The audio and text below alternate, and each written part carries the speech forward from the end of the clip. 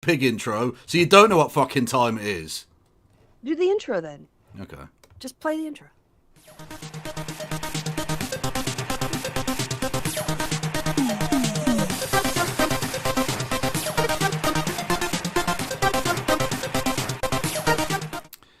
I honestly fucking wank. What? Hello, everyone. You're not wank. I am. You're not a no. It's a verb for you, not a noun. It's both and neither at the same time. What am I talking about? I don't even fucking know what I'm talking about. Anyway, Christy, you're back from the States, I hear. Maybe in physically. Apparently not my brain yet. I was about to say, there's definitely one of us is in a fucking state right now. Yeah, and it's not me. So anyway, yeah. Hey, Kevin. Nice to be back on a Wednesday happy hour. Yeah. No, to be fair, I did have an awful day yesterday. I spent most of it in the hospital. Don't worry, I'm fine. Everyone else is technically alive. We'll go with that. Okay. Yeah. Got back about 3 a.m. What? Yeah. Decided, fuck it, I'm going to bed. So I just did. Anyway, yeah. But yeah, everyone's alive, so that's the main thing. So now I feel bad because in the green room before the show, I was just moaning about how the fact that I was busy at my desk for 2 Well, to be fair, days. I did ask you about that. Yeah, and I then, of course, we ran out of time because I just blathered on and used up the 10 minutes, so I didn't get to ask how you were doing. I'm sorry you got so little sleep and all that stress. No. Well, you may have noticed, given the lack of details and specificity, I have no real interest in going into it. If I'm entirely honest. Okay, I'm gonna say. Okay, just saying. Yeah. All right, let's move on. Indeed, let's. What's the show about? We didn't even talk about what we were gonna do tonight. We're doing Transvestigators. Okay, all right. So we're gonna watch that. All right. So well, I do have amongst other things. Yes. Okay. Are we doing that top of the hour? We're doing that first? It's already top of the hour. What are you talking about? Well, are we doing it at the top of the show? Your dad? I can't see what the screen is. I don't like the tone. You got quite an attitude on you tonight. What's going on? I'm in work mode. Your like, youthful, rebellious streak is coming through. Christy, before we get into any serious content, okay, we've got some MC Flogina. Oh no. Yeah. Oh yes. Oh yes. He is a police state survivor. Krista. No, this is he wants to institute a police state. Krista, he's a victim. Okay. Okay. And how is he a victim exactly? You've seen this before. Because just he is the narrative. Because he is, Christy. Conservatives are the biggest minority victims ever. Yes, they're perpetual. Them and gamers. So. Yes. Oh, can we wait? Pause. How many verses, or do you think his chorus is just going to be the same line repeated with maybe a different word at the end? Or I'd be very fucking disappointed if it weren't. I've come to expect a certain level of songwriting from this man. If he starts giving me actual lyrics, I'm going to be furious. Yeah, and shocked. Yeah. Wait, is he saying defund the police? Is he saying ACAB? I have no idea, Krista. You gonna fight or you gonna fold? How will they remember you? Okay, repeating. Stand tall and be bold. Bury me a fighter. Police stay survivor. If it can happen to me, then it can happen to you. If it can happen to me, then it can happen to you. We know they coming and we ain't gonna be running. We know they coming and we ain't gonna be running. If it can happen to me, then it can happen to you. If it can happen to me, then it can happen to you. Knocking at my door, yeah, they wanna take my soul. Tell me what the FBI wanna raid me for. Election fraud, the government, they wanna steal our hope. A one-party state gonna take your freedom for shit. One party state, Krista. Yeah, Republicans. And this could be played at a fucking BLM protest. One party state, Krista. What happened to Back the Blue? What happened to, like, Cops Lives Matter too? Or we love our cops and law enforcement. We love our military, they're important. What the fuck they talking about, police state? What are you talking about, man? Also, yeah, if it happens to me, it can happen to you. Yeah, if you commit crimes, you can also go to jail. Yeah, that is a thing that can happen. Yeah. Speaking of which, George Santos, please never stop doing things. What did he do lately? He's an amazing clown, Christy. Everything he does is brilliant. Did you see his fit?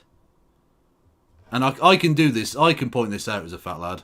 I can get away with this. This is like my N word. Okay. I've got the. I've got the fat cunt pass. Okay. It's just a fact. Okay. Where is it? Now, is this him yelling about the baby? It is not him yelling about the baby. It's not really him doing anything. The mystery baby? Apart from the fact that it's just him existing. And it's... Honestly, it's beautiful. I mean... Oh, wow. That is not a flattery. That's not a live shot, is it? That is an actual thing. Wow, that's...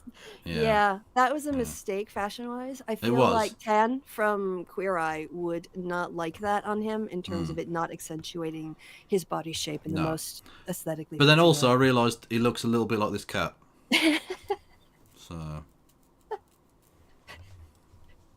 So do you have video of this shouting? Don't need to. Don't need to, Christy. It exists in its own little world. All right. He does look a bit like that fat cat. By the way, I think that we've heard, we've definitely had at least all the lines repeat so far. I mean, a third of the song has been just this, like, half as long as it should be because he just repeats Flogina here. I'm talking about not George. Not George Santos. George Santos never repeats the same lie twice. Okay? No. He can never remember the lie he previously told. So they're always different every single time. Originals. Masterpieces.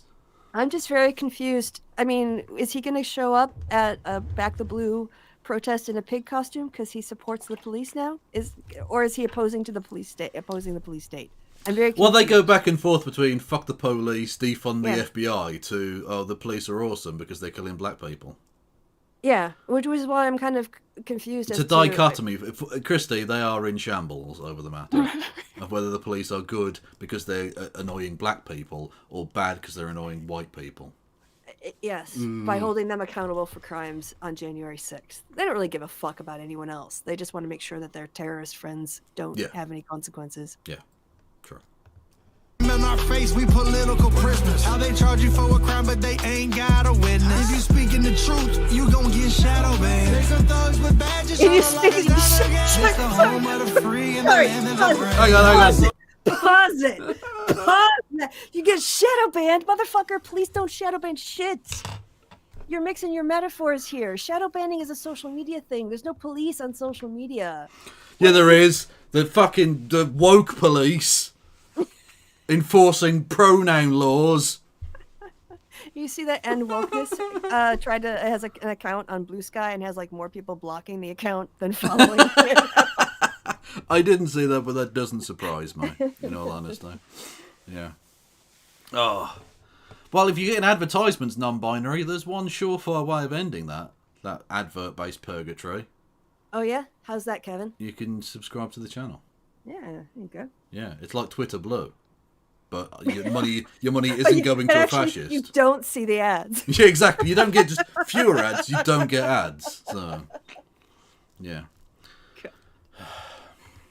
All full of propaganda, boy, it's a shame. We gotta be ready for whatever they doing. Fight for your rights and join the patriot movement. How will they remember you? As an asshole? You gon' fight or you gon' fold? I was about to say, they won't remember Forgatio Blow. People don't remember him now, and he's around now. No, I'm the only one watching this. Literally, look at it. It's been up a month. It's got 9,000 views. I get 9,000 views on a video. And I haven't got literal members of Congress doing fucking cameos. I got, like, how they gonna remember you as an asshole, a total asshole. True. I just need you to be in the background of this song. Will they remember you?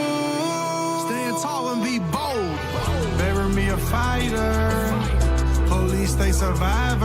Okay, no new content. If it can happen to me, then it can happen to you. Also, are you suggesting, because he's featuring him quite prominently in this bit, are you suggesting that he shouldn't have gone to jail for the fraud? Which one? Is it Deepak Chopra? No.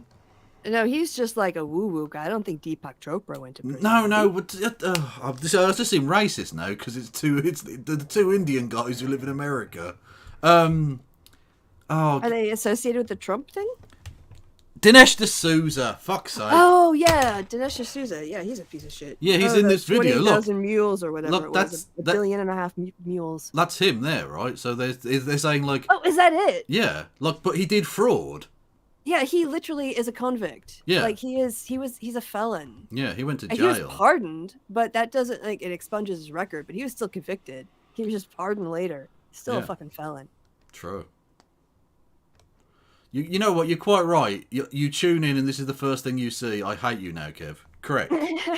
Welcome to the Kevin illusion. You are far too well adjusted for this stream. Please leave.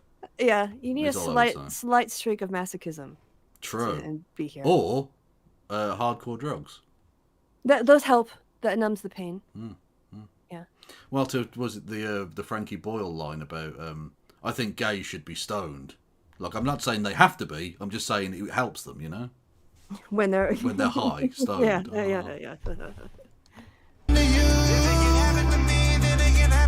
And by the way, when I say gays, I mean everyone in chat. You're all gay. The gays. With All the of Z. you. No. They're all homosexuals. Every single one of you. Well, that's a wonderful compliment. And you're probably So I saw bottoms this- as well, I imagine. Someone on Blue Sky skated. Being bisexual is when you're offended if someone thinks you're straight or calls you straight, but complimented if they think you're gay. Well, that's why I always go when you hear an Antipodean accent, always say New Zealand. 'Cause Antipodean. Well, that's the Antipodes, basically the South Pacific, right? I can't hear. I don't even know what that sounds like. And you know what Australian sounds like, don't you? Yeah. So like that kind of accent, and you can't Okay. tell. Look, they could be from Australia or New Zealand. Which bit? Who fucking knows? The point is, if you hear that kind of accent, always say New Zealand. It's okay. It's Because like an Aussie won't be offended by that; they'll just laugh. right. Whereas if you say Australian, a Kiwi will legitimately get angry. So just Yeah. say New Zealand. Fuck Honestly, do the same thing for Canadians and Americans. Just True. assume a North American accent is Canadian, because Americans would be like, "Where's Canada again? it. Exactly. Why do you think I'm Canadian? What? Oh yeah, that's the one north of us. Oh okay. America's hat. Or as I like to think of Backyard. America, Canada's beard. There you go. That's the way it works. Anyway, Police State Survivor. We will get through this. It'll take us half an hour, but good art should be savoured. So Well, or pain needs a little break. only dickheads go into the Louvre and look at Mona Lisa for 10 seconds. You have to soak in every nook and cranny of the piece, okay? And this is like the Mona Lisa in the technically it was created by humans. So this has to do with Dinesh D'Souza, who was actually guilty of a crime, Yes. being arrested and prosecuted justly, and then later pardoned. And that is a police state. Yeah. Okay. Just Pretty much. bringing everyone up to speed. Yeah. We know they coming and we ain't gonna be running. We know they coming and we ain't gonna be running.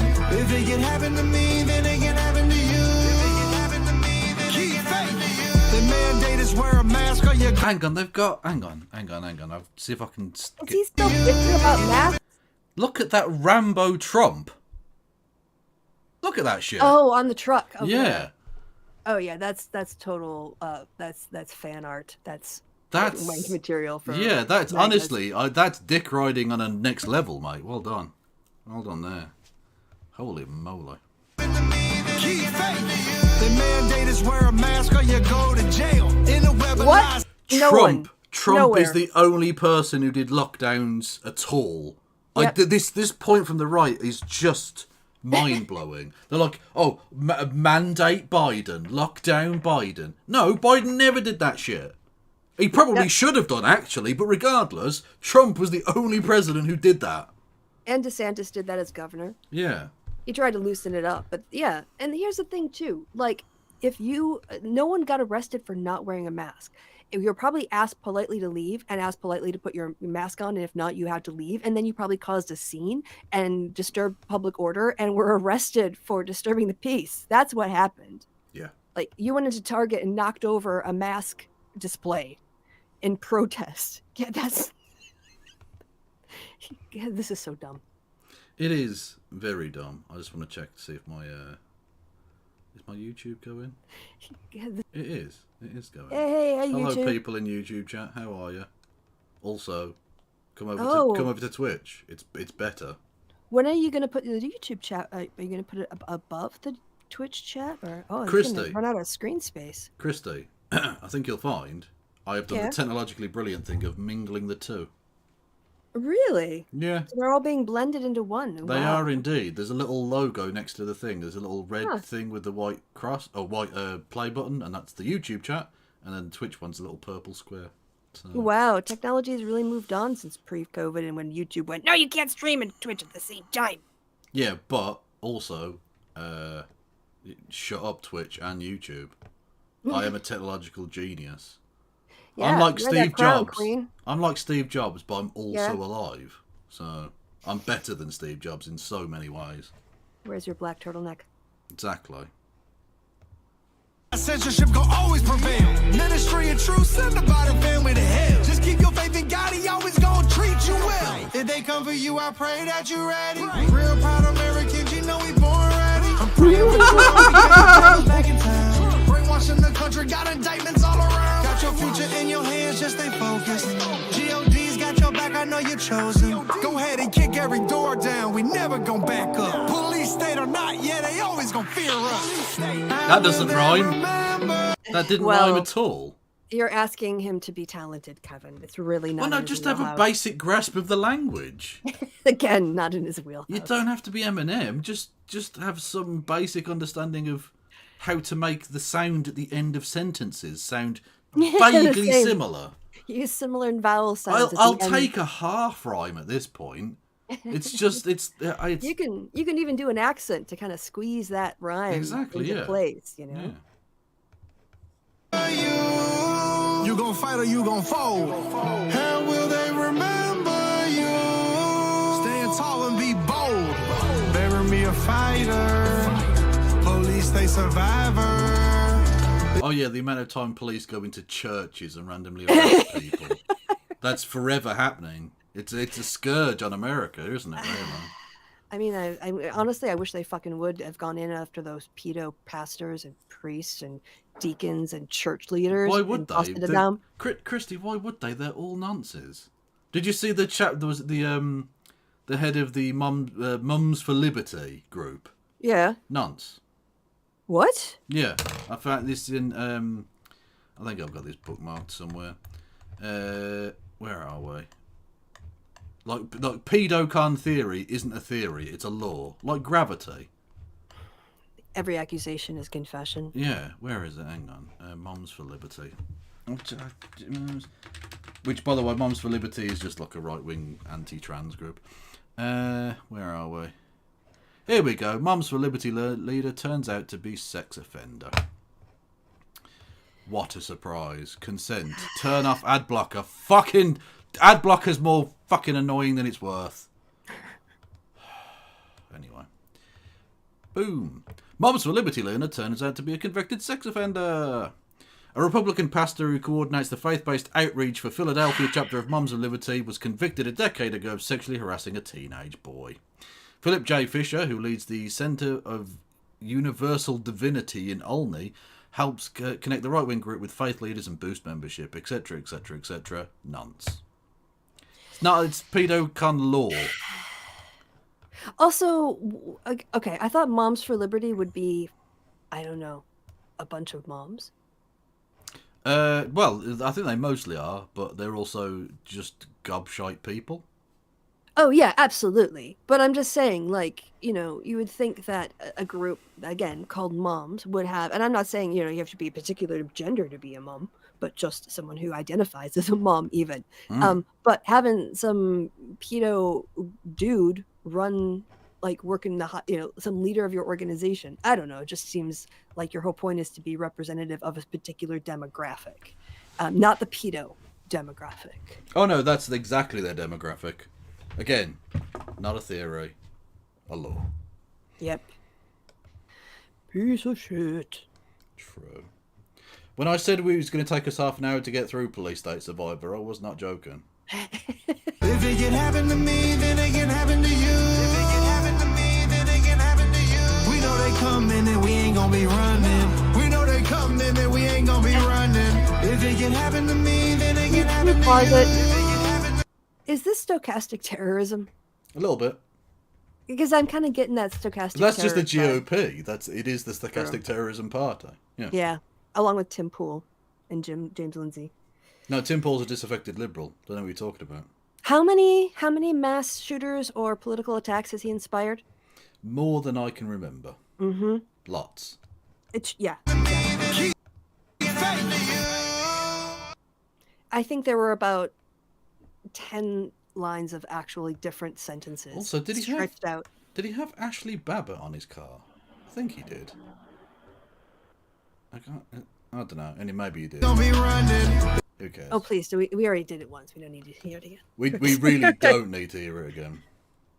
Christy, what about if Republicans said the quiet bit out loud? Which time this week? Oh, yay, Steve. We should have Steve back on. We really should. Good afternoon, matrons, incubators, and potential mistresses. I should thank our hosts for the event, the Maternal Order of Mothers, for inviting me. I should, but I'm not going to. I'd rather not be here. I'm not even being paid. But my chief of staff said I should make an appearance before a women's group because now that there's a backlash against us for overturning Roe v. Wade and trying to ban abortion everywhere and at all times, the party is pushing us to appeal to the female demographic. So that's what I'm here to do. Provided you flock of hens can keep from clucking while the rooster is up here crowing. As your Republican candidate, I'm here to tell you and everyone watching on C-SPAN, hello, civic-minded dorks. And to be fair, that's just true. If you're watching C-SPAN, you are a dork. And yes, I do watch C-SPAN. Fuck you. Fuck you. People whose remotes are broken. I'm here to tell you about the Republican Party's pro-women agenda. Whatever that is. We say we're the party for women. We say we're the party that respects women. I know why we say it. Because men living 100 years ago suffered a bout of temporary insanity and wrote a woman's right to vote into the Constitution. So now, if we want to win elections, we have to appeal to women, even though I have no idea what the appeal of the Republican Party to women could possibly be. We're the party that respects women. What does that even mean? Respects women as what? As individuals? As equals to men? I don't. No man in the Republican Party I know of does. Maybe some of you are thinking, oh... Most of the women don't seem to. No, they believe in that sort of like there's God and then there's humans. And then within the human species, there's the man, then the woman, and then the kids. And some of them think about the Jewish space lasers as well. Yeah. Because they're fucking mental racists. Oh, but my husband, or my brother, or my father, or my son, they're Republicans and they respect women. Let me tell you something, sugar. If he really respected you and cared about you being treated equally, he wouldn't be a Republican. Because respecting women ain't what we do. You might as well be saying, oh, but my python would never eat a mouse. You fucking twits. Not that I'm complaining. Where would men like me be without women like you enabling us and supporting us and excusing every horrendous thing we say and do? True. Must be borne in mind, although a majority of women voted against Trump in the last election, the majority of white women, albeit very narrowly, voted for him. Yep. Which is fucking mental. Yes. We're not the party of women. That is a stiff dick of poop. For Christ's sake. We're the party of men who want to keep women under control. Yep. Why do you think we've spent the last 60 years turning terms like women's liberation and women's empowerment and feminism into scare words for our base, it's not because we're on your side, ladies. I mean, look at what we stand for as a party. What women's issues are we Republicans fighting for? Income equality? The fact that American women, on average, only make 80 cents for every dollar a man makes? You think we give a... But look at it that way. At least you're making 80 cents, right? That's better than no cents. Yeah. I've done the maths on this one. Be grateful for what you have, ladies. Exactly. Because we could make it no sense. So, just checkmate, okay? Amazing. a shit about that? Hell, thanks to decades of propaganda dedicated to convincing people that the gender pay gap doesn't exist, even though it's a statistical fact, most of you women in this room right now don't give a shit about it. If you did, you wouldn't be here. Well, because most of them are fucking middle-class bitches who don't have to go to work anyway. Yeah. So they don't give a fuck. They're kept. It's madness. Or at least you wouldn't be listening so politely. What else? Reproductive rights? If we had our way, none of you would have health coverage for anything. But you don't need it, because as the great Republican soothsayer said, but when a woman gets raped, their body has a natural way of shutting it down. So it's absolutely fine. He's dead. Oh, yeah. So that's good. Can we get some lols in chat for that fucking ghoul being dead? Enjoy the lake of fire, you bitch. Including reproductive care, but that goes for everyone.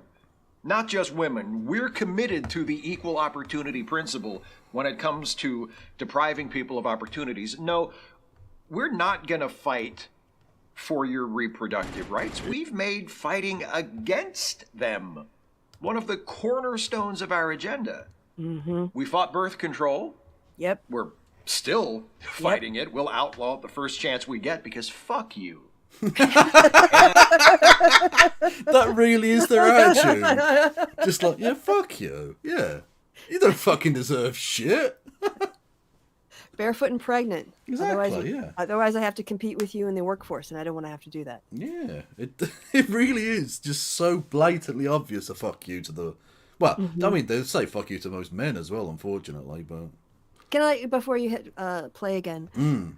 So recently I was made aware of a case of a true crime case, a murder case that happened in Eau Claire, Wisconsin. Of course, Christy has just been back to the Midwest. Yes. And she's a white woman, so obviously she's going to talk about true crime, naturally. Right. Yeah. But one of the things that I noticed, because they actually have, there's a channel where they have recorded, like basically the entire trial start to finish. And as I was watching it, what really struck me is the fact that there were more women experts called, like, than, or at least an equal number of men. And there were women participating, in the attorney. So it was about a woman who killed her sort of boyfriend.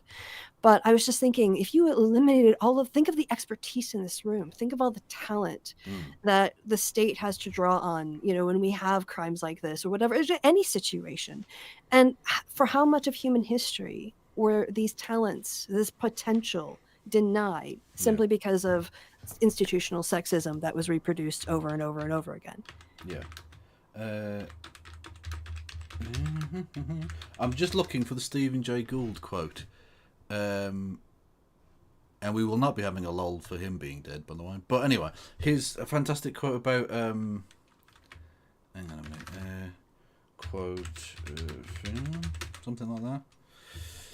There we go. Right. So, he said, I am somewhat less interested in the weight and convolutions of Einstein's brain than in the near certainty that people of equal talent have lived and died in cotton fields and sweatshops. Yep. Is a fantastic quote. The amount of human talent and potential that gets wasted because of the bigotry, be it sexism or racism or otherwise. Or classism. Or any number of other vectors. Yeah. Again, intersectionality people is, it's a thing. Yeah. I mean, we have far more incentives for physical athletic talent as a means to escaping poverty and an underclass status than we do for potential like raw talent in a mental capacity. Yeah.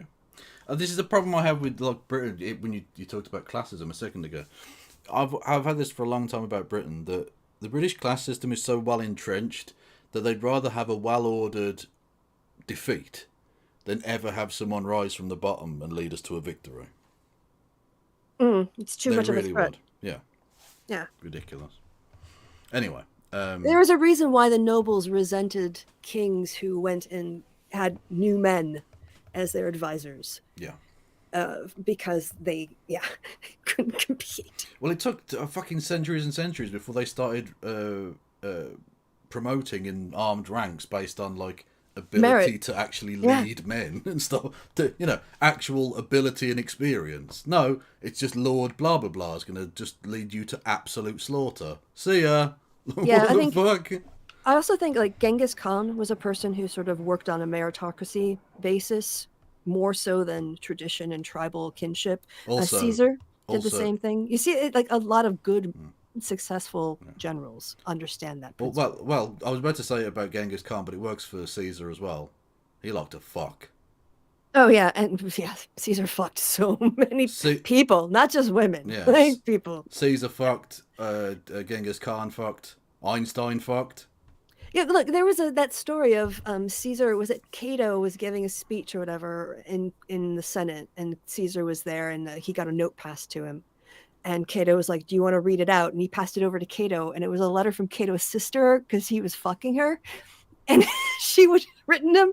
It was like all about how they're going to get together and get busy later. So yeah Cato hated Caesar. I think that was Cato. Well, in one of his triumphs, they sang a song, and then we've still got a snippet of it, and it translates roughly to something like this. What was it? We've come back to Rome with our blonde adulterous whore. We've spent all your silver in Gaul, and now we're back for more. Which is a really nice, indication. Yeah. Anyway, the guy got around. Indeed he did. And he killed a lot of people. Yeah, that's also. So did Genghis Khan. That that's a thing lot of in his lifetime. That's a thing that Einstein did not do. No. He was a lot more chill about the situation, if I'm honest. Yeah. And we fought abortion. Actually, and that's another great example of the inefficiencies of bigotry. The fact that so many great scientists, Jewish scientists in this instance, left Nazi Germany. Yep. And went in for on the other side. And were crucial in doing so. Just a thought for you. Mm-hmm. And got the Supreme Court decision guaranteeing your right to that overturned, and immediately started outlawing it everywhere we could because fuck you too. I saw some of you ladies nodding in agreement when I started in on the anti-abortion stuff, and that just goes to show how good I am at my job. What could I possibly say to convince so many of you that you shouldn't have the right to decide for yourselves whether you get or stay pregnant? What can I say? I can make it a moral crusade because you, our wives and mothers, are the keepers of morality. I can make it a holy crusade. But also, as a GOP congressperson or senator or whatever the fuck this character is supposed to be, he has definitely funded at least 2 abortions. I think you have to be, don't you, to be a candidate in the GOP? Pretty much, yeah. You have to have secretly had mistresses have abortions several times to get in the club. Yeah. Jesus Christ, you churchy ones are so goddamn easy to manipulate. I can say it's not about women. It's about the unborn. I can say it's about saving the lives of millions of innocent babies. I don't give a shit about the lives of babies, but apparently a lot of you do, or think you do, anyway. I can say abortion is murder. I can compare abortion to the Holocaust and do it without an ounce of shame because I don't give a shit about the Holocaust either. Yep. And you know what the best part about the Republican stance on abortion and birth control is? We want to force you to get pregnant and stay pregnant and have children you don't want or can't afford. And then we want to give you no help whatsoever taking care of those children we forced you to have. Come on. And then, as an extra added insult to the injury of the situation, if you then do a job of parenting in those incredibly difficult situations, which isn't absolutely perfect, and that child does anything wrong whatsoever, we will blame you as a single parent for that. Oh yeah, because if you go out to work, then you're a bad mom, and Yeah. if you stay at home, you're a welfare queen. Yeah, lazy, work shy, etc., etc. More of that coming up later when me and No Justice MTG, she'll be on later, talk about the autumn statement, which is, honestly, I'm going to go Joker. I am going to turn into the fucking Joker. It's Okay. yeah. I'm just saying, they're pushing me. Yeah, Anybody can be evil, but they're out. Part of, I just meant I'm going to wear makeup, Christy. Oh. I didn't say anything about acts of terrorism. Jesus. To be some kind of an award for being that diabolically cruel. Other than the Republican nomination, I mean. It doesn't just apply to women who wanted abortions but couldn't get them, either. I see some of you judgmental Sunday school teacher types. I wonder how much cheaper his lectern was than Sarah Huckabee Sanders. True. Yeah. True. Ah, beautiful.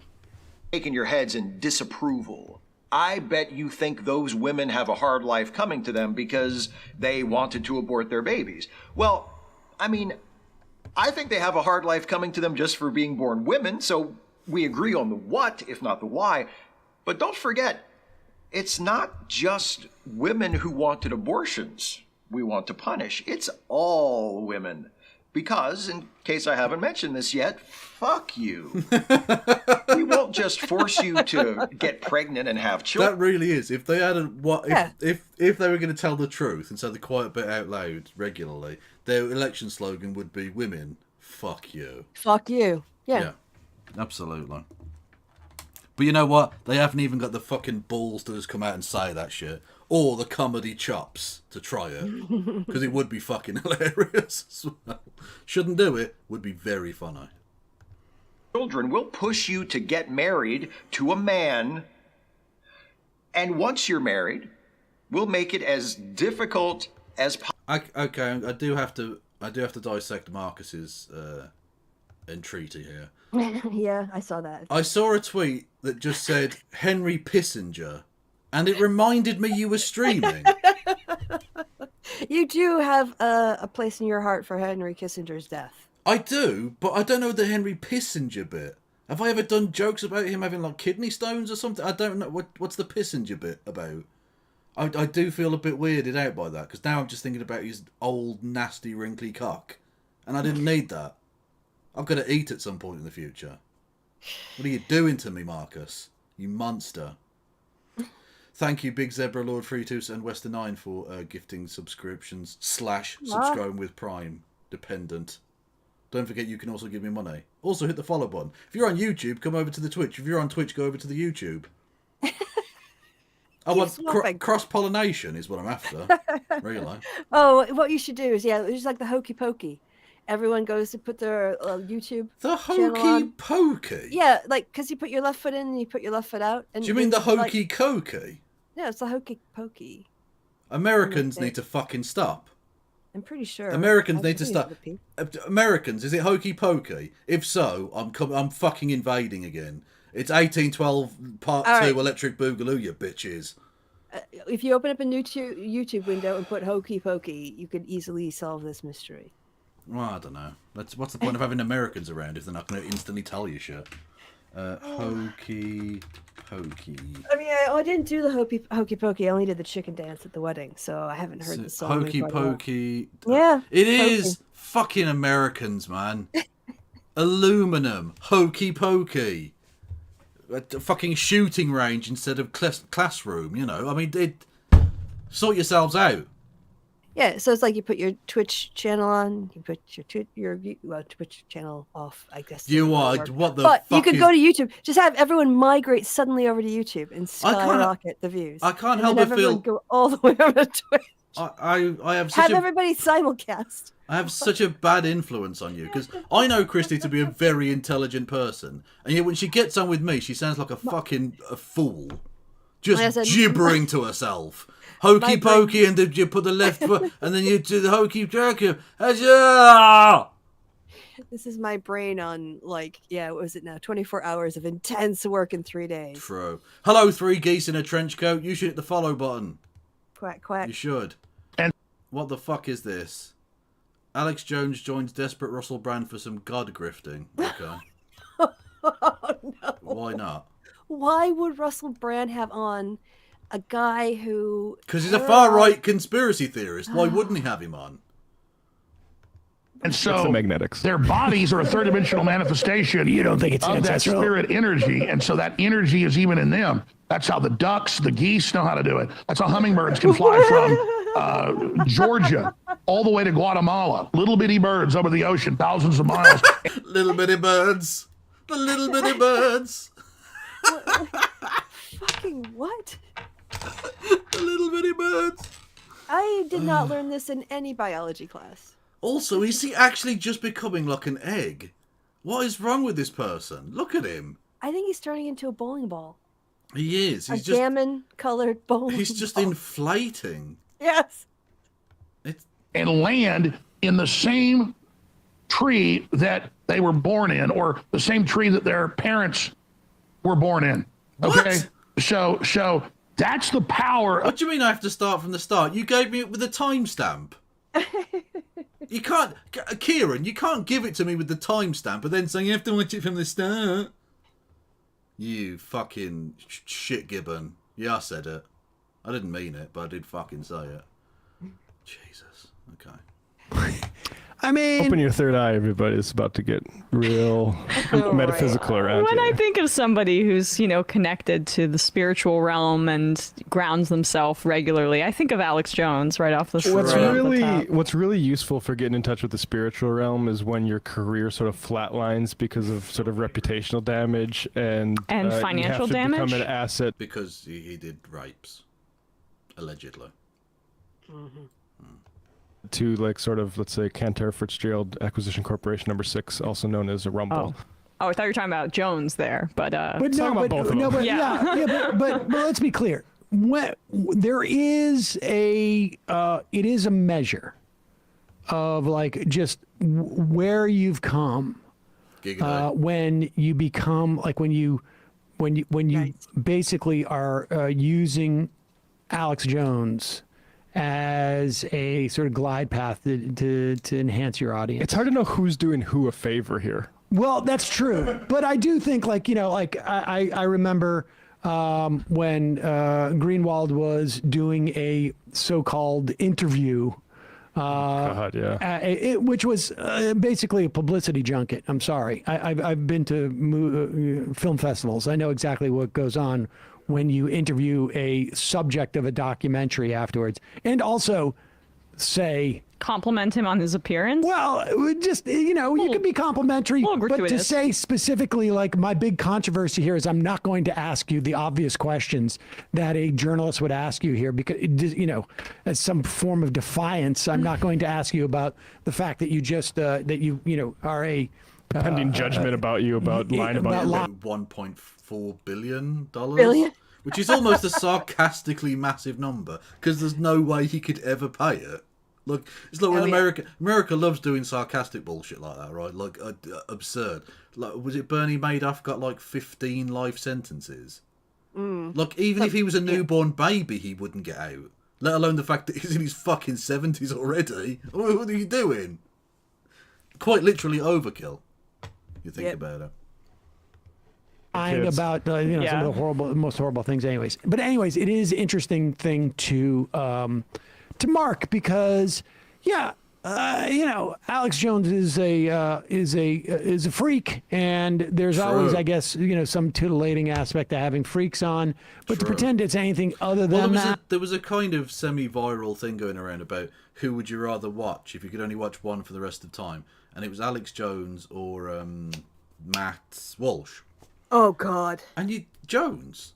It's not Obviously. even close. No, I agree. It's Jones not, is phenomenally entertaining lunatic. Yeah. Matt Walsh is just a pedophile. Awful. Yeah, he's just awful.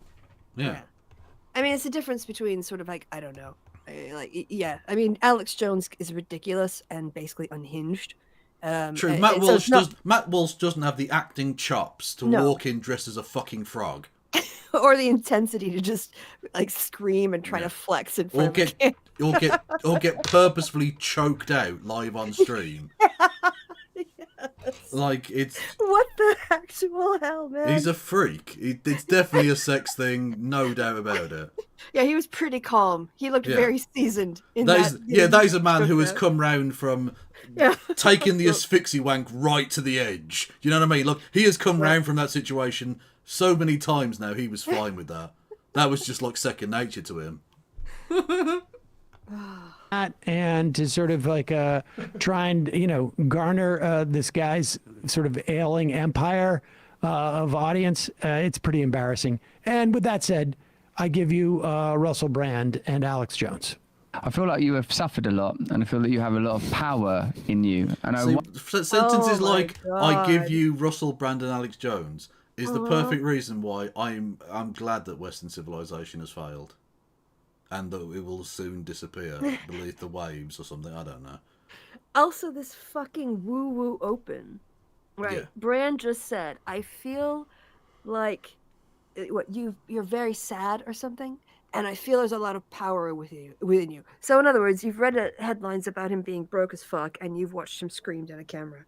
Like this, you're not feeling anything, man. You're just reflecting back facts from reality. Yeah. I'm feeling very much like you're Alex Merrick Jones in that you're a 53-year-old from Austin, Texas. And I'm not just reading this from the wiki page, I'm feeling this. Yeah. Yeah, that's exactly it. Wonder. Also, he's taken the beanie wearing and made it more obnoxious. Yeah. I didn't think it was possible. Yeah. But he's actually out Tim Pool. Which is, That's a nice that's a something. Yeah, he's look, Russell Brand is the Tim Pool of Tim Pools. Yes. How you align. Stop it. So can I just say, like, I would love for Sam to be talked to by Russell Brand in that exact sense. I have no idea if he's 53. I just guessed his age. I have no idea. That was just for the bit. How old is Alex Jones? Hang on. If he's 53, I'm going to script 49. That was close enough. What? No. Yeah, he's 49. He's younger than me. Yeah, and he looks like he could be your dad.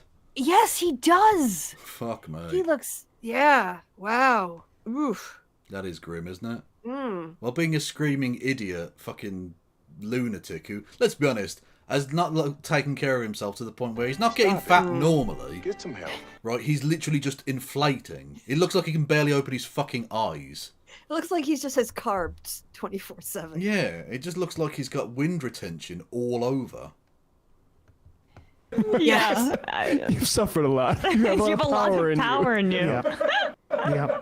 It's about time somebody did. You have suffered a lot, and I feel that you have a lot of power in you. And I wonder how you align the necessity for surrender in order that we may convey a great ever-present. What the fuck is that sentence? You render... Woo nonsense. Absolute gibberish. Absolute fucking gibberish. This is cult guru talk. Yeah, but it's shit cult guru talk. Well, it's supposed I've been through this before. If you're going to get me into a cult, I want you to lie to me about going on a spaceship to the fucking moon or meeting Xenu on the fucking Nibiru. Like, give me something. Don't go, well, you're going to manifest energy and fucking, just gibberish. Come on. Yeah, they choose obscurity in order to cover a lack of profundity. Yeah. Thank you, Dr. Lewis, for resubscribing. 31 months. Seek help. present, omniscient wisdom accessible to all of us if we are clear, with your own rather robust individualism. I wonder if you ever feel fracture and crisis within yourself. I wonder if even under attack you've ever thought about ending your own life. I wonder No way. What? What? Have you ever thought about topping yourself, you fat prick? Wow. That's an inappropriate question. That's a phenomenally inappropriate question. What is he even like? And we're both laughing out of shock and horror and uncomfortableness. Holy shit, Russell. Honestly, have people vet your questions. Oh, that's the most mental thing. By the way, I should have used about killing yourself. Yeah, I should have said obfuscatory or obfuscate earlier, Yeah. not what I said. But anyway, Yeah. that is like not a rational person speaking. Oh. Alex, do you ever sit on your hand and then use it to masturbate so it feels like someone else is doing it? Would be a less mental question, bizarrely. Thank you, Bobby Historian, for gifting us up to King of Barbies. We're on a hype train. If we get to level 2 of the hype train, Choo-choo. I will finger both Russell Brand and Alex Jones. You're getting a twofer. You know, I'll wear them like fucking gonna- gloves. I was wondering who are you going to pick, but then you just pick both. Oh, look, I've got 2 hands, 2 buttholes. Let's fucking go. if you've ever been concerned that you are mentally ill. I wonder if you've ever... What are you doing? What are you doing? Is this really happening? I feel bad for Alex Jones now. He's just being abused. This is just, I feel like I've entered a different dimension. Alex Jones, do you ever feel like you're actually just a massive piece of shit? Do you have erectile dysfunction? Have you got 3 feet? What is this line of questioning? Do you ever feel like you're killing yourself? Do you ever feel like you've got bad mental health issues? This is so inappropriate. It's ridiculous. It is. It's just verbal abuse. Which, like, to be fair, Alex Jones kind of deserves, because, you know, the whole crisis actors about people who just had their kid killed. But still, probably not appropriate, really, as an interviewer. I feel like this is breaking news because it just came across my newsfeed, but apparently it's 2 days old. U.S. Marshals serve CEO of X and Discord with congressional subpoenas ahead of big tech child safety hearing. Nice. No, everyone's just FYI. talking about Get the gloves about him on. being massively racist. So Yeah, there's yeah. that, you know. And Republicans pretending like they don't understand why people think it's racist. Or just saying, I haven't seen the comments. Yeah, apparently free speech means dehumanizing people, which is the prelude to genocide. Or, denial of rights and imprisonment in camps and shit. Thank you, Swelly Curly, with 200 bits, who says get the gloves on. Well, I will get the gloves on if we get to level 2. We're still not quite there, people. Bits Choo-choo. and subby Choo-choo. sobs if you want to see me wear these 2 dickheads like boxing gloves. Look at you dropping bars. True. Yeah. My diss track is going to weird places. felt hopeless and desperate given the escalation of these crises and the way that you have been attacked?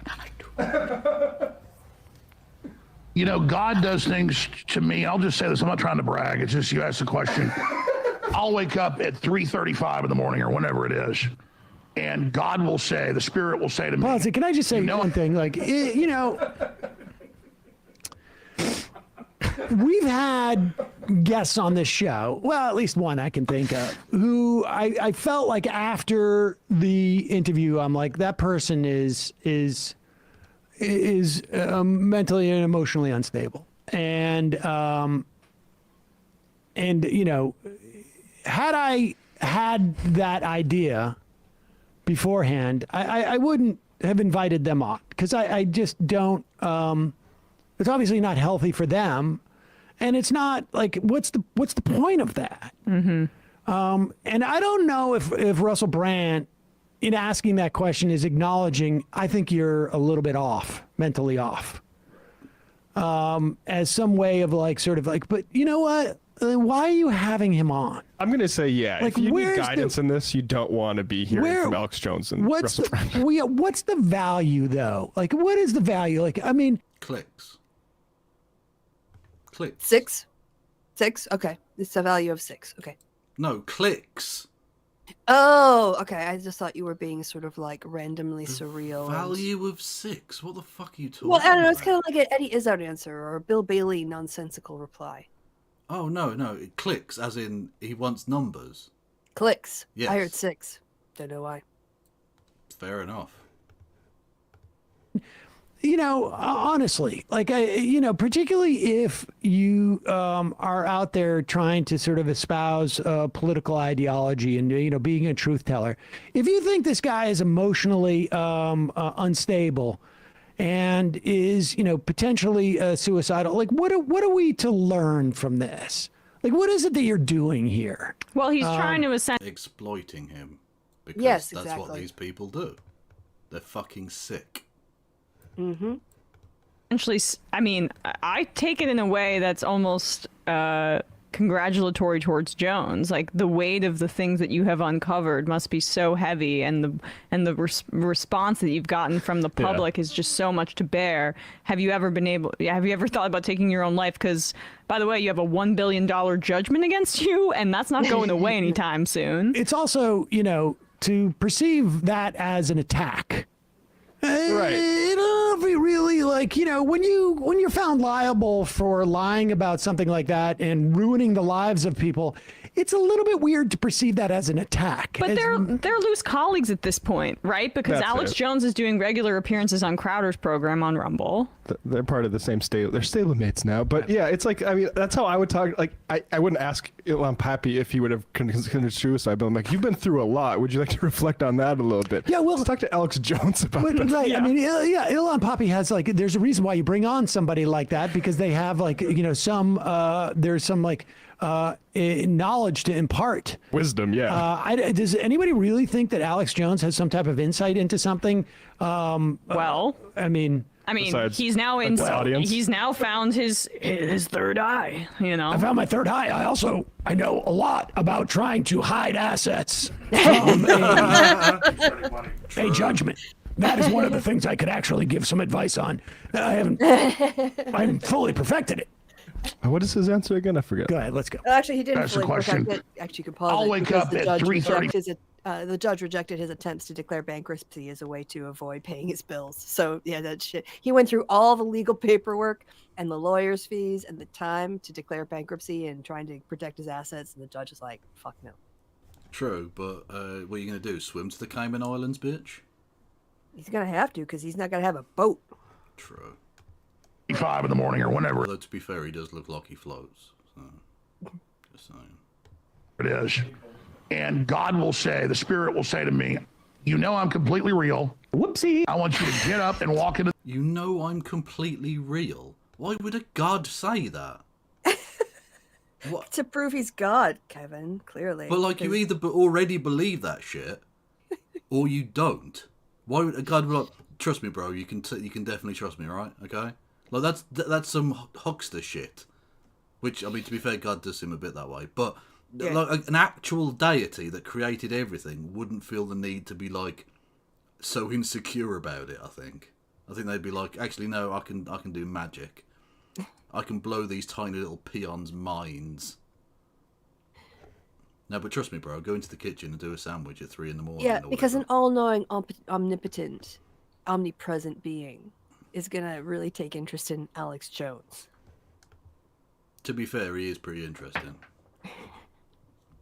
Like, he looks like a planet, so it's probably up God's alleyway, I reckon. the kitchen, and it is going to be 3:36. And I want you to form your LLC in Wyoming. This has happened hundreds of times, since I was a little kid. And I walk in, and it's always the exact number. Now, you can say, well, I've got an inner clock, whatever. Yeah. We know that butterflies can fly from central Mexico all the way to central Canada and then lay their eggs and then fly all the way back. How does it know how to go to Mexico? Well, how does it know how to go 3,000 miles? GPS. That's microchips, man. Yeah. They put microchips in their brains. Yeah. Go for 1,000 miles and turn left at Wyoming. You know, just simple. Knows how to- Ashland. Where he was reading out Killer the cleaner street Yeah. names. documentary. Abingdon. Ashbury. Yeah. On it. It has magnetic cones and rods in its little tiny brain that operate off the electromagnetic fields of the Earth, but they also have ancestral memory as well that's been passed on. No. And It's the so magnetic. No. Here's the thing: is that continents shift over time, That is literally true, yes. and so the migration patterns got longer and longer. It was an adaptation. Pretty close. It's not bad. Yeah, I like the placement of the chin. That's perfect. It is good. It is good. Yeah.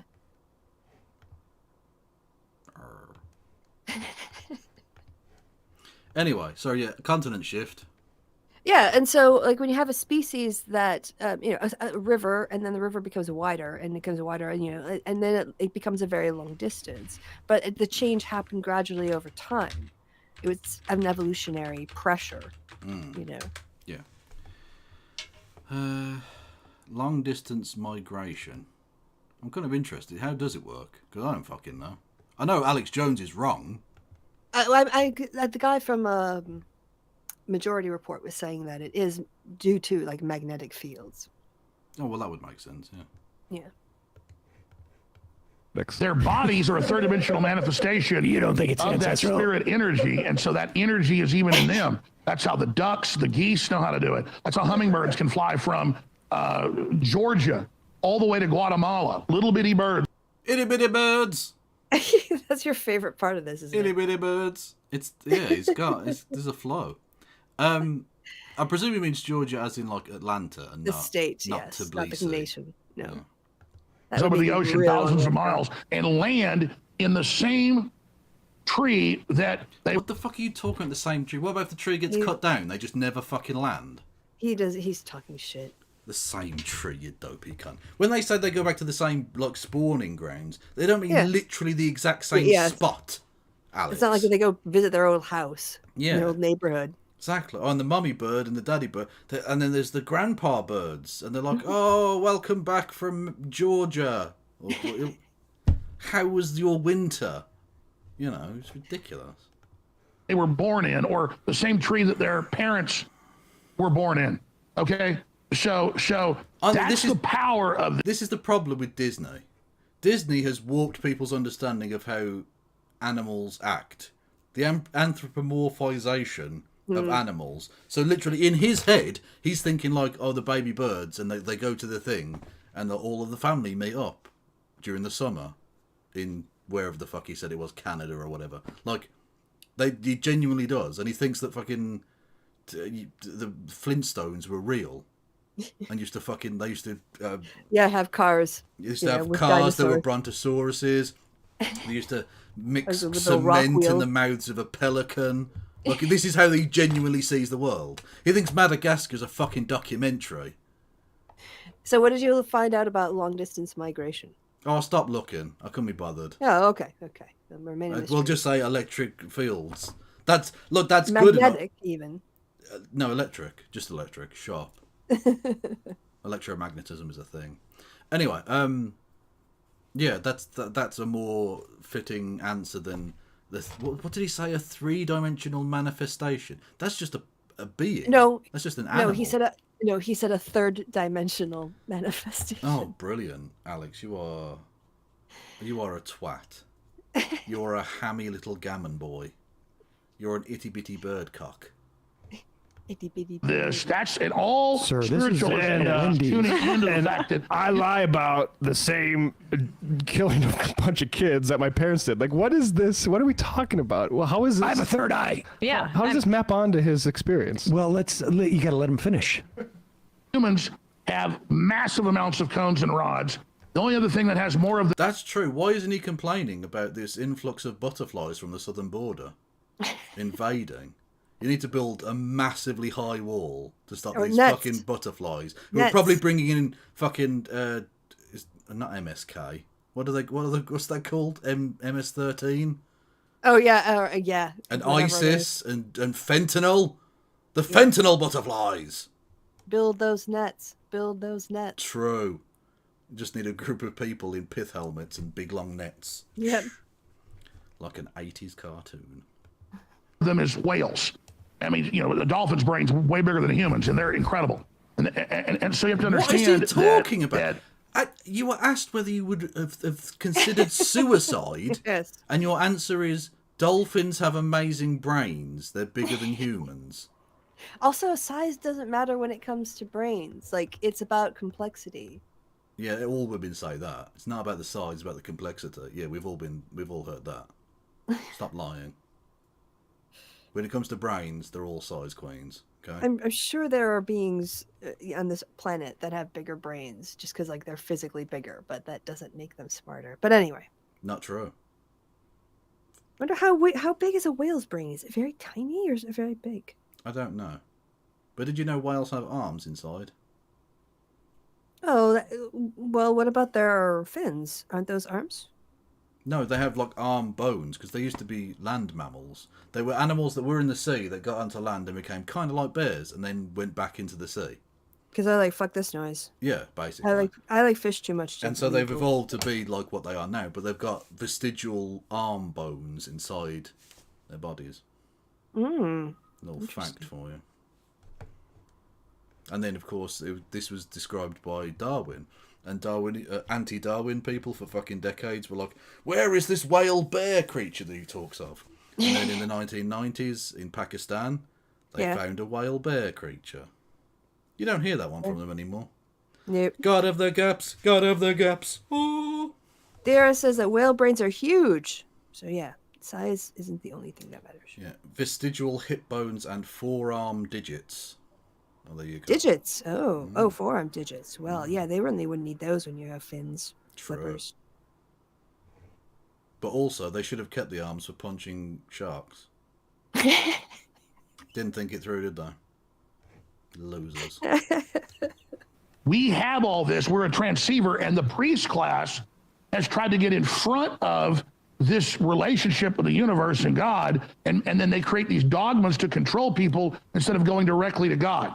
Stay free. Wow. That's it? Oh, this was That the was it, yeah. promotional. That was mental. Quite. Should we get on to the Transvestigators? Yes. Let's do that. All right. So while you bring this up, so I really did think this was a good documentary, and I wanted to watch it. I will say though, the person who's doing it, is it Kira TV? Kira TV. He twice makes a thing that I felt. It's not like a content warning, and it's not. I don't think it is meant to be ableist, but what he's talking about here are people who are completely obsessed with something in an unnatural way. Like it's unhealthy, it is not understandable, and it is warping their brains. And he refers to it as mental illness, just kind of like broadly.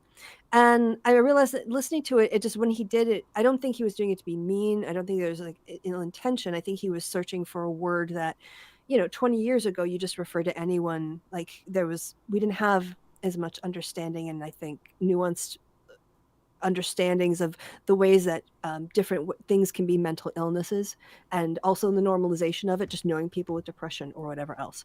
So I wanted to kind of flag up that I think he would have been better off saying delusional rather than saying mental illness in this. Okay. And people can judge for themselves, but I kind of, because it made me feel like that's really overly broad and really does a disservice to people who have mental illness and are dealing with their mental illness or trying to. So like I said, I don't think it was ill-intentioned and I don't think it was ableist. I just think it was an attempt to. Yep. Good, so. Shut up. Anyway. Wait, I thought this was our show. It is, but you were just going on. I was a little bit. I was just trying to stop you for your own good. Thank you. And my own sanity. Thank you. Arizolo Dave in North London. Whales shouldn't lower themselves to violence. I'm suggesting self-defense. Oh, yeah, not like a gang of whales finding a shark and No, I'm not suggesting that they bully sharks. Protection rackets. Exactly, yeah. Fucking whale mafia. It's not what I'm about. I'm for peace and love amongst the animals. Anyway. Oh, if only they were. True. instead of eating each other. So, well, indeed. The Transvestigators. Right, so for those who don't know, Transvestigators are trans investigators, in theory. They're people who basically speculate on whether this person is trans or that person is trans. And they are some of the most mental people ever. They are genuinely some of my favourite, I don't even know how to describe them. Dickheads, basically. Everyone has been transvestigated, including the TERFs, which is very funny. I've seen transvestigators swear up and down that J.K. Rowling's got a cock.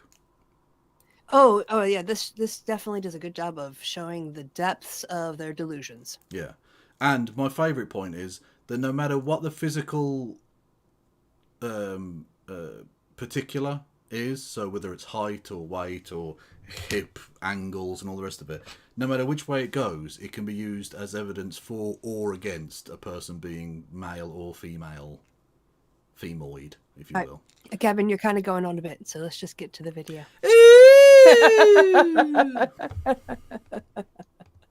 Ever been completely obsessed with something? I mean, wake up, think about it, eat breakfast, think about it, do that thing all day until you go to bed too late, and even then, you just lay there thinking about it. I'm sure many of you can relate, but what about when what you obsess about is how you are the only non-trans person left on the planet? True. Yeah, you heard me right.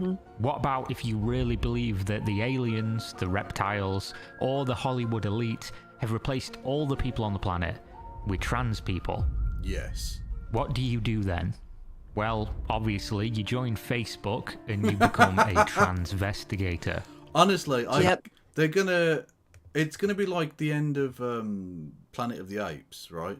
And it's just going to be, they're going to find all the rest, and was it Return to the Planet of the Apes? They're going to find the Facebook logs, and they're going to have to study it to see how humankind came to an end. Oh, yeah, and that's the account that's gonna be left. Yeah, because honestly, honestly, on the hard drive. It's Facebook is the place where boomers go to lose their shit, basically.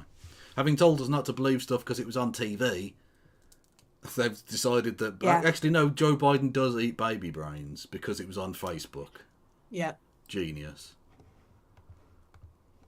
That's what we're going to be talking about today. The absolute pits of despair that is this insane conspiracy theory. I went real deep down that rabbit hole to try and answer a few very important questions such as why, how, and what the fuck is wrong with these people. See what I mean? You can make Julian Assange a dude or a woms. Yep. It's fine. Yep. Who cares? Like, it doesn't matter. Fucking nonsense. So first up, what is a transvestigator? Transvestigators are people who participate in the act of transvestigation. Okay, let me qualify that one. There exist groups of people online who sincerely believe that almost every person alive is actually trans, meaning that if you look at someone and they look female, they were born a man, and if they look male, they were born a woman. These people mostly focus on celebrities in the mainstream transvestigator Facebook groups, but obviously the further down that pit you dig, you will unearth people who take creep shots of strangers, draw a straight line on their back, and pretend that line shows that the person they're talking about What the fuck is this? What? Yep. is trans. Just clearly very, very mentally unwell behaviour that 30 years ago would see that person thrown inside a room and... Yeah, I see what you mean. Yeah. Yeah, like I said, I don't think it's meant to be bad. I think it's more like not having a nuanced vocabulary. Yeah. In this area. and just ostracized from society in general for their own safety. But in 2023, they are allowed to just exist for whatever reason. He does sound like Brian Cox. Yeah, he does. Oh yeah, I can see that. The universe is fucking massive. While having their delusions on full display for all to see. So the method by which these people, these transvestigators, perform their transvestigations is basically like a 5-dimensional math equation. They will draw on a picture with a bunch of angles. Joseph Stalin was a lady. Fact. Yes. Fact. Female Q angle. Q angle. Yeah, exactly. Look, it all makes sense. She was a bisexual trans queen. an icon of the genre. Circles, squares, triangles, to point out how I love it. Alexei Rykov gets blended in there just because he's in Yep. that picture. Yep. that person is trans. They think that women and men have these very simple biological markers that Josephine are set in stone Stalin, and don't yes. differ at all between the billions of people inhabiting the Earth. And if you have a single one of these markers, you are in fact born a different gender from the one which you represent. It can be as simple as having a collarbone that isn't straight horizontal. It can be as simple as having not a big ass or too big of an ass. Well, Taylor Swift got transvestigated for having a bulge, which was the mons pubis. Tell me you haven't never seen a cis woman naked without Yeah. telling me. Okay, yeah, she's got a little bit of a... I don't even know what you describe, a chubby puss? I don't even know Yeah. what to describe that as. It's a thing that A some... camel toe. Yes, that some straight women, that some cis women have. Okay, I mean, it's not a cock, is it? The fuck is wrong with you? Yeah, mound. I don't know how to describe it. It's like it's just a bulgy vagina thing going on. Yeah. Anyway. And of course, my favourite, your eyes might have a certain kind of energy. Hey girl, you're giving me male energy in those eyes type thing. So that's what they do. Why do they do it? Well, we'll get into that deeper a little later on when we have gone through the journey together. But obviously right off the bat, we can chalk this whole thing up to severe, untreated mental illness. These people are obviously going through some shit. So now, how about we go through their shit together, and at least it'll help you forget about your own problems for the duration of this video. You can then say, wow, no matter what I'm... Leo Messi's a woman. Amazing. Yeah. Amazing. Just because he's short. You're out of order. going and through... he's got an eye. What's the eye got to do with anything? He's got an eye tattoo. What? Maybe it's that feminine energy coming through. Oh, okay. At least I'm not these people. Let's look at a few very popular examples of the burden of proof when it comes to transvestigation. Farrah Fawcett. Some of you older viewers might remember this lady. Well, what if I were to tell you that Farrah Fawcett was in fact born a man? Fact. Examine, if you will, Exhibit A. She has a straight clavicle, also known as a collarbone. Now, far be it from me to argue with such a scientific approach. So if a straight collarbone means you were born a man, let's look at what the Transvestigators... Do I have a straight collarbone? What is straight? I mean, Yeah. if it's, It you feels know... a bit... It doesn't feel straight. I don't know. Yeah. Hang on, let me Also, pull- there's... I'm sure it can look like... Well, what is it supposed to be? V-shaped, based on like just how your body is turned at a particular moment. Yeah, it's kind of straight, I guess. Yeah. I don't know. I'm trans, though, so it's okay. I've been transvestigated, it's fine. argue is a female collarbone. So here's Ryan Gosling. You guys remember Ryan Gosling, right? The guy who doesn't speak a whole bunch in his movies, but he's in some great ones. Well, this is his collarbone, a V shape, undeniable evidence. Now, obviously, this is some really compelling stuff, but it doesn't end here. Let's move on and toss a coin to everyone's one and only favourite Witcher, Henry Cavill. Previously considered a manly man. I mean, look at the absolute specimen. Well, according to the Facebook group admin for the Transvestigation Disclosure Now 2 group, who are, of course, the foremost experts on the subject. Also, I like it's Transvestigate Closure 2. 2. So one got closed down. Okay. Exactly. I wonder how bad it got that got closed down. Oh, you find out from the rules they have for this group when he gets to them. Oh, okay. Henry has, quote, girly eye. Basically, Look at the fucking jaw on him. Look at it. That's a Kevin dude. is overwhelmed by his feminine energy coming out of his eyes. Can't you feel it? No, because I can. He's got a fucking anvil on his jaw. What are you talking about? It couldn't be more, dude. he's got feminine energy coming out of his eyes. Case closed. Who could argue with He's such just got blue eyes.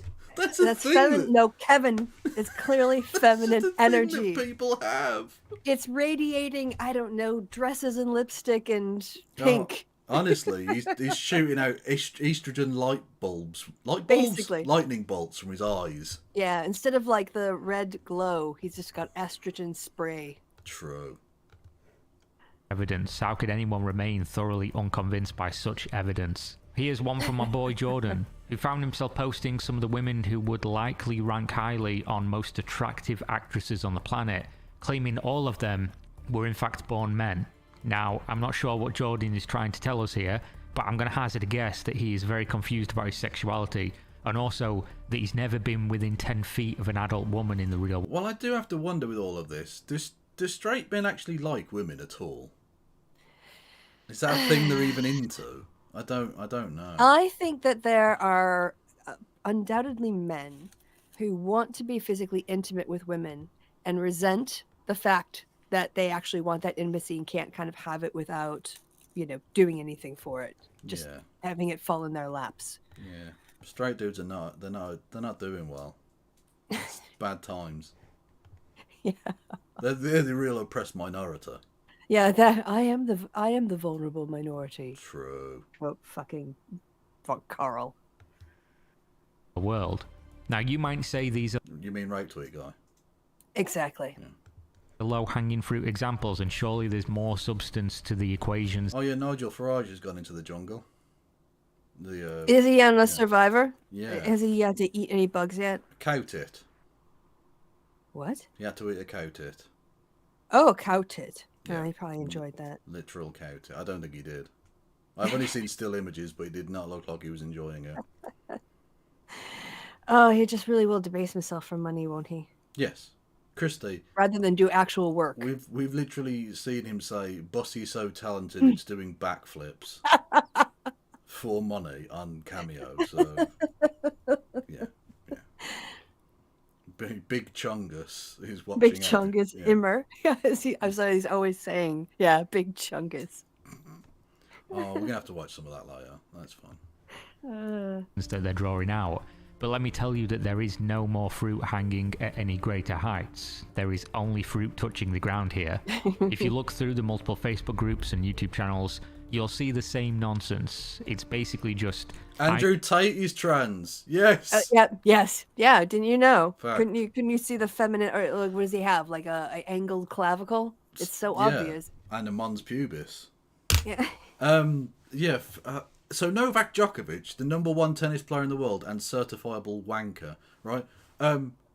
Okay. So not only do trans men have an unfair advantage in sport, trans women do too.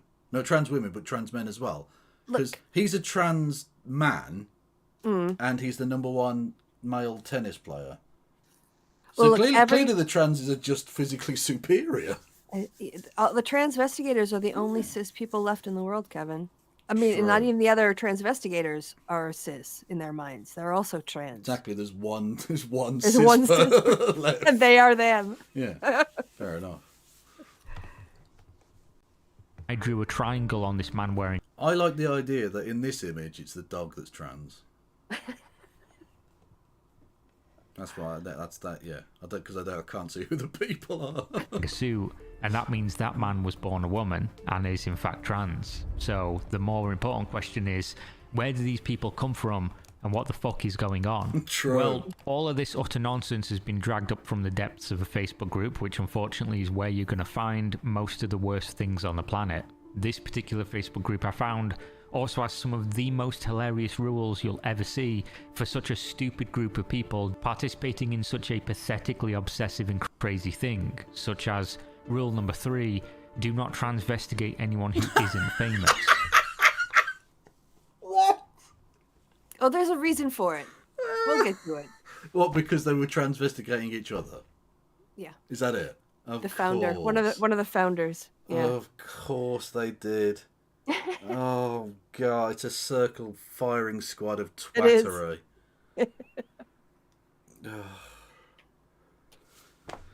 It's a circular firing squad, but instead of being real guns, it's those joke guns where a thing pops out and it just says bang. It's that. Yes. Props to them though, because they do discourage the use of slurs towards trans people, which I'm going to guess is to try and prevent their Facebook group from being deleted for hate speech. Also, no anti-vegan BS. Oh yeah, he gets there. But yes, as he's pointing out what you observed earlier. Madness. It's political correctness gone mad. You can't even just spam weird transvestigation, transphobic bullshit without the vegan police coming after you. Again, since they're clearly on their second version, but this particular rule does end with the absolute corker of no anti-vegan bullshit. So they have their priorities straight. True. This is a wholesome transvestigated Facebook group, and we don't tolerate anti-vegan propaganda around these parts. Rule 2, though, this is where everything really starts. But what about all vegans are trans, though, aren't they? So... Only if they're... Well, we can only investigate them if they're famous, apparently. That's the rule. Okay, fair enough. I suppose there's a certain stupid logic to it. I don't know. Starts to explain itself, and where we can see the true face of utter insanity in the people who are literally obsessed with trans people to the point where they see them everywhere. No transvestigation undermining. Quote, in order to get to the top in Hollywood, music, sports, politics or business, one must invert themselves, with the exception of porn star males that must have a penis. Satan never... What the fuck is... Yeah. What? Yep. Hang on, I just have to drink that sentence in Okay, again. process that. Right, they have to invert themselves, except for male porn stars who must have a penis. Why couldn't they be female porn stars who are trans under this person's guise? Like, don't question. So Yes, I'm breaking the undermining. rule. I'm undermining the undermining. transvestigation. Yes, apologies. It's terms of service, clearly. Yeah. Uses real females. This, remember, is not only the accepted premise, but Satan never uses real females. In what way? What? What does that mean? I thought Satan, literally the first time Satan appears in the form of a snake, he uses a woman to do his bidding with the apple thing. Do you remember? Yeah, I guess. Yes, that's how it goes. But actually, it was not necessarily Satan. It's just a snake, because it is cursed to crawl on its belly. It's later Christianity who read into the snake. Well, I'm just Otherwise, saying. it was just a talking snake. Well, all I'm going to say is it's widely taken that the first time we ever introduced to Satan as a force, he is using a woman to defile the innocence of the Garden of Eden. Yeah, well, also, it's just kind of random. It's just a random thing because it doesn't have anything to do with porn stars having a penis. Like, Satan never uses real women, and then no PSYOP comparison posts. But what about if the PSYOP is them using a male porn star that doesn't have a penis? Again, you're undermining, Kevin. No undermining. True. Satan never uses real females. What? It's such a great sentence that doesn't make any sense. No. And gets more mental every time you reread it. The possibilities are endless. the rule that they all must follow and not undermine or risk being removed from the echo chamber of the insane. This means they accept every politician, musician, actor, athlete, business person. They are all forced to become trans, every single one of them. Elon so Musk. Your parents True. might own a small mom and pop shop. They might, own a business. Did you know that they are actually trans? Yes. I bet you didn't, because obviously most people didn't. So at this point, it moves beyond just a silly thing. Again, the advantage that trans men have in sports is outrageous, because he was the greatest. Exactly. And he knew it. Uh-huh. Absolutely. Yep. We stand our trans king, Muhammad Ali. Amazing. And I won't dead name him, because he did have the first name. That some boomers are doing on Facebook that we can laugh at because haha, that's funny. And you need to start asking a few more questions, such as where does all of this go, and why do they think that everyone's trans? For what purpose? What is the underlying premise? So that's where I set out on my journey of self-discovery in order to answer those questions, or at least try. I Clockwork Oranged my eyes open and subjected myself to multiple hour-long documentaries made Clockwork Oranged is a great verb. Yep. Love Yes. by these utter fucking lunatics. And you know what I discovered? Well, that it's easier to follow a Kanye West interview from 2022 than it is to follow anything these people are saying. I am Jew also. The 12 lost tribes of Hebrew. Do the math. Basically, once you move... Yeah. Well, no, I didn't say I was Jewish. I said I was Jew-ish. Yeah. Okay, George. beyond the exterior of everyone's trans... Andrea has a female spine in a big lifted butt. You okay? Andrea Tate. Oh. It's It's too good. I thought you would enjoy it. It's fucking mental. Don't know why.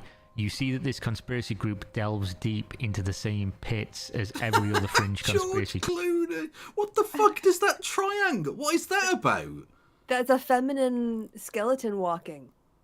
What is? He's got his the wide legs- pelvis. His legs move when he walks. Yeah, the knees separate. Short arms akimbo. How are arms not akimbo? Well, actually, they're not technically even akimbo because he doesn't have them on his hips. Yeah. He's just sort of like in mid stride or something. Female skeleton walk. That is, the knees separate. Yeah, that's During how your stride. walking works. How do you fucking walk? I think he thinks like this. People are doing. I don't know. Like You a tie your salsa fucking dance where they're knees- opening their knees all the time. You tie your knees together and shuffle. What? No, you cross your fucking knees. What? Angled femurs, short legs. How tall is? Hang on, how tall is he? He looks pretty tall. George Clooney height, short legs, 1 meter 8. What the fuck is that? What is 1 meter 8? You're not in the metric system. You're like No, me. We're still imperial. Meters to feet. 1.8. 1.8. I think that's fairly tall. 5'9", so he's basically average. So I Yeah. wouldn't say short legs unless he's got a ridiculously massive torso, like a fucking T-Rex or something. Anyway. Okay. Well, yeah, that's a very weird image. Anyway.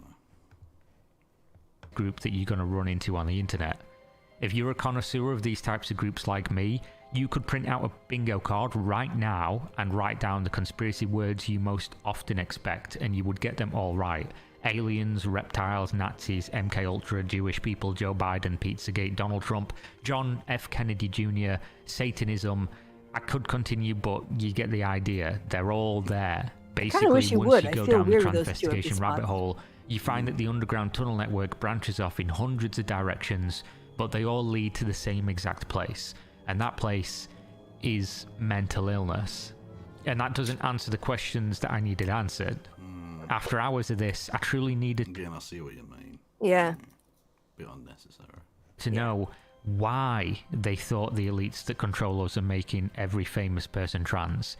So for that, I needed to find the figureheads of the movement and examine their social feeds, because maybe the leaders would be posting about the master plan and why they were fighting so hard to bring what they believe to be a legitimate takeover of society to the forefront of the social consciousness. And that's what led me to this lady. Female impersonators have been deceiving you the whole time. All I'm going to say is this person's definitely trans. We'll get there. We'll get there. 100%. We'll get there. Look at the clavicles. Right? Madness. Look at the, what was the other one? The male skeleton walking. Don't know what that means. Jessica is a male, and so is Megan Fox. All of these sexy fantasy girls you've been lusting after, they've all been dudes. She's the leader of the biggest transvestigator group on Facebook. Yeah, right. You know, the one with the rules about vegans. Now, she likes to refer to herself as Queen Ayana. She also likes to post videos of herself proving that she's a woman. And I can't show the whole thing because she literally gets naked at some point to prove she has a... flashing your minge to prove? Yes. Yep. Well, that doesn't prove anything. You just post up. You post up, clearly. Also, it doesn't say that she did it once. It sounds like she's done it a couple times. So apparently flashing her cooch is not something she objects to. That's gotta be TOS. Surely. Well, I don't know if it's on YouTube. Might be on some... Well, that looks like YouTube as a Rumble. layout, but... Yeah, but she might be streaming on OnlyFans. True. Imagine starting an OnlyFans to prove that you've got a vag. Minge. Yeah. It's a feminine body, but the fact she examined her own body and posted things like this in order to convince a Facebook group she created full of psychos that she isn't what they call an invert psyop sent to trick them into ruining their lives, believing... They all believe everyone else is trans. Even the other transvestigators.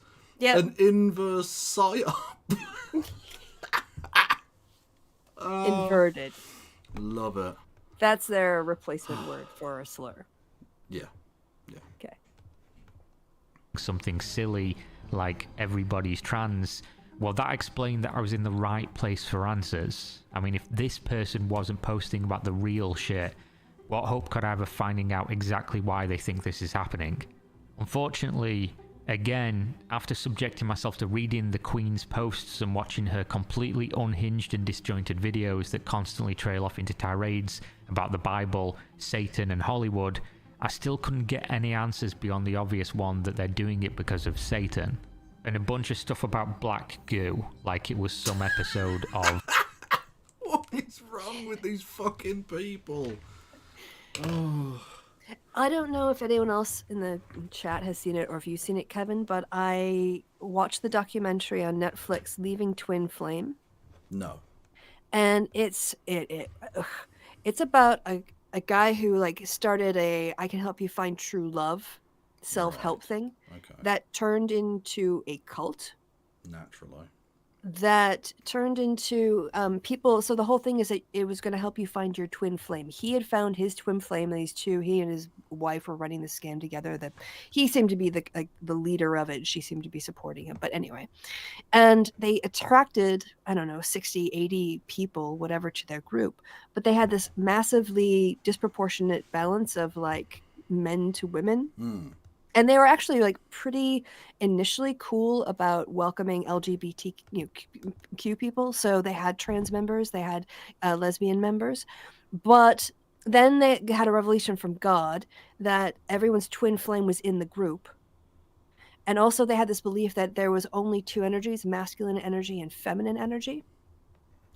So they got another message from God a little while later that several members of the group who appeared female were actually male energy, and they paired them with other members. So they were putting women together, but insisting that half of the people in those relationships were actually men. And they got them all into a special secret group that they couldn't tell anyone else about, and tried to push them into using masculine pronouns, to appearing more masculine. And whether or not they were trans or whatever, it seemed like they were basically, it was conversion therapy, but in the other direction. That is unbelievably mental, Yeah, exactly. And the thing is that the people who got out of this, and I'm sure there are other people who get out of cults too, like once they leave the cult, they're fine. They were in a bad place in their lives. They're not, they're not suffering from any other maybe sort of mental illness, or maybe they're dealing with depression or just nothing that couldn't be, like diagnosed and treated in terms of like, they weren't permanently scarred or damaged or whatever. They were fine, but they just had this moment of complete delusion and believing this lie and getting brainwashed essentially, and stop being the otherwise rational people that they were. Yeah. And it's pretty terrifying because we talk about people, like there are going to be people who get out of this cult-like mentality and really look back on it in their lives as a moment of embarrassment. But at the moment, it's fucked up. Yeah. I will just say, if you've got black goo, probably go to the doctor. That too can be diagnosed. Yeah, that's not a good situation. Yeah. of the Power Rangers or something. But I didn't want to stop there, because to me, this seemed like a boring conclusion. I was thinking maybe this conspiracy had a super interesting narrative that would be funny to uncover, and also a rabbit hole we could substantiate. Oh, she's flat Earth, of course she is. Fucking mental. Yeah, they cluster together. Yeah. These ideologies. Once you accept one load of bullshit. Yeah. What difference does it make if you've got loads more? So Well, look, everyone on the flat Earth is trans, except me. You know what that's called? That's called red pilling. Basically, yes. Mm-hmm. Further, I mean, there had to be some reason they were so obsessed about this crazy concept they've conjured up that seems to just exist to scare themselves into a frenzy and make a problem out of nothing. What I did find as an aside is that there's infighting in the Transvestigator community, a civil war the likes of which the Marvel Cinematic Universe would be in envy of. The Facebook group rules started to really make sense, and Rule 3 came back up into my brain. Why did the Queen not want people to investigate non-famous people? Well, it's because new Facebook groups were appearing claiming that the lead transvestigator herself, the Queen herself, is actually an invert, which is... Told you. What did I say? Yeah, of course. I could sense the masculine energy from her eyes. Again, the fucked up word they use for trans people in order to circumvent their group being flagged for hate speech and deleted again. These new groups were claiming that she had a, quote, male skull, and calling I've got a male skull. I keep it in the fridge. Kevin. What?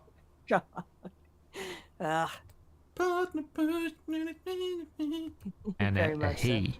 The evidence presented was of course astonishing. I mean, the user even compared Ayana's pictures with a very scientific process. What the fuck? None of those skulls match.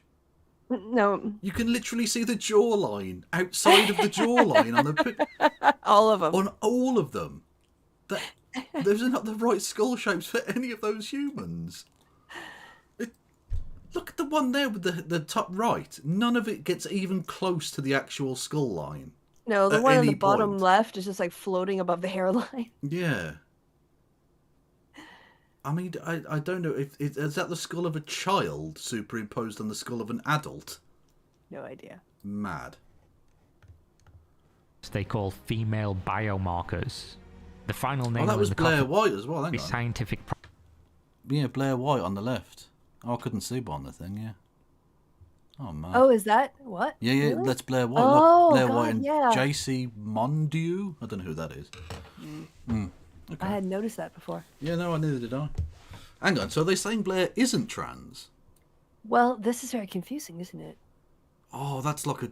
That's not even a double cross. That's a triple cross. Yeah. Oh. If they Fair insist play. that all cis people are trans, then are trans people actually cis people being trans? So in that case, Blair would be a cis woman pretending to have been a man that's now a trans woman, but she's actually a cis woman. You know what? Fair play, Blair. You have played an absolute blinder. I didn't see that coming at all. Genius. Process they call female biomarkers.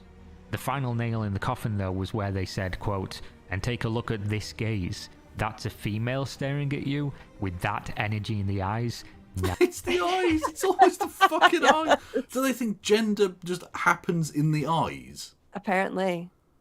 Fucking hell. There's a reason he went through every biomarker in his investigation video on YouTube, but didn't include the energy within the eyes, the windows to the soul. That's not literal. It's not. Oh, for fuck's sake. Oh, Christy, make it stop.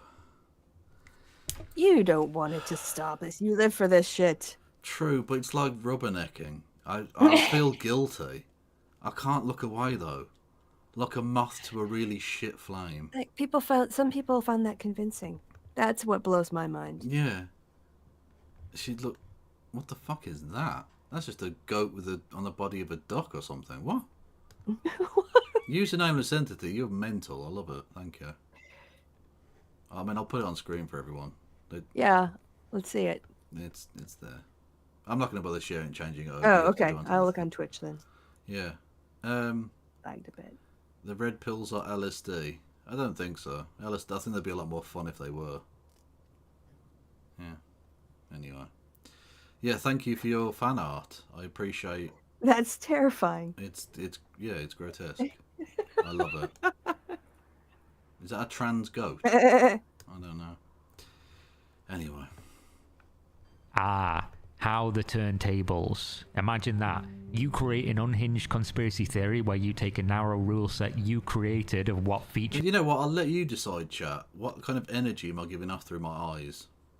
Look into the camera. Look deep into the camera. Let them see your eyes, Kevin. Am I giving off lady energy or boy energy? And those are the two energies. I don't make the rules. Guy, now you're sounding like the people who lead Twin Flame. Drew some triangles, circles, squares, and lines and images of people, and said this is definitive proof that they are trans. And then people took those same metrics and used them. British energy. So just very expensive then. Yeah. Is that because your bills are high? Oh, I get it. Against you, someone who for whatever reason has made yourself the figurehead of the movement. Who would have thought it possible? But still, at this point I was just getting distracted by the infighting and I was no closer to the answers I was seeking. But no matter where I went, or how many 3-hour-long rambling documentaries about elites, Baphomet, Satan, aliens and Jewish people that I watched, I couldn't even get a remote answer as to what would be gained by making everyone trans. So I tried to find someone who was doing real research. And if you could see me right now while I'm reading this script, yes, I did use air quotes when I said research. This trans agenda. Reptilians transplant the souls of humans, which is metal as fuck.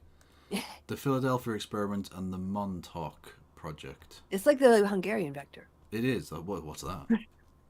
Nothing. I just made it up, but yes. It sounded scary. Did you use bamboo because soy sauce was too obviously racist? God, that video was good. Is far more than sex. So please hang around and wade through the transgender portion to get to the other stuff. I'm going to talk about MK Ultra. Why is that one so much shorter than the rest of the humans in the tubes? Do you know what MK Ultra is about? I'm not entirely sure. It's some sort of government mind control thing or something, isn't it? Mm-hmm. But I don't know. I don't get into it all. That's fine. That's fine. It's like there might be some truth to it, but and undoubtedly not. Undoubtedly the CIA definitely do try and pull like psyop stuff occasionally. Oh yeah, but they don't like give a shit about conspiracy theorists. I mean, I don't know what MK Ultra is. If it's some sort of amazing drug or if it's a secret. Let's have a look. MK Ultra. MK Ultra. That's a film from 2022. Following the journey, brilliant psychiatrist. Something. Oh, they're giving drugs to people. Drug experiments in the 60s. Okay. Well, there you go. So, okay. So it's some crazy old shit. Okay. Thank you, Historian, for resubscribing. Much love. There's a poll. Kev's energy. Male 0. Femoid 1. Cat 9. Yeah, there you go. I do have big cat energy. Mm-hmm. This is true. And I'm going to talk about the Montauk Project, and I'm going to talk about the alien agenda. So, you know what I found in the end? Agenda. It's that the people who are engaging in these activities are warriors of God. They believe they've been chosen by a higher power to bring truth to the world because... Mentalists. Fucking mentalists.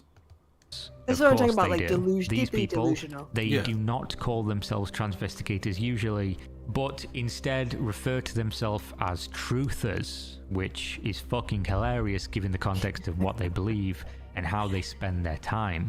So after all of that, the only conclusion I could really come... Liam Neeson, more like Liam Nee's daughter. See what I did? Yes, I did. Because that is his name. Yeah. Come to is that the only reason these people think everyone's... Oh Jesus fucking Christ! They did the bit. Look at the comment under it. Oh, I can't read from here. It says Liam Nee and then son is capitalized. So I did the joke. I literally did that joke. Ironically. And Poncho Pete, hello Poncho Pete, literally put that as the thing. Yep. Again, they're beyond parody. I did that because it was so stupid that no one would actually say it, and this person said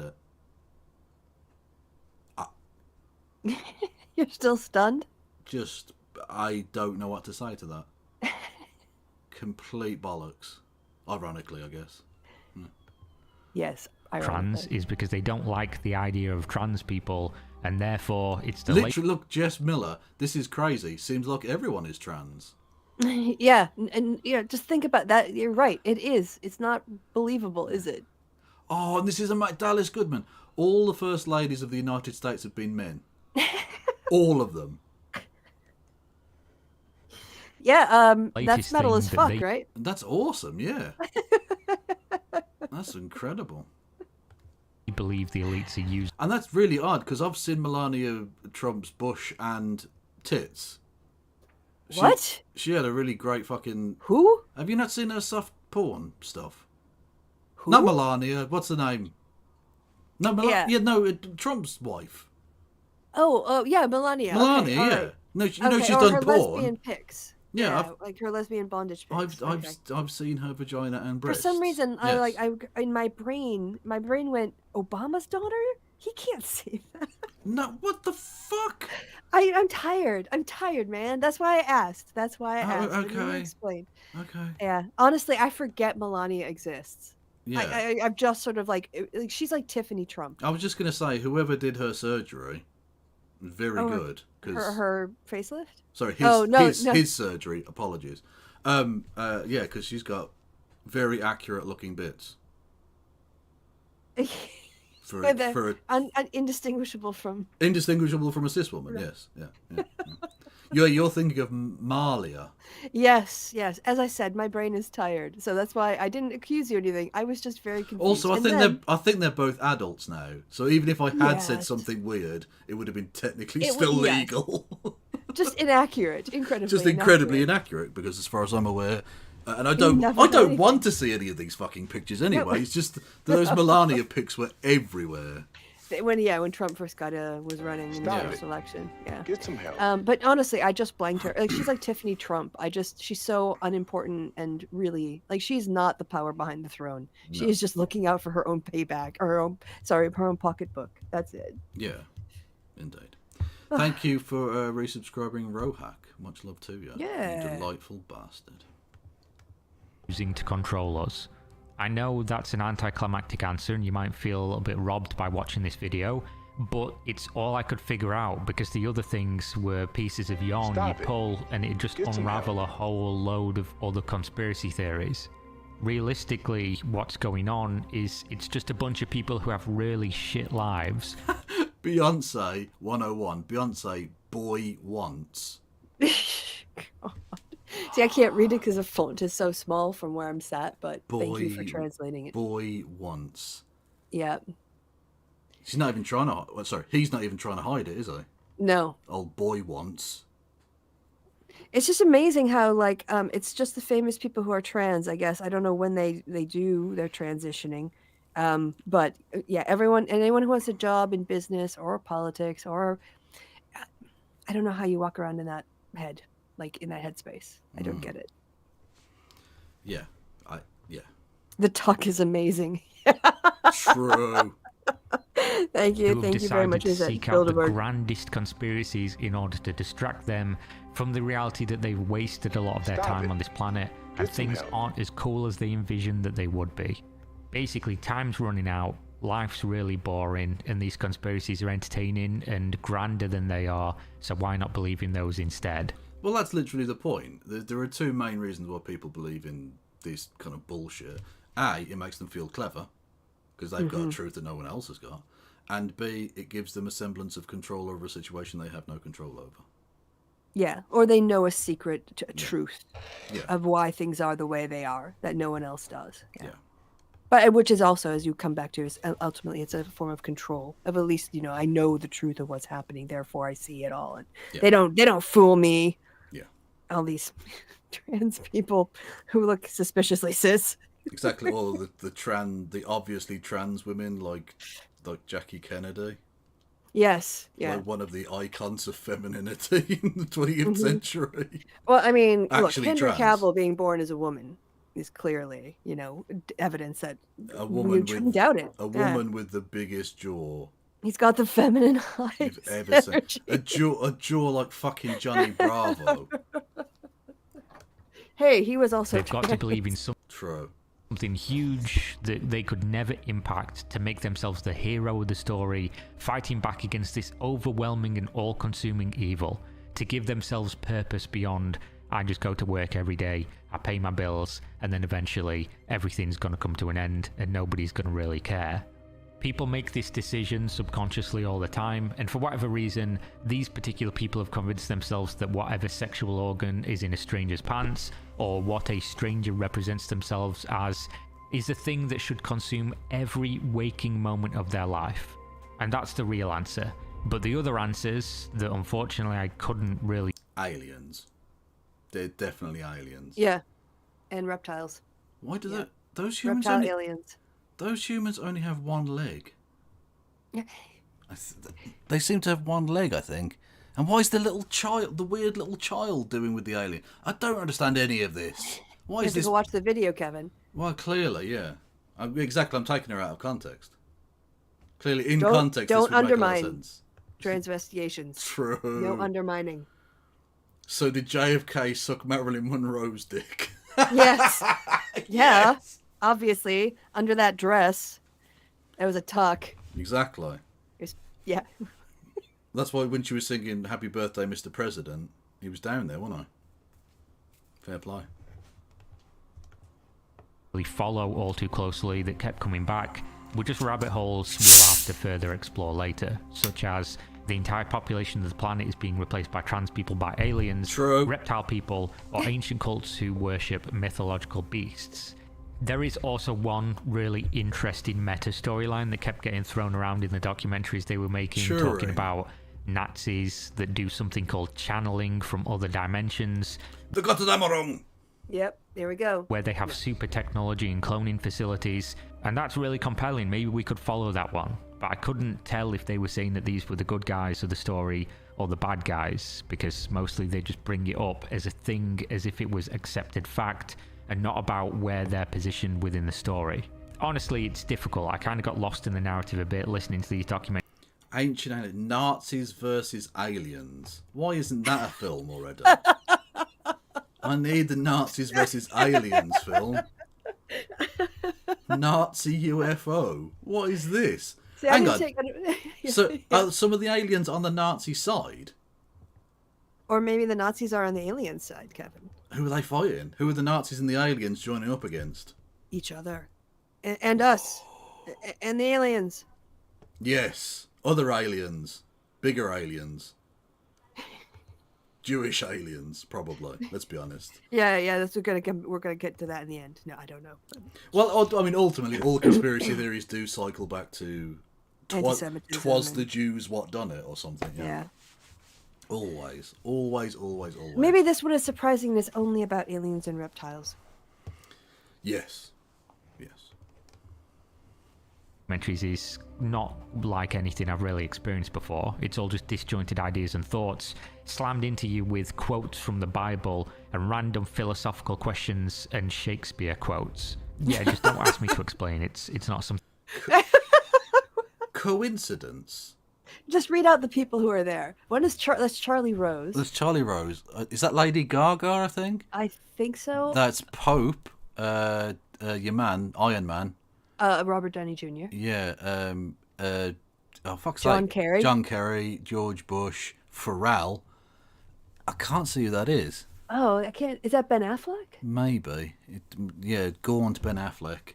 Then, is that Mitch McConnell? McConnell, maybe? No, Looks like Robert no. Downey Jr. Oh, Stephen Colbert. Okay. Stephen Colbert, Prince Philip. No, is that Prince Philip, I think? And John McCain. Okay. So, they got bruises. People who get hit in the face get bruises. I believe the Prince Philip picture is after he was involved in a car crash. So But yeah, apparently he got a bruise from literally his face hitting the fucking wheel of a car. Can you imagine? Just like put Steering wheel, you know what I mean. celebrity with bruise in a Google search, and then just take whatever the first results come up, put them in a meme, and write coincidence. Is that what they did? Presumably. Celebrity with bruise images. Yeah, there you go. Kim Kardashian with bruises, which I think that's fake. I don't know who Bebe Rexha is, but whoever she is, she's got a bruise. Jeremy Renner with bruises, naturally. Boy George with a bruise. Yeah, I mean, these are all obviously examples of aliens. Just a celebrity with a... Yes. Because what this person doesn't seem to have realised is that humans bruise. Yeah, and sometimes they get bruised like in the same spot because we only have so much room, and only like certain areas are going to be more exposed or maybe vulnerable. Yeah. But yeah, someone mentioned how this is basically it's phrenology. It's like it's phrenology driven by transphobia. That's all this is. It's phrenology, but with cocks. So imagine the old phrenology busts, but a cock and balls. Well, more like a skeleton and some triangles and random skeletons with triangles. I can tell from the bumps in your leathery sack that you've got a propensity for criminality. Yes. Fact. Something I physically can at this stage. But I'm going to leave you with something, because while writing this script, the universe must have known and decided to put this guy on my Twitter feed so we could get a laugh right at the end of the video. This guy saw a picture of Taylor Swift in a bikini. Oh, this is the one. Yeah. Yep. Mm-hmm. And so said, a shadow. Taylor Swift. Okay, I said mound. That was probably not a great lump. There you go. What is this lump in her suit? It's just the play of the light as she's moving. Yeah. Also, she's moving, and the thing that she's wearing is cloth and can move and bulge in uncomfortable and unflattering ways. Absolutely. That is the Please thing that can don't happen. mispronounce names, Kev. He's called Glitch McConnell. Thank you, Magical. Yeah, it's Glitch McConnell. True. Very true. Swift has a penis. And then, of course, got community noted by people that aren't virgins who very hilariously... Okay, I wasn't expecting that. Fair enough. Yeah. Had to point out to him what a pubic bone is. Basically, he got community noted saying, "You've never seen a woman naked before, have you?" To which he continued to make posts claiming, clearly, this is a penis. What kind... Okay, as a person who is... Double down. He's just going to double down. Has a penis. Yeah. When you're wearing tight things like... That's not what a cock looks like. It's not smooth. Yeah, it's not a smooth lump. Do you remember Terry Wogan's Jesus Christ. Yeah. Can you get that picture? That guy was... I'm not sure I can. I'm not sure I can, Christy. Is that... No, it's not. It's TOS. Madison Cawthorn's bouncing bum. No, but Christy... it looked like there was a hamster or gerbil or something on his leg. It was a fucking bowling ball. Man was hung. That's all I'm saying. If you know, you know. Like, it's a very obscure British reference. It kind of is. Yeah. And hashtagging, "We want answers," and then going on to post #vulva. Brilliant. Yeah. Okay. Yeah. #vulva. Where is the pubic bone in this one? I mean, she's wearing a corset. Okay. Might be covered up by the fabric in that one. Yeah. Well, she's tucking it back properly this time. Yes. She's still got a tighter tuck. True. Other celebrities claiming they are also trans because they have checks, notes, necks. So there you go. You are trans if you have a neck. I then, of course, checked his profile, and 132,000 followers on Twitter, just spewing nonsense about the Illuminati and all other forms of brain rot. So I guess overall, this saga has opened my eyes to a bunch of other conspiracy theories that I really want to deep dive. I'm going to dedicate some time over the next few months to go down these rabbit holes. But hopefully, we've all got to cross our fingers that they're not going to send the aliens or the reptiles or the trans-dimensional Nazis to stop me. Because Transvestigators was just the gateway drug into a whole other universe of severely deranged nonsense that's right up my alley of interest. So there you have it. They are out there. They walk among us. You never know who might be taking pictures of you and asserting that you are actually trans just because you have a collarbone that looks different how they think it should. And maybe you've actually been replaced by the interdimensional reptile army. Just a thought. Well, I have, yeah. When did it happen? Last Tuesday. Oh, right. So pretty fresh. Yeah, no, it was. Yeah, I was surprised about it when it happened. But you know what? It feels right. Yeah, mine happened when I was watching Inside with Bo Burnham during COVID. Like, I knew I was actually now a reptile alien put into the planet to, I don't know. Yeah, I don't know either. But thank you. Yeah, ... Yes, hello there, Boy Meets Minnie and Mouselander. Everyone go and follow those two absolute fucking legends. And Kieran Saunders. All of the cool kids are in tonight. Yeah.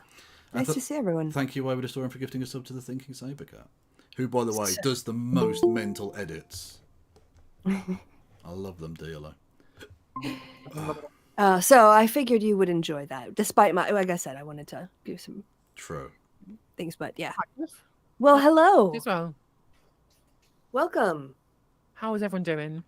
Oh, well, your timing is fantastic. Although you might be slightly sad that you just missed a documentary exposing transvestigators. But don't undermine transvestigations. That was a rule. That was one of the rules. Yeah. Yes. True. One of the fiscal rules. Rachel Reeves' fiscal rules. No, that is a different set of rules. Although just as transphobic, I'm sure. Yes. Anyway, Christy, what have you got coming up on your channel? Friday night I'm going to be here, and then I'll be doing my patriarchy thing on Saturday. But I haven't figured that out yet because it's only Wednesday. Cool. But yeah, I'm going to tag team over to No Justice MTG, and you say that he's your problem to deal with now. It's true. It is. The other babysitters come, Kevin. Yes. For passing Kev from chaperone to chaperone. Yes, exactly. Well, I do need watching. This is true. All right. So goodbye, you all. Say the thing, Kevin. Goodbye from Christy, and just goodbye from Christy. Say just goodbye, Christy. Just goodbye, Christy. She did the bit. See you later. Oh dear. But on that bombshell, just as we tune in, one of my Dutch viewers has pointed out that the worst party has got that's looking like it's projected to have the highest number of seats. Oh, brilliant! Well, thanks. After the brilliance of Argentina the other day, the Dutch are going. So all of the good football nations are going to be run by cunts. Brilliant. Yeah, maximum Hitler particles. Let's go. Although, I mean, again, Falklands 2 is going to happen, isn't it? I mean, if there's one thing that could get Rishi to win the election, yeah, far right twat in Argentina plus Tories tanking in the polls equals Argentina invade the Falklands again. Yeah, pretty History much. repeating itself, people. Anyway, so how have you been? Yeah, I'm not too bad. I've basically been cooking all day because we did cider braised pork shoulder to make pulled pork for tonight's dinner. And my God, it was so good. Oh, nice. But of course, as braising, it takes like 4 hours to do, so there's lots of prep. True. Did you see that you made Ugopnik's leftist funnel video? Yeah, I did get Ugopnik. Also, I didn't get him to do it. He did it voluntarily. I didn't message him and say, please, can you give me a boost? That's not what happened. I feel like I'm definitely a tumour. Just saying. Like, he wasn't naming names, but I definitely feel I've got big tumour energy, you know? I don't know. I feel it depends. I feel like you drift from tumour energy to serious political analysis. True. I am. I'm sometimes a dormant, benign tumour. And sometimes not. Yeah. Yeah. Oh gosh. So Britain is shit. It's very shit, isn't it? Yeah. Yeah. Yeah, it is. It is shit. Although it's a shit in a way that everybody hates, right? Yes. Because you'll notice that the headline is that there's a national insurance cut, yes, but the tax burden is still set to rise. I was pointing this out to chat before. That one of the rising parts of the tax burden is it's going to be increasing the fiscal drag on tax thresholds. So we can have people earning £50,000 a year are saving 380 quid a year with this national insurance cut, which is basically nothing considering how much these people earn. And that's going to be there for like a year or 2 years. And then after that, fiscal drag means the tax burden is going to be higher and people are going to be paying more in tax anyway. Right? So Conservatives, But was as long take as this. it's not fiscal drag time story hour. Hey. Hey. Anyway, thank you, Zachap, for raiding in. Much love to you. Hey. Everyone go and follow Excellent Zachap. channel. Yeah, Big absolutely. fan. I'm Kevin Logan. Hello there, everybody. Kevin Logan, socialist from the UK. You can hit the follow button and refresh the screen so I get the algorithmic boost of your eyeballs. I'm being joined by No Justice Marjorie Taylor Greene. You are indeed. It's a thing that you're being joined by. Did you see that she's released a book called MTG? Has she? Is she getting? Does that not like? Is that not? What's the chances that she might have a copyright violation from Wizards of the Coast? Magic again. I don't think you can. Can you copyright letters like that? I don't know. I don't know. Like, I suppose you would. Like, if you did a game called FBI, I reckon the FBI would sue you, right? Maybe. Yeah. I don't know. Whatever. I don't know. But either way, hello there, everybody. Welcome in. Yes. So the autumn statement took place today. Jeremy Hunt, who is a massive wanker, decided to go after disabled people because obviously. Yes. And I think honestly, the biggest news of the day was probably Home Secretary James Cleverly calling Stockport shithole. No, Stockton. Stockton, apologies, not Stockport. Different to that, yeah. Which is something we already knew. We know they think of the rest of the country this way, but it's interesting to hear them finally say it. I think it's actually Stockton is nicer than Stockport, to be fair. I don't think I've been to either. To be honest, I've had a fleeting visit to Stockton to play Magic, and I used to work in Stockport. It's a real shithole. Is it? Okay. Yeah. But even if it is, you're not really nice. You're not supposed to say it as the Home Secretary. New Home Secretary as well. Yeah. He's been in this post for a week and he's already fucking it up. He's already writing off chunks of the country where the Tories want to try and win votes. Yeah, good luck with that. literally. Excellent work, guys. By all means, carry on calling other places shit as well. And then they might ask themselves, well, why is it shit when you're the government? Oh, yeah, you made it shit. Fuck you. Anyway. Yes. Yes. So, did we want to watch PMQs? Did you have any more about the autumn statement? I've not watched PMQs yet. So that sounds like a good thing to do. I mean, mean, I have not either. Not good. Also pointing out, someone that says that they don't believe I've been to Stockton-on-Tees. I have been to Stockton-on-Tees. I played Magic the Gathering there at a place called Beanie Games. Is that Tim Pool's place? Is that? Yeah, apparently so. Nice. James Cleverly wasn't clearly named ironically. I think it's with the disabled cuts as well. Is that I mentioned this before on my stream, but just so everybody is well aware of this, is that people keep trying to say it's about trying to punish these people, and while there must be some of that as well, it's also worth pointing out it's also there to punish workers. I mean, Rachel Reeves was pointing this out when she was being spoken to by Ian Dale this afternoon, which is that businesses are struggling to be able to hire workers across the country. Actually, there is not enough people being able to be hired, right? So the bargaining power of labour is super high, given how tight the labour market is. Yes.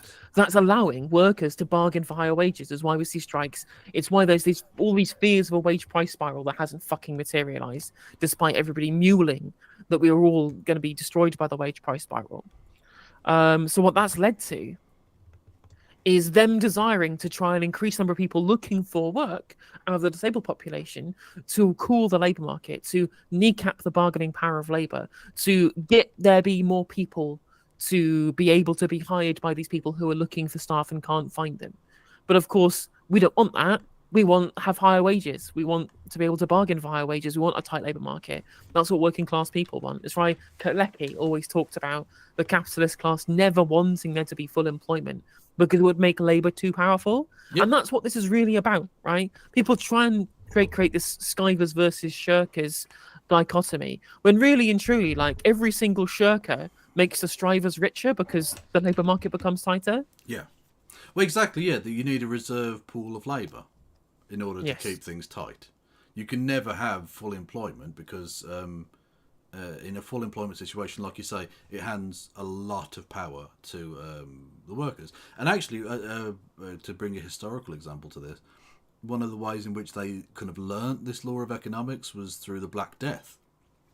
because the Black Death killed off such a huge proportion of poorer people throughout the country, there were fewer people to do those manual jobs, and so they were able to force better conditions, better wages, and the wealth and wage rate in Britain during that, or Britain didn't really, because during that time skyrocketed, and they ended partially one of the rules of serfdom of not being able to leave your particular manor as well, to go and seek better employment elsewhere, because they were poaching each other's peasants off one another, forcing the prices up. So yeah, they you can never have full employment, especially under capitalism, because it just doesn't work. Oh, 100%, 100%. Yeah, Kaleki was absolutely right about that shit. Indeed. Yeah. Also, thank you, Mithril, for the 5 gifted. Much appreciated. Yes. Don't forget, everyone, you can give me money. You can give No Justice money. We are on my YouTube as well, so you can go over and check me out. I am. No Everybody's. dual We're all dual streaming now. Let's all go. the rage. Yeah, all the cool kids are doing it, and I might as well. Yeah, indeed. Did you see them forcing people with long COVID to work from home? Oh yeah, they're garbage. Like, it's interesting how the arguments change, isn't it? I remember pre-pandemic them saying you couldn't have people working from home. Oh no, that'd be terrible. And then during the pandemic, everyone can work from home, and now they've tried to force able-bodied people back into the workplace, and now saying disabled people need to work from home. Which one is it, you pricks?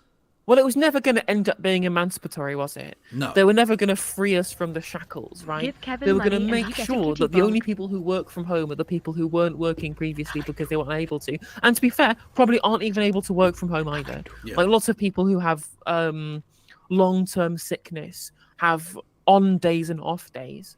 So unless you can plan their working arrangement for when they are going to be capable of working, when they have the spoons to do so, or the physical ability to be able to do so, it's just going to be a fucking failed experiment for the start. And all it's going to do is lead to loads of people dying, especially as they're going to turbocharge. Actually, not even turbo. They're getting rid. I ignore me. They scrapped work capability assessment. They did it like 3 months ago, right? Remember that? Yeah. And I told my chat that very day it's not going to get used to ensure more people have access to PIP. It's going to be used to try and get rid of PIP. And was I right? I'm always fucking right. I see through the veil. Yeah, exactly. I mean, it's just conservative politics doesn't change. They've learned absolutely nothing. They just know neoliberalism, and that is it. And they're just going to carry on down the same line. Fuck poor people in every conceivable way, because the point is to try and make poor people's lives as hard as possible. Yeah, exactly. The cruelty is basically the point. Because this isn't going to save anyone any money or lead to a particularly big increase in productivity. It's certainly not going to lead to economic growth. It's just going to make some of the most vulnerable people's in society's life, already difficult, more difficult. Yeah. Amazing. But, got to increase productivity and kneecap the labour market. Love it. Big fan. Yeah. Fantastic. Anyway. And also, I was to say, also Mad Cat in chat points out as well, if they're going to force people to work from home, right, are people going to get like any of their broadband sorted out to be able to help them to be able to work from home? No, broadband communism. No. Yeah, exactly. There wouldn't even be broadband communism. It would be. And as we know, that's anti-Semitic. Okay? Yeah. Blood libel is what it is. Fact.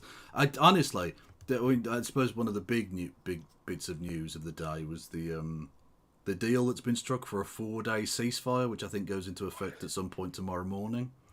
No. What ceasefire? I mean, Kev, we've been told so much that Hamas would never agree to a ceasefire. True. What are you saying about a ceasefire? Surely it must be a figment of our imagination, because surely all of the sensible journalists from the UK print media couldn't have been lying or completely misinformed. How could anybody suggest such a thing? Well, I was told it was anti-Semitic to even ask for it, and considering the Knesset voted for this. Not the Knesset, sorry, the Israeli cabinet voted in favour of this. Must mean that the Israeli cabinet are very, very anti-Semitic. They are absolutely 100%. I mean, to be fair, they are ones who equate Zionism with Jewish people and equate the state of Israel with the international Jewish community, which is literally anti-Semitism under the IHRA definition. So, And did you see that the Labour Party got amnesia and forgot that they opposed the ceasefire really not that long ago? Now that it's a reality. Literally. Genius. Yeah, well that done, guys. was quite funny with Darren Jones, adults back in the room moment, just like, no, we've always supported a ceasefire, which is why you literally sacked people from the front bench for voting to support a ceasefire. We we were always at war with East Asia. We were never at war. We were never at war with Eurasia at all. So it's fine. Yeah. Okay. Anyone who says otherwise is an anti-Semite. Doing blood libel, condom hummus, etc., etc. Oh, hang on, that's muted. What a shame. Our accident in North Wales. And Mr. Speaker, I'm sure we'll touch on it later, but let me just say we welcome the agreement reached overnight for a humanitarian pause in Gaza. Why? You literally three-line whipped your own MPs to vote against it last week, you twat. Well, also, isn't this not a humanitarian pause? This is like a ceasefire agreement. Yeah. I mean, even Hamas are calling this a truce in terms of what's been negotiated here. It's like a long-term stop in the fighting as part of a hostage exchange. That's the kind of ceasefire that we were talking about. It's not fucking 4 hours in the afternoon getting stopped so people can retreat from North Gaza. Yeah. Also, it's interesting, isn't it, that they're doing a prisoner swap? And you think to yourself, well, who are the Israelis swapping? Oh, that's right, they had women and children literally as prisoners anyway. Like as a that was already a thing before this even took place. You say already, Kev. It's even worse than that.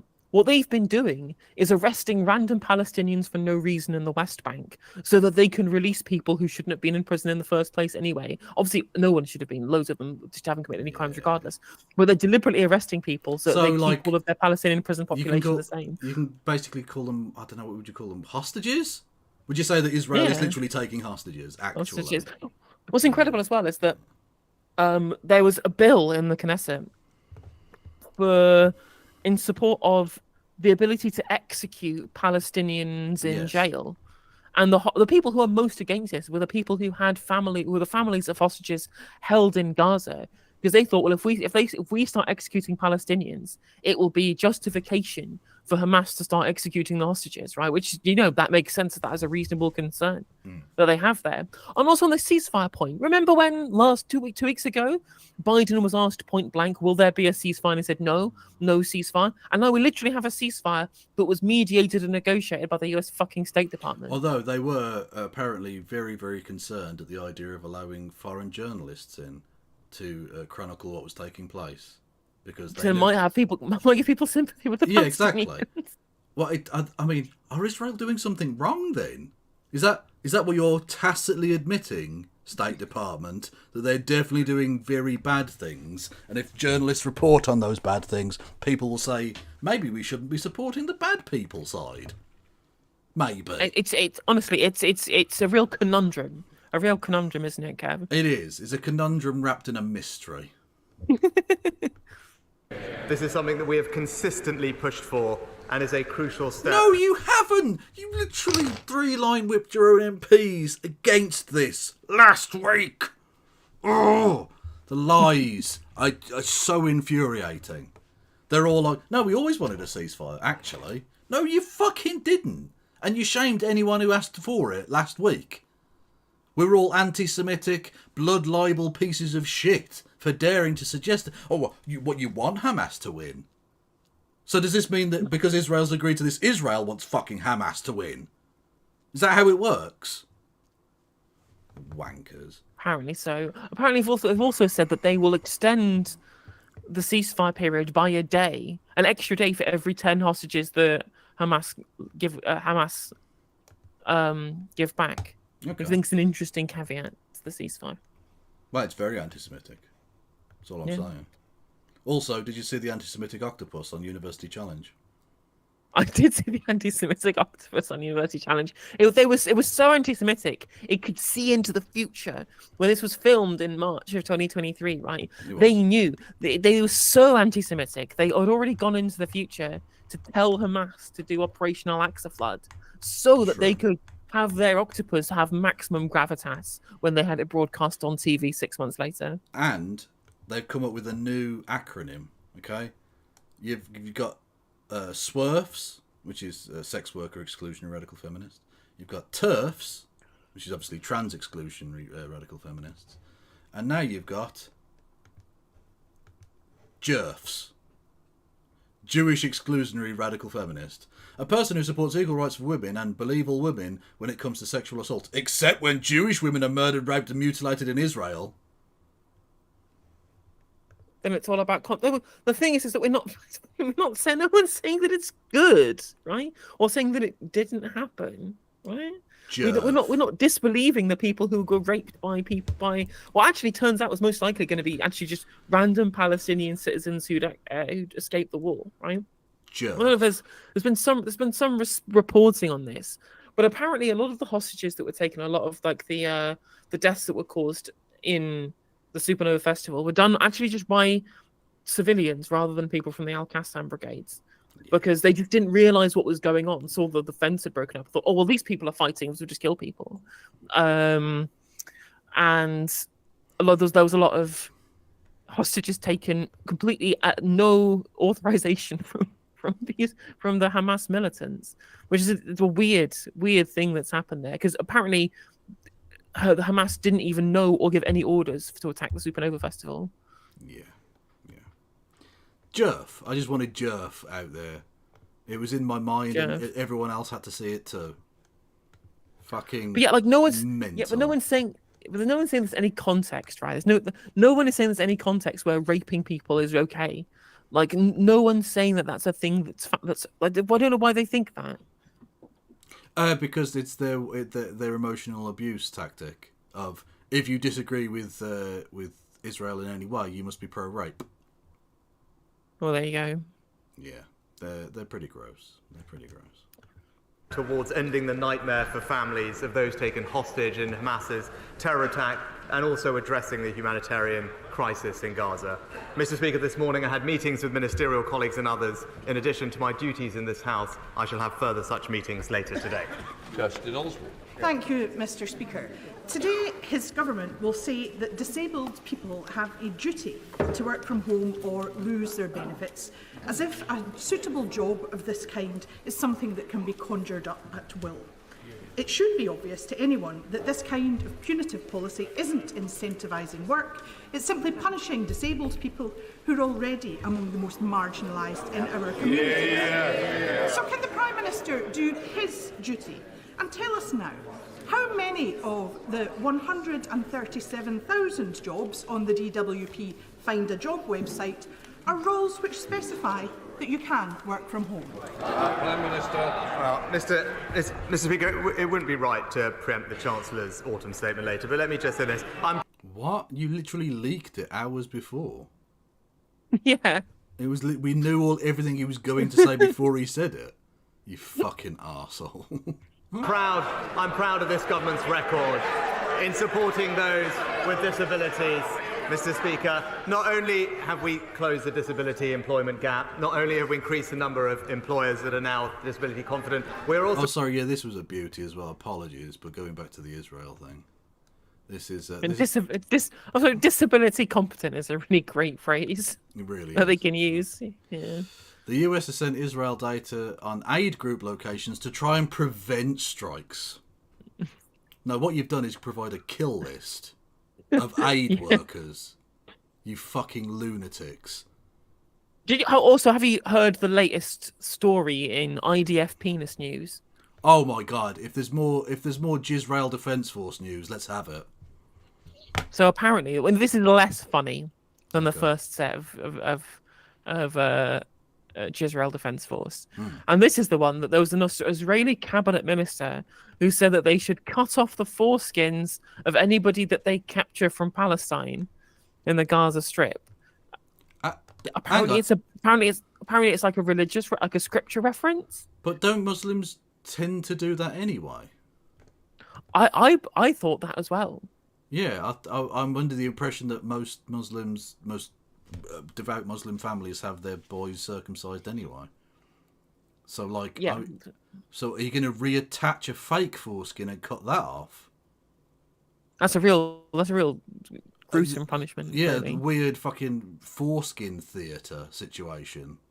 I honestly, that's what you get with weird ethno-state lunacy. Is talking about like sperm jacking corpses and stuff. Sperm jacking corpses. Like, I still blows my mind that was a thing, right? Yeah, they had to put out things. They had to put out a thing saying, "No, nobody is jerking off corpses." It's an actual press release that the fucking Israeli state had to put out. Like people were literally going to be wanking off a corpse. No, we understand it's a medical procedure, but it's just funny because you're stealing goop from people. Anyway, fucking weird. So making sure that we support those who are most vulnerable in our society, not least with the cost of living payments this year, which include £150 for all those on means-tested disability benefits. Andrew Jones. Thank you, Mr. Speaker. Does the Prime Minister agree that the measures taken to get us through the economic shocks caused by COVID and Putin's war were right for that time, but they are not the blueprint for the long-term successful economies of the future? It's innovation and skills and investment in these, such as the imminent rebuild of Harrogate College or the 12,000 local apprenticeships we've seen since 2010. These are our foundation, and not the fantasy fairy tale tens of billions of borrowing from the Labour Party. Well, Mr. Speaker, my honourable friend is right, and I'm proud that since 2010 we've created 5.5 million apprenticeships. And Mr. Speaker, that's the difference between us. We now know that the party opposite want to halve the number of apprenticeships if they were in office. Meanwhile, we want to make an apprentice education secretary. But my honourable friend is right. Labour's... What? Am I supposed to be impressed by that? And also, what apprenticeships where? I've not seen them. Have they allowed a working class person into the cabinet? What? I didn't see this coming. When was this? Yeah. Very odd. Plans to borrow £28 billion a year would just push up inflation, interest rates and taxes, undermining all the progress that we've made on the economy. That's not necessarily true. That's not necessarily true. First of all, it's been downrated. It's now only 20 billion, not 28 billion. So, fact one wrong there, Rishi. And second of all, no, it wouldn't necessarily increase interest rates. It wouldn't necessarily do that because it's not necessarily going to increase inflation. In fact, it probably won't because it's going to be supply side reform. So, far be it for me to defend a Labour policy, but one of their very few good policies is a bunch of new money being spent on renewable energy. And all that's going to do is reduce people's bills. So actually that would bring down inflation. Not to defend Labour, then goes on to defend Labour. God, it's like listening to Super Tanska. It really is. I know, right? I really have turned into the biggest of shit libs. It's like Femi's in the room. Madness. True. Conservatives that will give people the opportunity to build wealthier, more secure lives for them and their families. Leader of the opposition, Keir Starmer. Come on then, Sir War Crimer, let's have you. So War Crimer, we stand.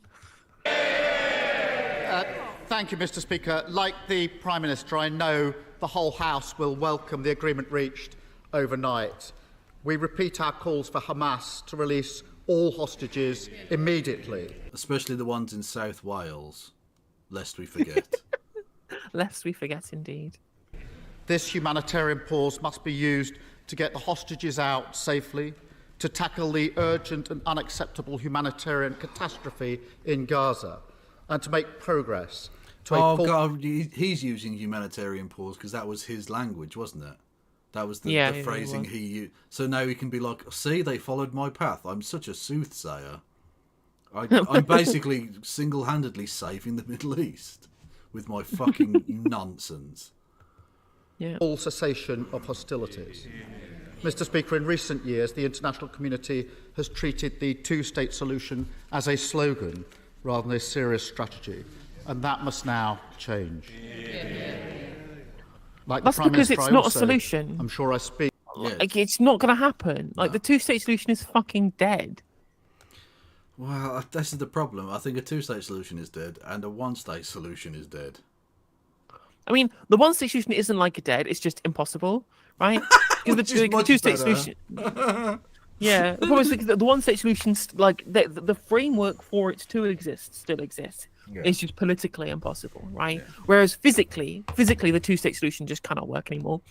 There are too many settlements, and we've already seen, right, that when you leave Gaza to nominally itself, right, because even within the two-state solution that's already been potentially thrown together as part of peace agreements, Israel's still want to maintain military presence and control over the airspace and things like that. Even so, essentially becoming like client states But they've never actually been able to give proper statehood in terms of actual freedom and autonomy over these kind of areas. Yeah. And so that will essentially create the same kind of melting pot conditions that would lead to the same thing that's happened with Gaza over the last 20 years to happen again. And of course, we now cannot have a contiguous West Bank. So it's not a real state either. It'd just be Bantustans again. Like this two-state solution is so like woefully unless you can agree to Israel demolishing basically every settlement in the West Bank that isn't Gush Etzion, I don't see how it would work. Speak for everyone in the House in saying our hearts go out to the families and friends of the 4 young men from Shrewsbury who tragically lost their lives this week. It's a living nightmare for any parent, and I can hardly begin to imagine their loss.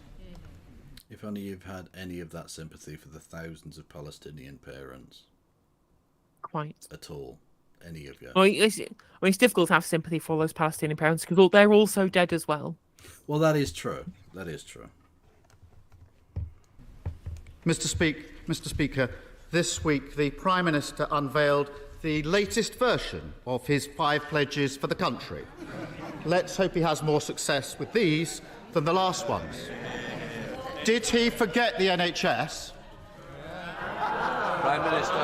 Well, Mr. Speaker, not only when I became Prime Minister, just weeks after becoming Prime Minister, we injected record funding into the NHS and in social care. We also unveiled the first ever long-term workforce plan in the NHS's 75-year history. But I'm pleased he mentioned the 5 pledges because, as he knows, 3 of them are economic, and on a day which we will focus on the economy, I'm pleased to report that we have indeed halved inflation, no thanks to the party opposite. We have indeed grown the economy, and we have indeed reduced debt. That's a Conservative government delivering for this country. Well, the reason he ignored the NHS, not only in his new pledges, but just now, is because 7.8 million people are currently on the waiting lists. That's 500,000 more than when he pledged to bring them down nearly a year ago. And the Prime Minister just claimed that this is all about economic growth. So let me ask him, if a labourer or a care worker is forced to wait a year for an operation, how are they meant to help grow the economy? Economy! Take off your bingo card, chat. Yep. So, this is their great big plan, isn't it? They're going to revitalise the economy by making sure that sick people aren't sick so they can go back to work. That's it, really. I mean, so I actually think this is the kind of line of questioning that you'd want to do to have a riposte to the autumn statement, right? There isn't anything on the NHS, and they focus really hard on people who are long-term sick who can't afford to be able to work, right? And most of the reasons why they're in that position is because of NHS underfunding. Yeah. So I mean, they're trying to attack the problem rather than the cause of the problem by essentially trying to punish disabled people for existing, basically by going, oh, well, there's home working now. Well, I reckon disabled people can work from home. There must be a job that they can do. I've never had a real job in my life at all. I've just been a career politician in my life and screwed over the NHS in that time. So remember, the current Chancellor is the current person who ruined the NHS when he was Health Secretary in the Cameron administration. So you can just go, well, I reckon these people can do jobs from home. So we're going to make them do.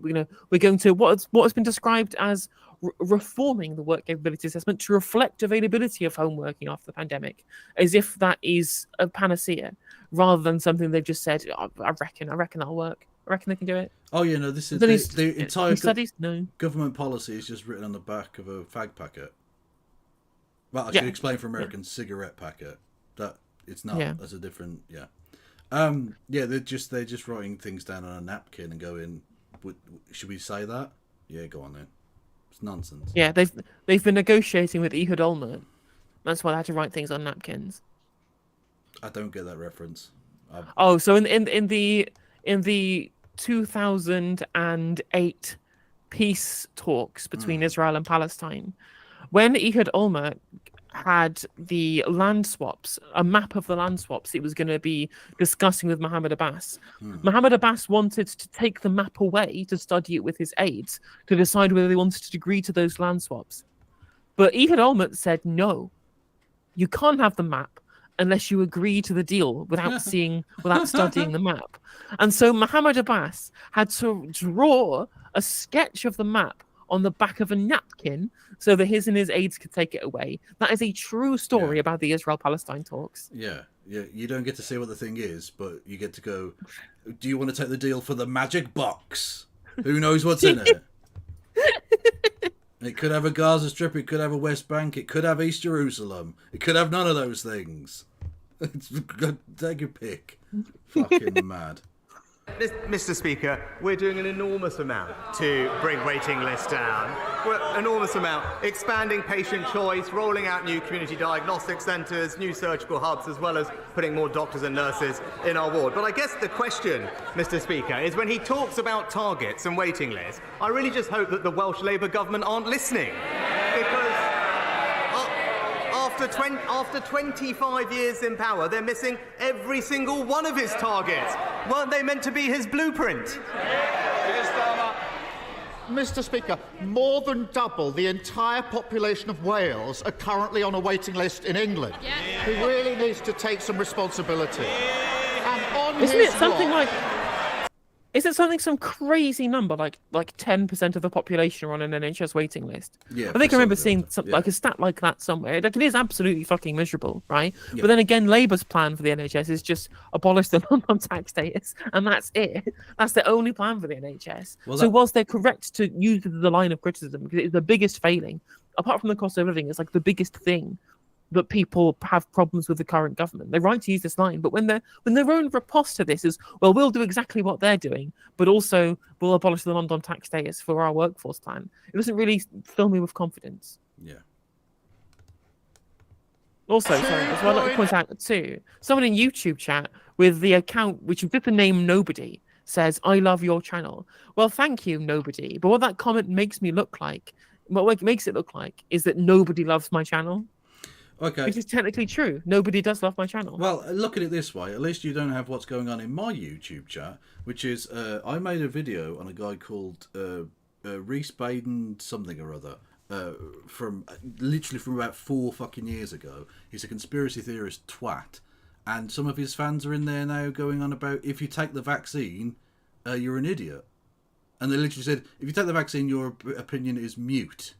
I think you mean moot, but close. Moot. Close enough, you know.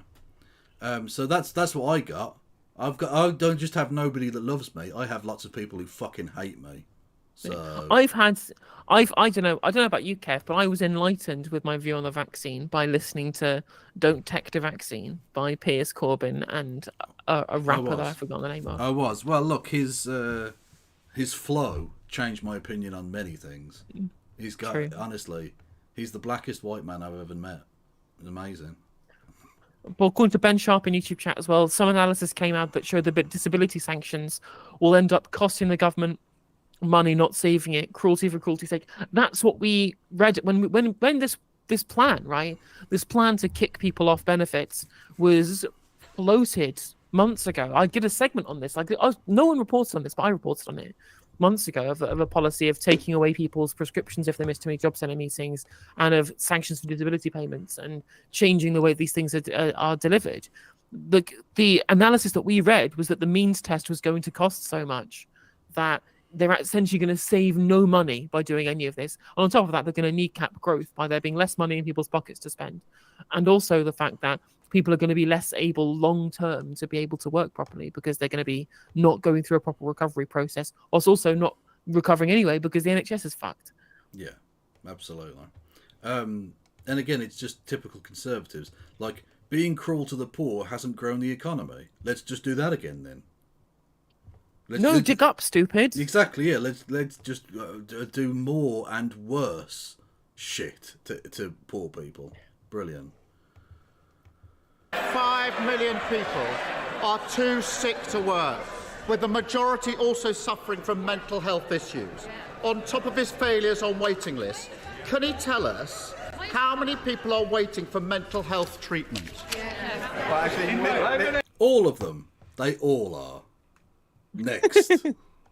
Mr. Speaker, we've injected record sums to expand the number of mental health treatments in our country. But, Mr. Speaker, I talked about the practical things that we are doing with CDCs and surgical hubs. But he doesn't also seem to realise that the union action that he fails to condemn and that his members of parliament support from the picket lines have led to several 100,000 cancelled appointments, all making... Okay, but your austerity has led to several 100,000 dead people. And also, Keir Starmer hasn't stood on with the picket lines, right? He fired people from his front bench. Yeah, Sam Tarry. For standing on picket lines, yeah. So the idea that he's somehow beholden to the unions is like an inversion of reality. The man is like explicitly anti-union, so much so that the people who got him to the position that he's in at the moment, no names mentioned, segment on that sometime in the future, these people explicitly want to undermine the union's influence in the Labour Party. These are the Blairite types who explicitly Blair wants to get rid of the unions from the Labour Party. What is Kev's opinion on vaccines? They're awesome. They will give you cancer and trans. You should take them all. Fact. Yeah, I got 5 vaccines and now I'm gay. Well, good. I'm glad. Waiting list worse. And he asked about Wales, but we can look at it. In Wales, over 70,000 people are waiting over 18 months for treatment.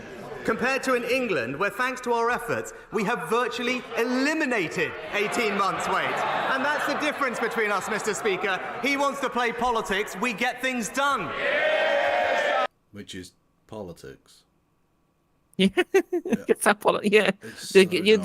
like that's why both politics and policy start with the same word, because they're part of the same process, right? Yeah. Getting things done is crafting policy. Yeah, I was about to say, yeah, you want to play politics. We're just engaging in spending public money on policy that we've devised, which is different from politics somehow. Okay, cool, awesome. So raising the waiting list by 500,000 is getting things done. He's through the looking glass, this one. I asked the Prime Minister how many people are waiting for mental health treatment. He knows the answer, he just doesn't want to give it. 1.2 million. 200,000 are children, some waiting nearly 2 years to be seen. Would the Prime Minister accept those kind of delays if it were one of his family or friends? Well, luckily he's rich enough that he doesn't fucking care. True. Well, Mr. Speaker, one of the key things It's we fine, are doing Kev, it's fine. to bring... He can ask all his working class friends that he doesn't have. Yeah, exactly. Yeah. I mean, he has met a poor, so... Like, he probably understands already. I mean, I don't think he has met any poor people. He literally he didn't know how to use contactless payment, because I must assume his chauffeur, his butler, had done the payments for him whenever he's been doing things, whenever he's been trying to pay. Like, he's never put petrol in his own car before. What kind of peasant would have to do that? Mental, isn't it? How people live like that. Like, just have your self-respect, do something for yourself. I couldn't, like, even if I had all the money in the world, I wouldn't let someone fucking put petrol in my fucking car. Fuck you. I've got arms and legs and shit. I know what I'm doing. Unfortunately, Rishi Sunak does not indeed know what he's doing, so Well, that's where true. you and him differ. True, but I mean, he seems like he's capable of at least basic learning motor skills and stuff. I think he can do this. Motor skills in the double entendre there. Didn't mean that, but there we go.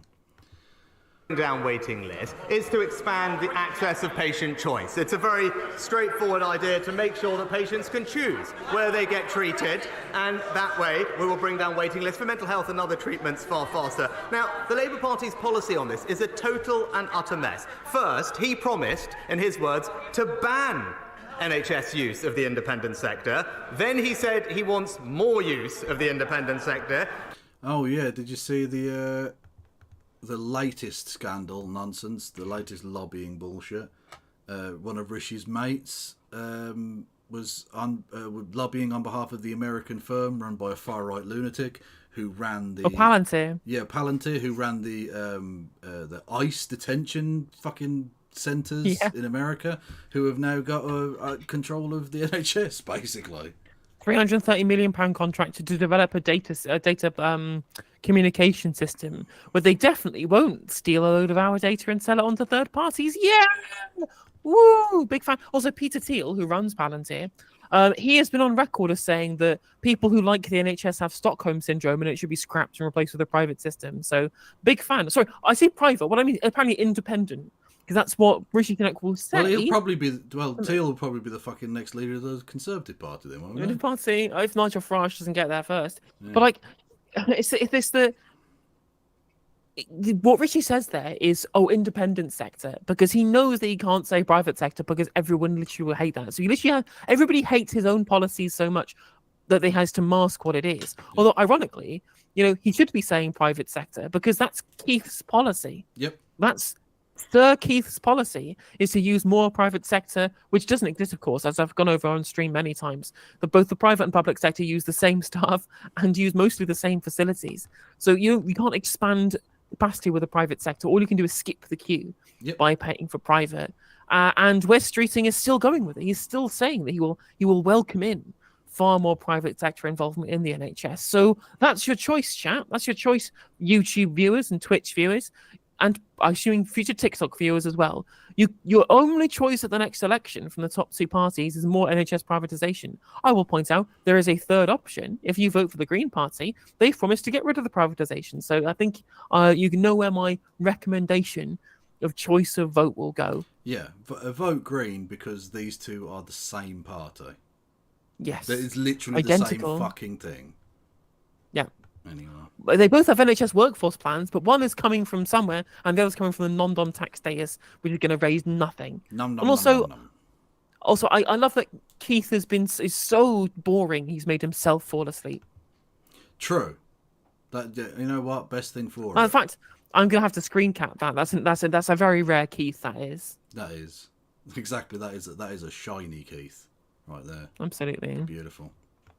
His shadow health secretary agreed with that, but then the deputy leader said that she would end it. As ever, you simply don't know what they stand for. Look at his fucking face. The more I see of Wes Streeting, the more I despise all humanity. Look at him. Were you on stream? Were we speaking together when somebody in chat referred to him as a haunted Cabbage Patch doll? Yes, and it's never been truer. Look at him. He's just awful in every conceivable way. Honestly. And I bet he gives the middest dick imaginable. I know, right? Not relevant to his job as a potential government minister, but still. I mean, how do you even know he's the top? I guess we can find out now because his boyfriend's going to be in Parliament. He's a respected parliamentary candidate. No nepotism involved there. I'm sure he's definitely no nepotism best person for the job. Definitely. Absolutely. Definitely nobody's been parachuted in. No. Right? The yet another Remainer being parachuted into a Leave constituency in the north. Well, that can only play well, ignoring the local wishes of the people. Brilliant. Because that worked really well during the fucking referendum as well. It did indeed. Also, thank you, Leckers, for pointing out that it's still looking like Geert Wilders is going to have the biggest seat numbers. And then you've got the Green Left Labour Party coalition second, and then the Liberal Party in third. Well, no, can you refer to him by his proper name? Crackhead Beavis, please. Crackhead Beavis, okay. There you go. That's Geert Wilders for you. Or Nazi Beavis is also another potential. Just saying. Sorry. Jana in chat says there was an anti-Churnwell tweet that said Streeting sleeps with his head in a vice to create those managerial right angles. True. I just thought he was like a modern version of Crichton from Red Dwarf. Beep boop. And you can't trust. Oh shit. The word they say.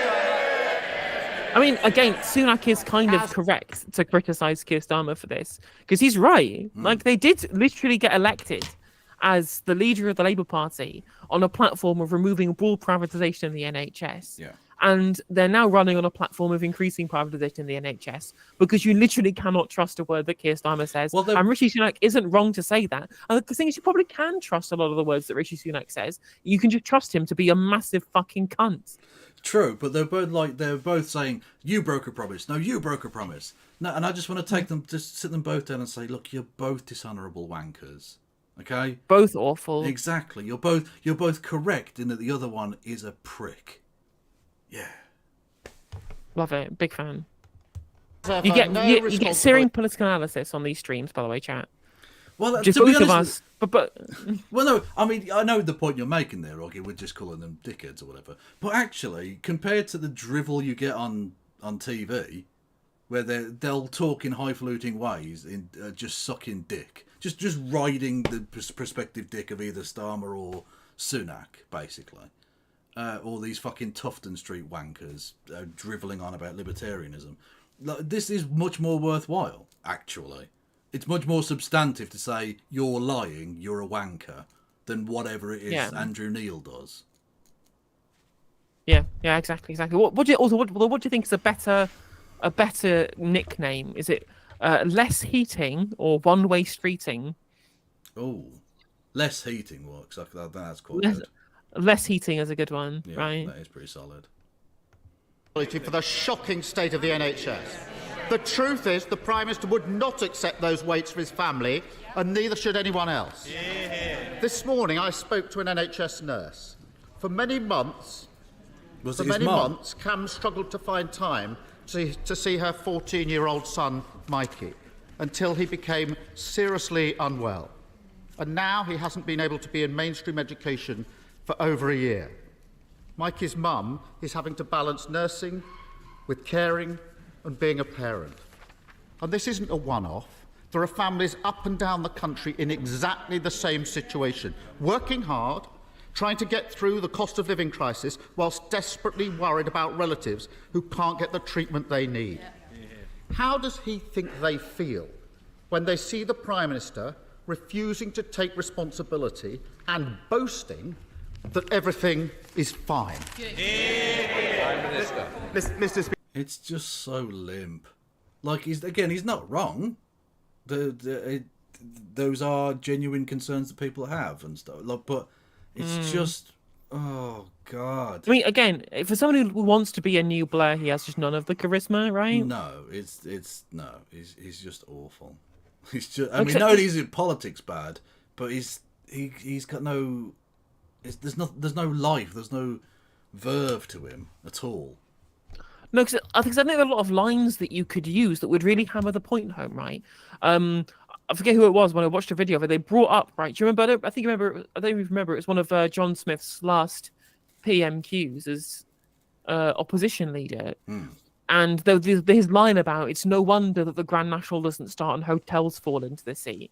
We're delivered with such conviction at a country that was falling apart. Yeah. Like, we don't get any of that from Keir at the moment. Yeah. Like, a line that I would go with is just like, clearly this government has never spoken to anybody, any normal person in this country. Otherwise, they would realise that having an entire budget where the NHS isn't mentioned when it's everybody's top concern makes this government look entirely out of touch and completely in a different reality. And that's the kind of thing you need to talk about. Like, nobody who's a real person, a real individual in this country, thinks that what you're doing makes any sense at all, right? Yeah. Like, what you random tax cut for this is that's not gonna change what's happening with the cost of living, is it? £580 tax cut for someone earning £50,000 a year. That's fucking peanuts. That's nothing. Yeah. What you need, I think, is a performance poet to go in there and really sum it up. What you need is get John Cooper Clarke in to just absolutely tear him up with some prose. Let's fucking have it. Yeah. I get Skepta in and call him a waste man. Yes. Rishi, well, to be fair, and I heard this said frequently, Rishi Sunak is a waste man. True. I was reliably informed. Yeah. Speaker, we're doing absolutely everything we can to put money into the NHS to bring down the waiting list, because I do want families up and down the country to have access to the healthcare that they need. He's absolutely right, they do deserve it. But then it is incredibly galling, Mr. Speaker, to hear this from someone who, when there are strikes happening in our hospitals and people... As if it's the strikes that have caused the problems. Well, also, yeah, well, and even then, even if the strikes had caused the problems, you know who's caused the strikes? Russia. The current government. The current are literally to blame for the strikes. Yeah, they just refuse to even fucking negotiate. Also, I'd like to point out as well, he immediately said off this one, oh, well, we're bringing the debt down. Actually, debt is forecast to increase both this year and the next year. Yeah. Only declining in 2028 is the next time we're going to have a reduction in the national debt as a proportion of GDP. So there you go. Also, he's got a little hamster tooth going on there. Yeah. Wide access to emergency medical care. Not only does he not have the strength to condemn it, he refuses to back legislation that would guarantee all the families that he talked about that access. So basically, you want to block the ability for trade unions to exist and to operate. And also on top of that, like, you know, I can see why they would say this from their own perspective, but the public are all on the side of the NHS. Yeah. All of the public, there's a huge levels of public support for things like nurses and doctors strikes. Very few people actively oppose it because they all recognise every single good thing that's being done by medical professionals. You know, the heroes of the pandemic, no less. And all of us realise since clapping for them that they indeed cannot pay their bills with claps. So to try and use that as a political point scoring, as an attack angle, and say, you know, these people who all of the public support, they're wankers who we want to be able to punish. I'm like, I don't know who you're trying to sell this to, Rishi. Yeah. Well, I mean, conservatives, basically. Even conservative support, even like oh no, but like his support the strikes. Oh yeah, but like his backbenchers basically. I guess the backbenchers. He's desperately trying to avoid more letters going into the 1922 committee. Yeah. Like he doesn't even have time to campaign to the country. He's literally just got to stop the knives from going into his back. This is on his watch. It's his responsibility. 13 years in, and all he's got to offer is trying to blame the opposition for his failures. Over and over again. Mike's mum. I'll tell you what Mike's mum said to me this morning, shall I, if you're so interested to hear. She said, and I'm going to quote her, she said, whatever spin the government puts on it, you can't hide the reality for ordinary working people. That's her words. Worth reflecting on. Now, I'm glad that in recent years, real progress has been made in tackling the stigma surrounding mental health. But the fact remains that the suicide rate for 15 to 19-year-olds has doubled since 2010, and suicide is now the biggest killer of men under 45. And they're not just statistics. Every single one is a tragic loss to families and to friends. Politics has the ability to turn this around. It means tough choices. If we were to... Which is why you should probably take the whip from Rosie Duffield, who has mocked trans people who've committed suicide. Or at least mocked the numbers of there. Yeah. With Joanna Cherry rolling their eyes, if you remember. At the thing. Yes, yeah. Yeah, they did indeed both do that. And then Joanna Cherry just wanted a government inquiry into what it sounded like, just an inquiry into trans people and how trans people existing undermines women's rights, whatever, the day after Tidor as well. So thanks, Joanna. Big fan of yours. Yeah. Please go and play Roblox. Also, I'd like to say as well that people being invited to move to Scotland in my chat, you'll be happy to know that in the budget, there is an £80 million Levelling Up Partnership Fund in the budget for you, which is peanuts compared to the 4.5 billion that they're giving in business subsidy. So, enjoy your crumbs. Exactly, yeah. Enjoy your crumbs and be grateful is literally the message from Westminster. Although I was reading through a lot of the things from the Autumn Statement. The funniest policy here is that households living close to new pylons and transmission infrastructure to get up to 1,000 a year off energy bills for a decade. They're literally giving money to NIMBYs. Yeah. They're paying NIMBYs to exist. I'm going to have an aneurysm, chat. Well, I've already said I'm going Joker. I'm not internalising the stress of this. I am externalising it. Just saying. tax loopholes, we could have thousands more staff, more support in our schools, more support in our communities. That would allow us to treat patients on time, getting them back to work, back to their families, and crucially, giving them their lives back. This is about mental health. But again, notice it's get them back to work is the first priority. Not like the actual standard of living or the community that can foster. No. Just get them back. Make the line go up. Just go make the line go up. Are you trying to say, me, Kev, are you trying to say in the year of our Lord 2023, Mr. Kevin Logan, that there are things in this world that matter more than the line going up in terms of socio-utility? Is that a claim that you're making on this channel right now? I am saying that and stunks are not as important as human lives.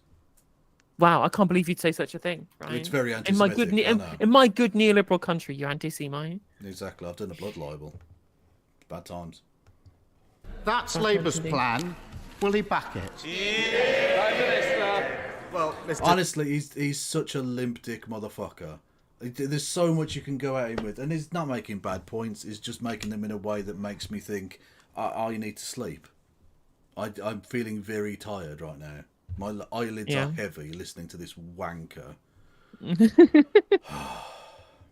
Speaker, it was this government that for the first time in the NHS's history ensured that it had a long-term workforce plan, providing it with record funding so that we can eliminate long waits, but also ensuring that it has the money that it needs to train record numbers of doctors and nurses, whilst radically reforming how they work to improve productivity, because the only way we will get everyone the treatment that they need is to make sure that the NHS has a fantastic staff that it needs, and it's this government that has put that in place. And we can look, because he talks about records, Mr. Speaker, because this is something that no government has done in the past. It's something I'm proud we've done. Labour's record on this issue is clear. It was a disastrous failure of workforce planning. And those weren't my words, Mr. Speaker. Those was the verdict of the Labour-chaired Health Select Committee. It was not Labour my words. not trained. And not my words, the words of Shakin' Stevens. True.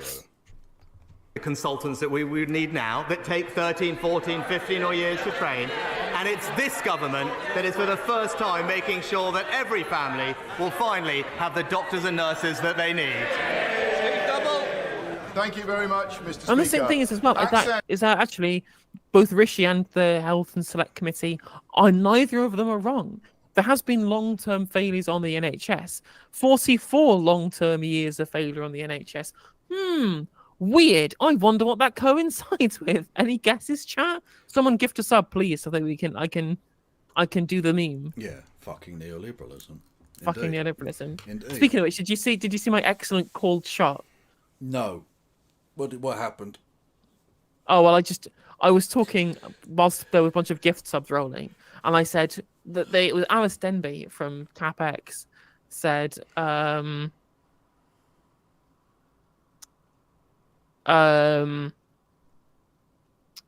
well, there's no sense of community anymore nowadays, and I responded by saying, well, that's because the Conservatives have completely given up on community because of fucking neoliberalism. And it worked perfectly. It worked absolutely perfectly. For some reason, thank you for the gift, King of Barbies, to Dot Gobbler. The alert didn't go off, so I'm gonna play the alert regardless. Yeah, if you want, I'm gonna give you the If you want to tell the difference between Helena's channel and mine, if you gift us up on my channel, it tells you it's a clip of Michael Jordan back when he was a young man doing I think he's doing an anti-drug commercial or something, and he says, "Stop it, get some help." Yeah, it does say that. So you can, yeah, that's a thing. If you want to gift us up here, yes. So, oh yeah, I was going to make the point about we'll do it another day because I can't be bothered now. But having read the JOB book, and him seeming to think that problems just started in 2010. Like he doesn't seem to realize, of course they do. Like it was shit before then as well, because of fucking neoliberalism. Neoliberalism. Yeah. Hey, a membership just came through as soon as that happened. Yeah. Nice. Thank you, ZA, for the 5 gifted on YouTube. Me and ContraPoints dovetailing. It's a beautiful thing. Absolutely. Access to housing that local people can afford is the biggest challenge we face in Cornwall. And whilst we need to build more houses, we need to ensure that they are available and affordable to local people and meet the needs of our rural and coastal communities. Now, local knowledge... You're the MP for that area, right? Yeah. It's people like you whose job it is to ensure that places like the Southwest don't just become entire villages of holiday homes for people who live in London. And you failed on that, right? It's your job to stop. It's your council's job to stop that. Your Conservative council's job is to ensure that there is adequate housing, and you fucking fail. That's your fault. That's your fault. Well, I mean, you say that, but I mean, Tory councils are famous for their high-quality housing, like the tower blocks in Islington that are covered in a combination of hay and paraffin, apparently, that go up like a match. So, it's true. It's true. Quality housing. But of course, the real villain here, though, is Sadiq Khan for turning down having a giant voluminous globe in the center of London. They did for Americans watching. You know, in Vegas, you've got that orb thing, which actually is incredible on the inside. I saw the parts of the U2 concert that happened because all of the inside is like the outside, lights and stuff, and they were able to. The effect is incredible. It genuinely is kind of breathtaking. But it's also like a fucking light hazard nightmare, which in Vegas isn't the end of the world because Vegas itself is just an energy sink. But yeah, they wanted to build one of those in London and they went, no, fuck off. That's mental. Like Central London. Yeah. Tom Harwood was mad, of course, right? My favourite. Naturalist. Yeah. Out here, there was saying, he's like, I can't believe there's NIMBYs all the way down. I'm like, I mean, there's NIMBYs about critical infrastructure and housing development. Hang on, are you suggesting power. that a giant orb that can have an eye on it that can watch the entirety of London, like fucking Sauron or some shit? Are you saying that's not critical infrastructure? I'm maybe implying that, yeah. Oh, outrageous! Again, anti-Semitism all the way down. Just take whatever space that you plan for that to build fucking houses. Yeah, build a block of flats. We actually need houses. What we don't need is fucking orbs. Actually, we've got it's Millennium Dome all over again. Well, that's the thing. They've actually turned the Millennium Dome into quite a successful touring, like a concert venue, right? So you don't even need an orb. We've got loads of great places you can play in London. Play Wembley Stadium. It's fucking massive. If you're that kind of band, if you're at that sort of level. We don't need a fucking orb. We need houses and roads and a fucking railway system that isn't crumbling. I mean, to be fair, if there's any place in the country whose railway system isn't imploding, it's London. It's London. Yeah, to be fair, London does need an orb then. Yeah. Yeah. Just a lack of orbs. But they were trying to say we'll bring loads of business investment in tourism. And I'm like, but I think most people are already visiting London for all of the actual history that's there, and the inclusion or lack thereof of a giant luminous orb is probably not going to have a huge amount of. Are you suggesting that the tiny town of London or whatever it's called would be put on the map by this orb? And that people would start visiting the place because clearly no one's ever heard of it and no one goes there. It's not like the third most visited fucking city on earth or anything. Jesus.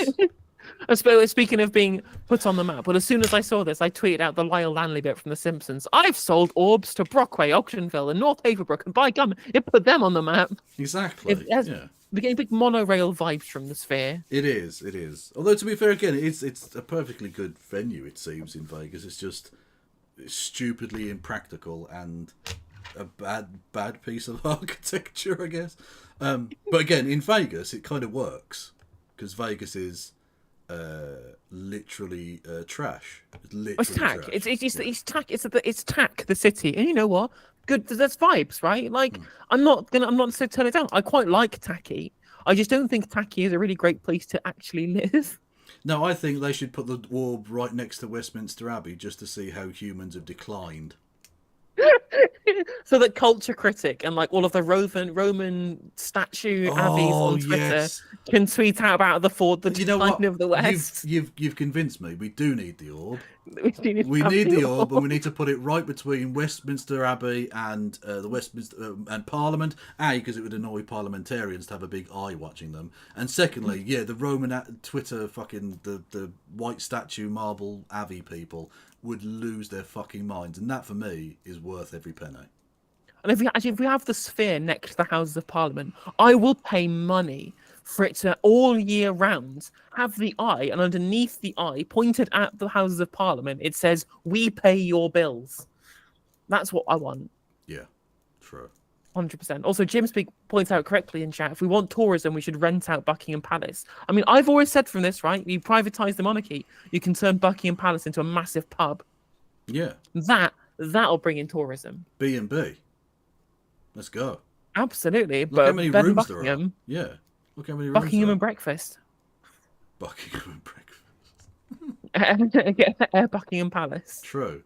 I mean, stupid Americans love all that shit anyway. Imagine if they could stay at Buckingham Palace. They'd pay a fortune. They're idiots. They're very stupid. Americans, you're very stupid. Stop it. Look, you literally fought for a republic. Have some fucking self-respect. Elected representatives is an important part in ensuring we achieve this. Yet the Leader of the Opposition has made clear that his intention is to ignore or override the views of local people in decisions on planning matters. Can the Prime Minister assure me and the people of Cornwall that under his government, the views of local communities also, someone in my will YouTube play a chat, part in... Someone in my YouTube chat is recommending that we have a Greg's theme park. And I wholeheartedly agree on the creation of Greg's World. Yeah, let's go. Greg's Land. Absolutely. The planning process. I thank my honourable friend for his excellent campaigning on behalf of his constituents, and I agree with him that housing must meet the needs of local communities, and our affordable homes programme is delivering hundreds of thousands of homes across the country. But crucially, on this side of the House, Mr. Speaker, we believe that local communities must be consulted, in contrast to Labour's plan, which is top-down. No. Sorry, no. You've had your fun with the property rights. You're out of luck now. I've, again, fully Xi Jinping pilled on infrastructure development. You've had your fun with community decision-making on whether or not infrastructure gets built, and you have failed to prove yourself responsible to be trusted with that power, so we're taking it away like the spoiled little children that you are. True. Oh, Belvoir, great suggestion. We should have put the Queen in a luminous perspex box. Yeah, we go. Lenin. We should have Lenin the bitch. Yeah. We should have Lenin the bitch, yeah, but far more gauzy. Also, Jim Speak says that at Greg's World they should have a sausage roller coaster, which I agree with on the condition that it's a nationalised sausage roller coaster. Yeah, obviously. Nationalised sausages, nationalised sausage roller coaster. There you go. All makes sense. Housing targets, concreting over the Greenbelt, and destroying our precious countryside. SNP leader Stephen Flynn. Yeah. He of the rolling R's. Plenty of rolled R's. Thank you, Mr. Speaker. I think all of us in the Chamber are united in our relief at reports that hostages are due to be released by Hamas in Gaza. But we can't afford to lose sight of what comes. Oh my God, we could have reused the David temporary... Blaine box. For the Queen. Yeah, just have her dangling over the Thames. Mental. When that actually happened, my dad was in London and he said it was really boring and people were just throwing eggs at him. Yeah, of course it was boring. Yeah, like it's a bloke sat in a box. What the fuck is that about? That's a tourist pull, is it? Imagine if you hadn't seen or had heard about what was happening. It would have been very weird if you just go, why was the one man...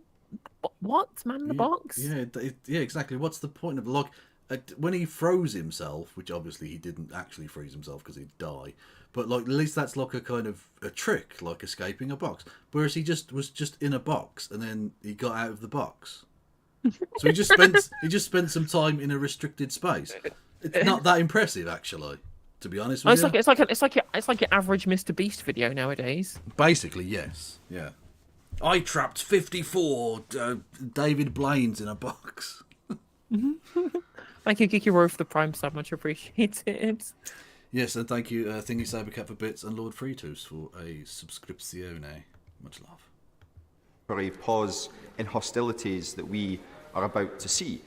At the end of 4 days, do we simply see the return to the killing of children in Gaza every 10 minutes? Or do we choose in this House to instead back a permanent ceasefire? Prime Minister. I apologise for that anti-Semitism. Terrible. Well, Mr. Speaker, we do welcome the agreement reached overnight, and as I said, this is something that we have consistently pushed for, and is a Davies in a box, Davies in a box. Love it. Crucial first step as we try and resolve this situation and indeed the humanitarian crisis in Gaza. Of course, we want to see all hostages released as quickly as possible, including British nationals, and I would urge all parties involved to deliver the agreement in full. I would also like to put on record my thanks to Qatar for their important role, and we will continue to work with... Yeah, thanks, Qatar. You're such a force for peace. Yeah, it's not like you're harboring the head of Hamas or anything. So I was in the middle of laughing because Kale in chat said, did they get the IDF to stick a cattle prod up Liz's ass to collect her eggs?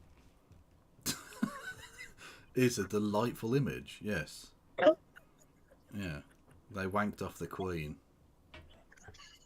The press release statement said they explicitly didn't. Well, yeah, exactly. The IDF at no point engaged in any sexual activity with the now dead Queen Elizabeth II of England. Yeah, amazing. The United States and Israel to ensure the safe return of hostages and maximise the opportunity of this. I did not have sexual relations with the corpse of the Queen. Okay. And again, I've written it on this T-shirt, and I feel like the T-shirt is answering the questions that are being asked here. Come on now. Yeah, true. Temporary pause to step up aid to suffering civilians in Gaza. It is something that we have pushed for, we've continued to do, and the UK... Oh yeah, did you see the American plan for revitalising Gaza after this? Exploiting the oil! It's mostly natural gas offshore. Yeah, brilliant. Thanks, I wonder America. which American multi-billion-dollar company will get the license to do that. It's just like the meeting they had about carving up Ukraine after the war, so that private companies could invest and carve up the country for themselves. Isn't that how dystopian? No, it's rejuvenation. Okay, this is good. This is the free market, the invisible hand of the free market wanking off dead soldiers. I don't know what I'm talking about now. This is madness. Is playing a leading role in delivering. Mr. Speaker, ultimately it's not a pause in the killing of children that we need. It is an end to the killing of children that we need. And I can think of... No, the official government policy is no, it's fine that they go back to killing children in a bit. Yeah, actually. yeah. Which is mental, but true. But, honestly, I don't know how people like that sleep at night. You must be an absolute sociopath to be okay with any of this. Yeah, quite. No better time than now for the Prime Minister to advocate for that permanent ceasefire. But given that he won't currently do that, will he instead lay the foundations for that two-state solution by finally recognising the state of Palestine? Prime Minister. Mr. Speaker, actually what the agreement that has been reached demonstrates that it wasn't right to have a unilateral ceasefire, and what was right was to do, as we have done, consistently push for a pause that would allow not just for aid to reach people in Gaza who desperately need it, but also for hostages to be released. That is what we have pushed for, and I'm glad that that is now being delivered versus a unilateral ceasefire, which would have emboldened and strengthened Hamas. And our position on the Middle East peace process more broadly is clear. We do support a negotiated settlement leading to a safe and secure Israel living... You should probably recognise the other party in that then as an actual legitimate nation. Quite. Rishi. Alongside a viable and sovereign Palestinian state. I've spoken to President Abbas and met with him to discuss well, this you want issue. a sovereign Palestinian state. You could literally just do that. Yeah, you could just say, "Oh yeah, no, we recognise Palestine as a country." Yeah, exactly. You could do that right now, Rishi. There's literally nothing stopping you. And we are clear about strengthening the Palestinian Authority and reinvigorating efforts to find a two-state solution. To find all of their natural gas, and then they can fuck off and die again. And our long-standing position is that we would recognise the state of Palestine when it best serves the interests of peace. Thank you, Mr. Speaker. What will best serve the interest of peace, right? What best serves the interest of peace is ending the fucking occupation. I was going to say Benjamin Netanyahu choking on food. I mean, that would help. But then you've all seen the comments from people like Yair Lapid and Benny Gantz, right? Yeah. They're all as fucking mental as he is. I mean, maybe not quite as mental, but still pretty mental. Yeah. On the kind of comments they've made, right? They're all Zionists at the end of the day. Yeah. They're all subscribed to the same ideology, and it's that ideology that is the problem. I know, but I had an Israeli pop into my chat the other day talking about leftist Zionism. Socialist Zionism is a thing that some Israelis claim to believe in, and I looked it up, and it's bollocks. It's total bollocks. It's fascism, but they hate the queers less. So there you go. There you go. Even more pinkwashing. Hallelujah. Network North project, which will see the full £1.7 billion put into the Midlands Rail Hub, which will reopen the central platforms at Kings Norton train station, which have been derelict for so long. Hey, Kings Norton, that's just down the road from where I grew up. Literally, I used to illegally get on trains at Kings Norton. I didn't pay, and you could go into town for free. Fuck yeah. And can I ask him to bring forward the cash so we can increase capacity on the line and improve journey times? And can he look at my campaign to extend the new Camp Hill line to Longbridge, which will open up access to the new Longbridge Business Park, which he visited earlier in the year, which will be bringing back manufacturing jobs to Longbridge for the first time since MG collapsed in 2005. Okay, right. You're a Tory MP. And you're complaining about deindustrialization. Yeah. In kind of red walls areas of the country. I'm like, okay. Who do you think's to blame for that? George Soros. True. And the World Economic Forum. World Economic Forum. By the way, that was the fantastic thing about this Milieu guy in Argentina. The right are going to find out pretty quickly he's literally a part of the WEF. Obviously, I talk about the WEF conspiracy theorists a lot, right? Yeah. They rub me up the wrong way for essentially trying to think that there's a cabal of evil people and not a bad system that produces bad results because of poor incentives. But I think there is something worth it, right? I think there's something worth it in leftists using, rather than saying that the World Economic Forum is some kind of unique evil, is using them an example of the failures of the system to try and bring across the right-wingers who hate that kind of stuff along to our side of the discussion, right? So, for example, I was watching Cross Question with the Green Party leader. She was pretty good, actually. She was really good on there, but she was on there talking about I forget what it was, about climate change and overpopulation, right? However, a caller seemed to think that overpopulation was the problem. And Carla Denny was making the point, well, no, actually, most people don't really contribute to climate change. What really contributes to climate change is rich people, like the 200 rich people most on private jet flights alone, have a massively larger carbon footprint than any normal individual who lives a normal life, right? So we're focusing on the wrong people. And I think you can change these arguments around and say, look, climate change is important. That's why I'm a member of the Green Party, right? But you have this hypocrisy when you have all these rich people flying their private jets to Davos to lecture us about climate change and how we've all got to watch our living standards decrease and eat the bugs, for quote unquote. When they are all flying on private jets, welcoming Greta Thunberg to say, I dare you, and they're not changing any of their behavior because the World Economic Forum represents the most polluting companies in the world who are to blame for all of this, right? And so there's always going to be this huge disparity between the way in which that we try and condemn Hamas and also condemn individuals for their own personal carbon footprint, which is literally a BP conspiracy theory, right? Well, conspiracy, not even a theory, a conspiracy, where BP hired a really posh and expensive ad agency to spread this nonsense idea of a personal carbon footprint so that people would stop blaming the petrochemical industry. It's a petrochemical industry propaganda campaign, the idea of a personal carbon footprint, rather than a collective carbon footprint and the worst offenders being to blame. No, if you just take one less holiday, everything will be fine. And don't look at the 10 companies that are causing all of the pollution. Make sure you scrape every single piece of residual korma off of the inside of your takeaway packets before you recycle them. Yeah. That's you. If you don't do that, you're killing the planet. It's not Jeff Bezos blowing up millions of dollars worth of rocket fuel to eat floaty Skittles for 15 minutes. Yeah, yeah. No, you clean all of your Marmite jars thoroughly whilst they open up new coal mines.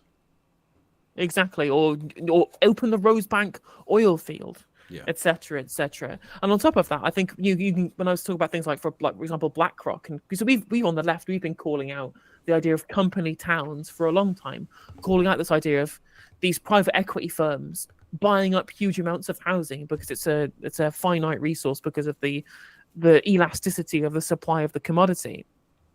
And you can just say, look, people like BlackRock are buying up houses near where you live, right? The private sector housing is just being bought up with people who have the cash to not pay for a mortgage, which was screwed over by the Conservative government's mortgage crisis. So what we're going to do is build council homes owned locally, collectively by the people who live there, so they can never be sold, so they're not being bought out by these BlackRock style multinational corporations. And I think with that kind of rhetoric, I think we could be able to get that across to the conspiracy theorists and try and nudge them in the direction of it being a set of incentives and not just random evil people doing evil things. One would hope so. I don't know, but I don't know. There are some that are just too far fucking gone. But I mean, almost certainly. I am pleased that my honourable friend's constituency will benefit from the decision on HS2 and benefit significantly from new Network North funding, an additional £1 billion to deliver the Midlands Rail Hub in full. And I know that decisions about Kings Norton are due to be made later this year, which should be good news to him, and the extension of the forthcoming Camp Hill line services between Birmingham. So usually this would be some boring shit from your constituency, but as I kind of live near there, that's fine for me. I don't mind. And actually invigorating and interesting. Indeed, yes. And Kings Norton and Longridge will be assessed in due course. Longridge, you cunt. You can fucking say the name properly. As well, so I hope that's helpful, and I'm sure the Rail Minister keeps him up to date on progress. Sybil Roberts. All right, I'm sure the Prime Minister will join me and the communities that I represent in sending heartfelt sympathies to the families and friends grieving at the loss of 4 young men lost in a tragic accident in Carrickglanrothen this week. People in North Wales pay the highest standing charges on energy bills at £340 a year. That's a third more than London. That's despite having lower average incomes and people there living in older, poorly insulated houses. With a further increase in standing charges due next April, he must recognise that he can't leave this to Ofgem. Will his government, therefore, tackle unfair standing charges, and that before winter sets in? Mr. Speaker, we have provided an extraordinary package of support for households across the country to help with energy bills, totalling almost £100 billion over the past year or two. The Ofgem price cap has also fallen to around £1,800 currently, and our price guarantee will remain in place till spring of next year, which will provide further protection for families. But crucially, the Chancellor announced previously that we have removed the premium paid by households using prepayment meters until the EPG ends, bringing their costs into line with those paid by comparable direct debit customers, and we continue to provide considerable support for vulnerable families throughout the winter with their energy bills. Liam Fox. Thank you, Mr. Speaker. Setting strategic aims for the Middle East requires us to be precise about the terms. This fucking ghoul. This monster. He is a ghoul. He's honestly one of the worst people to ever be in British government. Garbage person. We use, and that includes the word peace. Peace is not just the absence of war or conflict, but the freedom from the fear of conflict or oppression or terror. Peace requires mutual respect, freedom from persecution, and living without... So this is going to be, so Israel should be allowed to kill Palestinians. Basically. Yeah, it's just like we can't have peace unless we get rid of Hamas. I'm like, you're not getting rid of Hamas. Well, if you get rid of all Palestinians, if you literally kill all of them, then Hamas is gone. Yeah, like no one can just admit anywhere that this is a deliberate attempt at ethnic cleansing. Well, no, because that would mean that they've been complicit in ethnic cleansing, and that can't be allowed to be. That clearly isn't the case. True. Yeah. Israel's the most moral army in the world. Hello there, Sister Rose. Everyone go and follow Sister Rose immediately. Do it. It comes with self-determination and liberation from arbitrary justice. It needs hope and dignity and enforceable rights. Does my right honourable friend agree that only when all the people of the Middle East can achieve all of these things can any of us talk about having achieved peace? Well, I agree wholeheartedly with my right honourable friend and thank him for what he says. And I know his advice will continue to be of value to the government as we find... That was a really pointless question. It was so vague. Wouldn't it be nice if the people in the Middle East had rights and stuff? Yeah, cool. Yeah, do you think that good things are good? Obviously, but Yeah, thanks. How do we achieve it? How do we get there? What are the impediments to things like this happening? Yeah. Find a way for a peaceful, more secure future for everyone living in the region. Patricia Gibson. Thank you, Mr. Speaker. The Scottish surcharge on energy, according to Ofgem, means that people in Scotland pay 50% more in standing charges than Londoners, despite exporting 3.2 million hours of electricity to England in the last 2 months alone. Meanwhile, Scottish green energy producers pay higher charges than English power companies to connect to the grid. Does the Prime Minister think that this is fair to Scotland's consumers and businesses? Mr. Speaker, I'll refer to my previous answer about the considerable support that we're providing to families across the United Kingdom with their energy bills. And actually, what would be good, she mentioned... The honest answer would just be if you just stood up and went, fuck you, and sat down again. Literally. Get rid of the facade. Yeah, exactly. The honest answer would just be, oh, fuck off, and sat down. Scottish businesses. What would be good is if the SNP realised that they should support the 200,000 people employed in Scotland's North Sea oil and gas industry. Kevin Foster. Thank you, Mr. Speaker. The latest film from Torquay's Unleashed theatre company, 3 Steps, outlines the impact of homelessness. What further steps does the government plan to take in order to ensure everyone has a place of their own? Homelessness has skyrocketed under the Tory government, you can't. They have councils are absolutely going to be destroyed by it.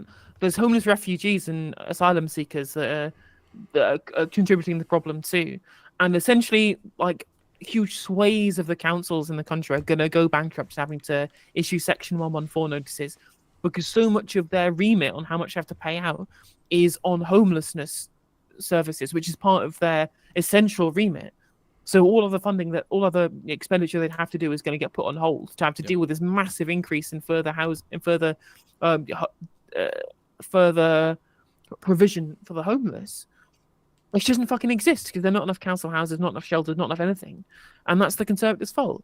They're the ones who cut the budgets. Indeed, and Birmingham very much ahead of the curve on this. We went broke before it was cool.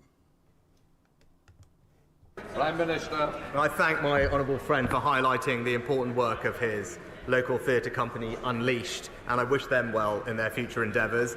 We are investing an unprecedented £2 billion over the next... Don't encourage the theatre, kids. What are you doing? How fucking irresponsible is this? I know, right? Next you'll be having gays everywhere. It'll be a nightmare. Gays, yes, but transes, no. Oh, that's fair enough, yeah. That's true. Yeah. Also, thank you, Mithril, for the £10 towards the Ribena Fund. Thank you. Nice. I'll take a look at that tomorrow, Sister Rose. Thank you. Next 3 years to tackle homelessness and rough sleeping, including building thousands of move-on homes and implementing our landmark Homelessness Reduction Act, which has already prevented or relieved almost 600,000 households from suffering from homelessness. Let's Cunningham. Thank you very much, Mr. Speaker. Yeah. Why are 34% of children in my constituency living in poverty? Prime Minister. Yeah. Because it's a shithole. It's a shithole. He brought it up as well later on. Yeah. Let me find the clip. Yeah, he brought up was it a point of order, didn't they? Asking for an apology. But I He mean, did. Let me find the clip. Yeah. Yeah, but James cleverly was just telling the truth about what he thinks anyway. I've no idea if Stockton is a shithole, but the point is, we know that that's how the Tories view everything outside of the M25, basically. I mean, it was kind of a foregone conclusion, really, right? They willed it into existence by making these places shitholes, by getting rid of their manufacturing sectors and not investing, right? Yeah. This is why Boris Johnson got elected, because he promised on levelling up, which never fucking happened. No, the levelling up, they've given tuppence halfpenny to Stockton on teas, so it's fine. Yeah, there you go. Consider themselves levelled up. Oh, hang on. No, that's not what I'm trying to do. There we go. Politics, Joe, do some good stuff. I do. I'm enjoying politics, Joe. Matey boy who runs it. What the fuck's his name? Joe. I don't know.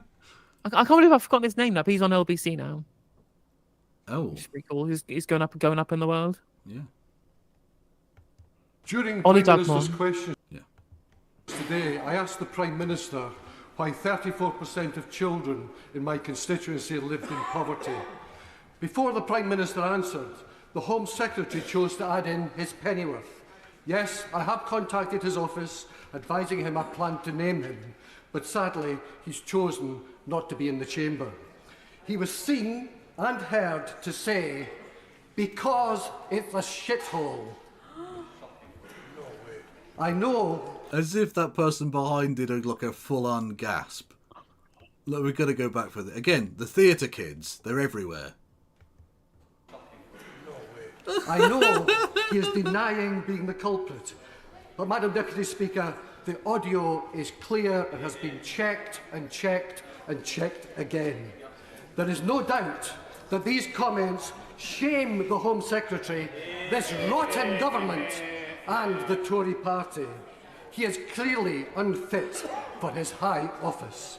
Can you please advise me that was true before how today. I can secure an apology from the Home Secretary at the dispatch box for his appalling insult and foul language? Oh yeah, the language is the problem. Yeah. Because it's full of stool pigeons. It is indeed. Some parts of the UK are genuinely. To be fair, some parts of the UK are genuinely shitholes. Westminster for one. I mean, they're shitholes for different reasons, right? Westminster is a shithole because it's full of shit people. Yeah. The North is a shithole because it's been systematically underfunded, undervalued, and by Westminster. By Westminster, yeah. The place with the shitty people. Yeah, it's like Westminster is our shitty Chernobyl, spewing out shit toxins all over the country. Absolutely. Anatoly Dyatlov doing his best to ensure that no one knows. All I'm saying is, if we built a sarcophagus over the entirety of Westminster, all the politicians inside. Yeah, exactly. We'd probably be okay. You'd probably you'd still be a bit shit for the next 500 to 1,000 years with radiation, but you eventually be livable again. Mr. Speaker, it's this government that has ensured that across our country 1.7 million fewer people are living in poverty as a result of the actions of this government. Yes, that is true, Mr. Speaker. Not only that, hundreds of thousands fewer children are living in poverty, and income inequality is at a lower level than we inherited from the party opposite. But, Mr. Speaker... Every word he says is bollocks. I mean, one of those parts is actually true, and that inequality was actually higher under New Labour. Okay, but it's still gross. Look, I don't even care if it's a bit better. And they've done nothing to help this, right? And also, that's income inequality. Wealth inequality is still wider, but income inequality is less than it used to be. We don't want any child to grow up in poverty, and the best way to make sure that that happens is to ensure that they do not grow up in a workless household. And that is why the right strategy is to ensure that we provide as... What was that, sorry? I said our bites math fry. Spicy. I mean, that's literally what he's saying, right? Yeah. Kind So we don't want people in poverty. We'll set you free with work. Like, there you go. Yeah, but I mean, okay, I don't want to defend Rishi Sunak here, but I think the way in which he is using that phrase might be a little more sincere. Not entirely sincere, but a little more sincere than on the gates of Auschwitz. Where I think that was put up there to kind of trick people upon arrival. I don't think they really meant it. Just a little thought. Grow up with parents in work, and because of the actions of previous governments, several 100,000 more families are in that. Got it, Darren Henry. Thank you, Mr. Speaker. Did he just got it and cut off the Prime Minister? Absolutely cocked you, mate. Sit the fuck down, you little midget man. Shut up. By what Rishi Sunak has said there, he's essentially saying that, well, if you're a kid who's been born into a workless household, that's a you problem, right? Yeah. That's a skill issue. So let's punish all of them. Absolutely. About apprenticeships, it is vital that individuals. 30 pay. Whoa! Is this Darren Henry doing his job? For once. I've never seen him in Parliament nor asking a question in Parliament. He's my MP and he's a fucking waste of space. He's the most expensive MP in the Commons. Did you know that? Oh, wow. He's really? claimed more expenses than anybody else in the entire of the fucking House of Commons. He's useless piece of shit. And the fact that he is there and not Greg Marshall is an absolute fucking travesty. All I'm going to say is, you're clearly being racist. Would you be saying this about a white man? Yep, he's made me racist again.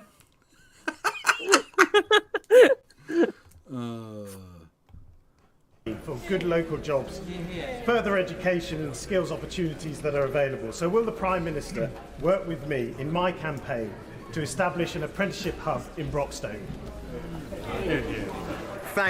Do you want an apprenticeship hub in Broxtowe?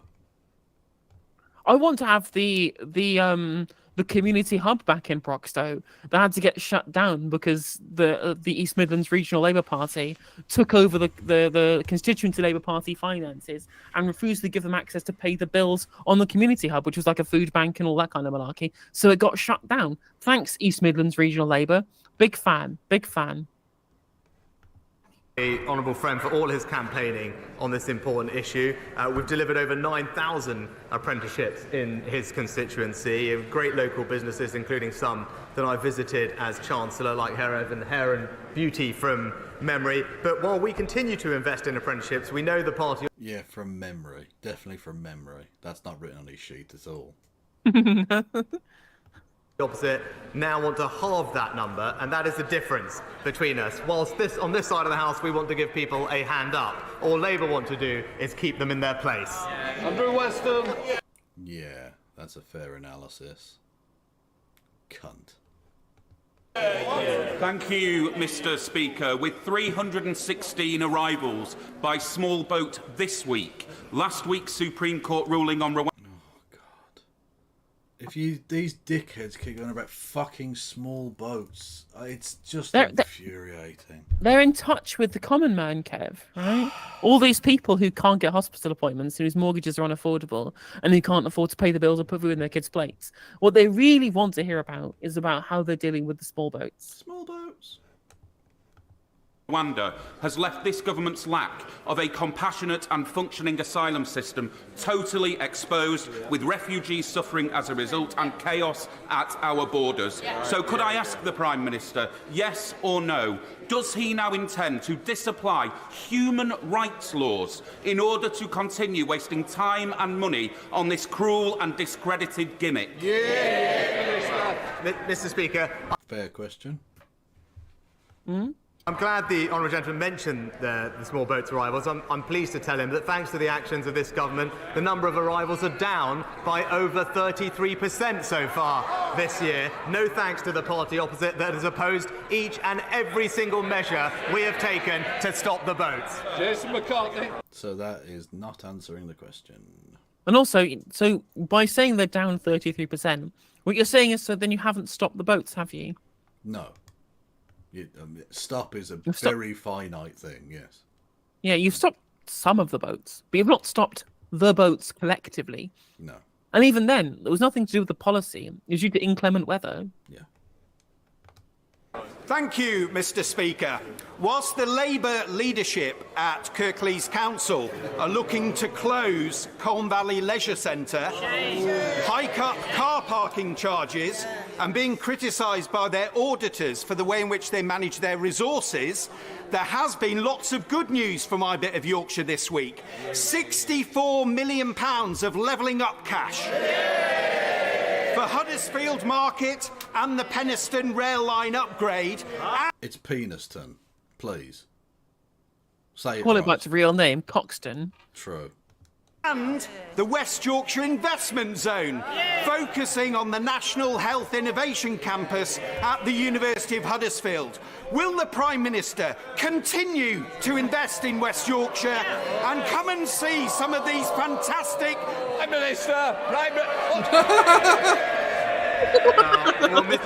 Wow, he's taking no prisoners today. Lindsay Hoyle's doing his fucking job for once. Wow. What great news. What great news. I was delighted to hear that the third investment zone was announced in West Yorkshire, and indeed money for the Penistone line rail upgrade and regeneration funding for Huddersfield Open Market. My honourable friend is right, though. While the Labour-run Kirklees Council is not investing in closing things... just to reiterate the point we made earlier, it's crumbs. 64 million quid for a massive section of Yorkshire. That's very, very, very little there. Yeah. Will the Prime Minister keep pork barreling? Yes, that's basically the question here. Every single time this fucking MP speaks, every time it starts with, well, Labour-run Kirklees Council. I swear I hear about Kirklees fucking council more than any other council in the House of Commons because of this particular MP. Also, if it's Kirklees Council specifically that are so bad, why are all of the other councils that are being underfunded purposely by the Tories, why are they also struggling? Intriguing. What a thought. It's this Conservative government that is backing communities across the north. He's not going Mr. Speaker. On Monday, the government's chief scientific advisor, Patrick Vallance, told the COVID inquiry that the now Prime Minister had not asked for advice regarding Eat Out to Help Out. But on the... We do have to just briefly touch on the COVID inquiry because we've had some absolute bangers come out of that. My favourite one being Boris Johnson wanted at first to inject himself with COVID on live TV. It's an actual suggestion that fucking scarecrow cunt actually made. And I'm annoyed that the scientists didn't go, you know what, fuck it, yeah, do it, you prick. Go on. No, it's just like, we are so sick of dealing with you. We will happily allow you to humiliate yourself live on TV. Yeah, like, what an absolute buffoon. Then there were some other belters in there. What was it? Boris Johnson being quoted as saying, we are so shit we can't get our act together. Yep. So Rishi Sunak said, we should just let people die. Literally let people die was a phrase that he's quoted as using. So, yeah, I mean, that's on top of the fact that because of Eat Out to Help Out, his own scientific advisors referred to him as Dr. Death. Yeah. Amazing stuff. Genuinely amazing. It's just good to see that what we thought was happening. These feckless, lazy, fucking shysters fucking it up and causing yet more hundreds of thousands of deaths on top of the hundreds of thousands of deaths from austerity as well. Austerity, yeah. So now combined, they have now outdone the Rwandan genocide. Well done, Tories. Big fan. True, but we are going to be sending people to replace the Rwandan genocide. We are sending people so to it balances itself out in the end. It's all karmic balance or some shit. Fuck me. I mean, how are these cunts not in jail? When you get nicknamed Dr. Death, get the fuck in the nick, you bastards. Yep. On the 9th of March 2 years ago, the Prime Minister told this House that, and I quote, at all steps in the crisis, we have taken the advice of our scientific advisors. He was right. Prime Minister. Mr. Speaker, as he knows, there is an ongoing statutory inquiry into COVID. It's absolutely right that that process is followed. I look forward to providing... Yeah, and Boris Johnson has been proven to have lied in his statement to that already. Yeah, literally. As well as lying to the House, which is the reason why he's not an MP. Yeah, like he's not... Is he capable of telling the truth? Is that even a thing he can actually do? If you It's asked, just opposite. if you asked him what colour the sky was, he'd ramble on a minute and then go on about something in Latin. And Well, actually, when I was in Oxford University, we had this thing where we looked at the sky and no one could agree what the colour was. I thought it was red, but they told me it was blue like a passport. The European Union. Yeah, No exactly. longer. No longer. Then he'd the European Union. say something racist and sit down. That's basically his Yeah, bit. pretty much. Providing my own evidence in the coming weeks and addressing all these questions. I wonder, But actually. It was the case that the government took advice. If anyone is going to bring up the we should let people die stuff. Yeah. In the House I of Commons. was a bit annoyed that Sir Keith Charter didn't do it, because that would have been a good line to go with. Like, literally, Yeah. you wanted people to die, you fucking ghoul. Yeah, and I quote, yeah. From scientific advisors, and again, that's exactly what this inquiry will go over. Mr. Speaker, since I recently shared my own experience of birth trauma in this chamber, I've been inundated with mums writing to me from across the UK to share their stories. I received a concerning email last week from a Staffordshire mother who'd like me to raise her concerns about Royal Stoke University Hospital. She also experienced birth trauma and has been told that due to the time elapsed, they will not be able to investigate her concerns. It is not acceptable to me that my constituents are not having complaints investigated by my local hospital. So can I ask the Prime Minister to urgently meet with me? So I'm just going to point out the guy on the right, the bottom right corner of your screen. Yeah. First of all, doesn't he look like the most Toryest Tory you've ever seen? Yes. Yeah. And second of all, I know I keep saying it every time a Tory comes on the stream, with hair like this. I'm just shave it off. Yeah, let it go, mate. Just let it go. You're not fooling anyone. No one's No, looking at it's that just- yeah. thinking that man has a lush, full head of hair. Nope, it's gone. Yeah, it's over, mate. Me to discuss this. And can Or go the other way and get a fucking fabricant wig. True. I mean, he's got enough hair on the sides. They probably get like a grey, one of those kind of grey wigs that you get glued onto your head. Yeah, or just felt tip it. It's felt tip. No one would look that close, would they? Yeah. also ask him to include birth trauma in the refreshed update to the Women's Health Strategy. We must do better to provide aftercare to all mothers in this country. Well, can I thank my honourable friend for raising this important issue and for continuing to be a fantastic campaigner on birth trauma. I'm pleased that the first ever debate in Parliament on birth trauma was held recently in October. It was powerful, it was moving, and it highlighted just what a significant impact birth trauma can have on so many women's lives. The Department for Health are working with NHS England to make sure that we can improve maternity care and making sure that mental health care is also improved to deal with this. And I will ensure that the Health Secretary meets with my honourable friend so that we can ensure that we get this right for all the women who are depending on it.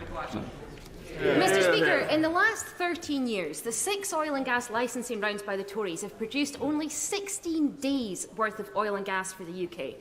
Can the Prime Minister explain how doubling the number of licensing rounds Is it cold in there? Apparently. will have any impact on the insanely high energy bills my constituents are facing?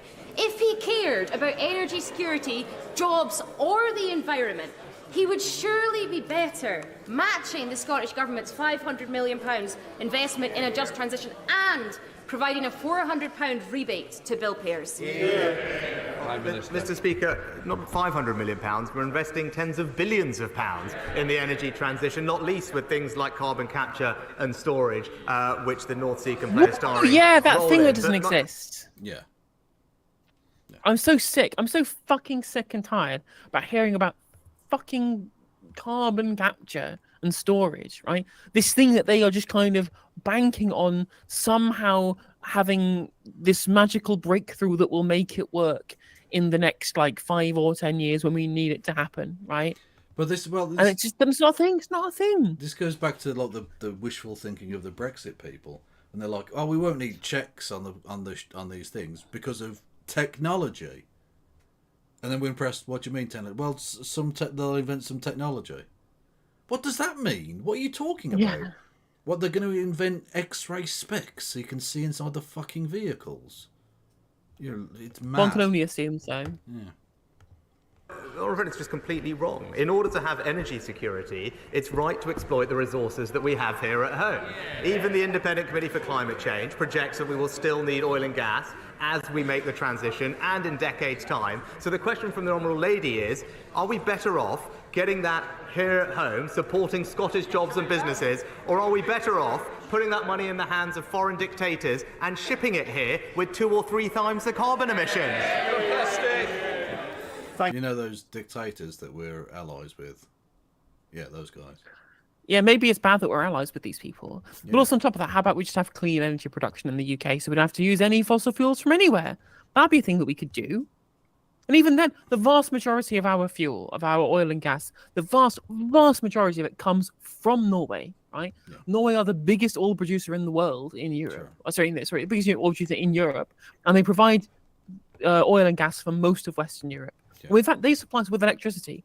They produce so much electricity. We buy spare electricity from Norway using undersea cables. Yep. And people forget, of course, that we still use fuck tons of coal. It's just we get it from China. Yes. Because it's dirt cheap. And we export our manufacturing to China, who then make the stuff that we buy using coal for energy. Yep. And of course, forgetting that they don't have any kind of safety precautions in Chinese mines, which leads to collapses and hundreds of Chinese miner deaths every year. Textbook. So, but that's socialism, apparently. True. But with Chinese characteristics, in this case being death. So. Thank you, Mr. Speaker. Today I'm hosting 14 Ukrainian teenage children here in the House of Commons, whose parents have been and are... I would not let one child near a Tory MP, let alone 14. True. Jesus Christ. I mean, that is... Yeah. Fighting the Russians in Ukraine. 6 of them have been orphaned. They are up in the gallery, but they will also be in the IPU room from 1 till 2:30 this afternoon. So you're just advertising them to this pack of pedophiles? What are you doing? Offering them up like the Catholic Church. Is it like a fucking smorgasbord for your backbenchers now? What is this? So I know it's a busy and important day, but all colleagues are welcome to drop by if they're able. So will the Prime Minister join me in paying tribute to the parents of these children and take this opportunity to reiterate our steadfast support for the people of Ukraine in their fight for their independence, their freedom and their nation's survival? Well, I do join my honourable friend in paying tribute to the parents of these children and many others, but also to take the opportunity to say that whilst events in the Middle East have been dominating the headlines, I can assure my honourable friend that we and our allies are steadfast in our resolve to support Ukraine for as long as it takes for them to achieve victory. And that's why the Foreign Secretary visited both Kyiv and Odessa last week, confirmed the UK's continued unwavering support for the Ukraine. Putin cannot hope to outlast the incredible resolve or spirit of the Ukrainian people, and they should continue to have our support for as long as it takes. Daniel Zeichner. A few weeks ago, the world cringed at the Prime Minister's fawning welcome for Elon Musk. Yep. And this week, advertisers are fleeing... It's true. How cocked have you got to be the fucking head of... Well, the head of government, not the head of state, technically, of a nuclear-armed nation, and you're doing the one interviewing? What? I know, right? What are you... I just find it very funny that this guy, who's kind of ancient, really, it says like, yeah, we cringed. It was lame AF. Yeah, exactly. It was a bit sussy backer. Exactly. Oh. And you took an L. Massive L. True. Fleeing Musk's platform after his latest vile outburst. So what exactly did the Prime Minister think he might learn from an unelected, super-rich individual who had taken over a once successful organisation and plunged it into a death spiral? You know what? Decent bants. Decent bants. Give him that. Why is this guy not the leader of the party? Yeah, Why is exactly. he not delivering the lines at the dispatch box? Exactly. I put it to the right honourable gentleman is cringe AF. It's bad vibes. No cap. Right? No cap. No cap. Like absolutely, he's not wrong about the what he's saying there as well. Yeah. Although, given that he said, "How could you be there with Elon Musk after all the anti-Semitic things he did?" Yeah, exactly. You know, we all know what's coming. We all know what's coming. It's very easy to predict. Yeah. And it will start with the phrase, I will take no lectures from somebody. Yeah, about anti-Semitism, because the crumbly Crumbly- crumbles. Yeah. Mr. Speaker, it is striking. It is striking from the honourable member from Cambridge, of all places, to absolutely not understand the importance of technology sectors and companies to the growth of our economy. Absolutely, Okay. illustrates everything that is.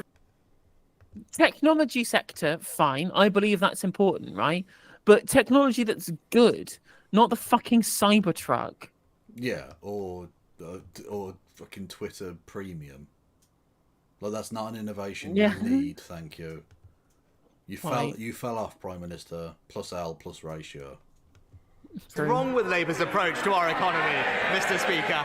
What the rest of the world saw was the UK playing a lead in defining the regulations and And by playing a lead, he means that Elon Musk had you on a lead, didn't he? True. Approach to a technology that is going to transform how we live. It was a great example of the UK leading the way, an enormous tribute to our incredible entrepreneurs and businesses, many of which are being poorly represented by him and his constituents. But also, like, on top of that, like, I don't necessarily disagree with this idea that having an AI summit, when it's a super important subject, right, for the future of our economy and the way that we live, and I'm not saying that's a problem. But the question wasn't about the AI summit. The question was about Elon bloody Musk. Yeah, exactly. Yeah, but his attack line of the Labour anti-Semitic is rather undermined by him sitting alongside Mr. White Genocide. You know.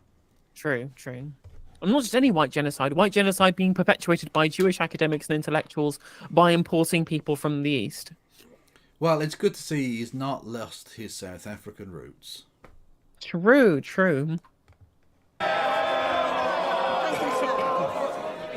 Today is Red Wednesday, when we remember millions of Christians and others worldwide persecuted for their faith. People like Margaret Atta, a nurse, a lovely young mother of 4, here today from Nigeria, who hid behind the altar as her church service. Is she going to be sent back to Rwanda, or what? Because, I mean, you know, a lot of the people coming over from places like Syria are actually Christians, right? Yeah. No? Are they going to be allowed to stay? You're going to have a religious test for them? Offer them a pork sandwich, perhaps? I don't know. Essentially. This was attacked. 100 were injured, 41 killed that day simply for being in church. Margaret lost both legs and an eye. And thousands more suffer similarly in Nigeria each year. So does the Prime Minister agree that the best way we could honour Red Wednesday today is to commit to quickly implementing the good words of the new International Development White Paper published yesterday to ensure UK development policies going forward are inclusive of those marginalised for their religion or beliefs? Prime Minister. Is that not already protected by that stuff? I would have hoped so already, yeah, but if not, that seems like a massive oversight. Yeah. A bit too big for it to be a mistake as well. Honourable friend, for her continuing dedication as my special envoy for this vital issue. Red Wednesday is an important moment to demonstrate our solidarity with Christians and all those persecuted around the world for their religion or belief. And marking this event annually was just one of the recommendations in the Bishop's report. And I'm pleased that today we will light up FCDO buildings in the UK in red in support. And I'm also pleased to say that we've taken forward all 22 recommendations in a way that we believe is making a real change for those persecuted for their religion or belief. That completes Prime Minister's questions. Oh, 30p Lee was left hanging. He was left hanging. So I think there's one last thing I think we should cover here, unless you feel like you want to go. No, I'm good. What you got? So I posted a link in Twitter. I don't know if you've seen Gary Lineker's been cancelled. Yes, he retweeted noted Hitler Owen Jones, didn't he? He did indeed do that. Yeah, we have the cancellation of Gary Lineker for the second time in a year, no less, for tweeting things whilst not obeying BBC impartiality guidelines. Apparently, so we got a fresh impartiality row. Yeah. After sharing a video of a professor accuses Israel of genocide, not just any professor though, a professor of genocide studies. Yeah, which would give you some sort of. I think that gives you an in. You know, look, look, we don't want to do appeals to authority. But if you're a professor for something, I think that does count. I think you're allowed to speak your speech. And even then, like you can disagree with the professor if you want, right? You're absolutely welcome to disagree if you want with a professor, right? But what you can't do is say to somebody that he's being impartial for sharing the professional views of somebody who studies the subject that's being talked about. Right? I don't think you can say that. I don't think you can say that it's somehow it is unacceptable levels of partiality to say you should watch this interview that's being done with an expert on the subject giving their opinions about said subject, because at no point did Gary Lineker actually intervene with his own opinions. He just retweeted somebody else's opinions and said you should watch this. So it's from this I've just popped the video of the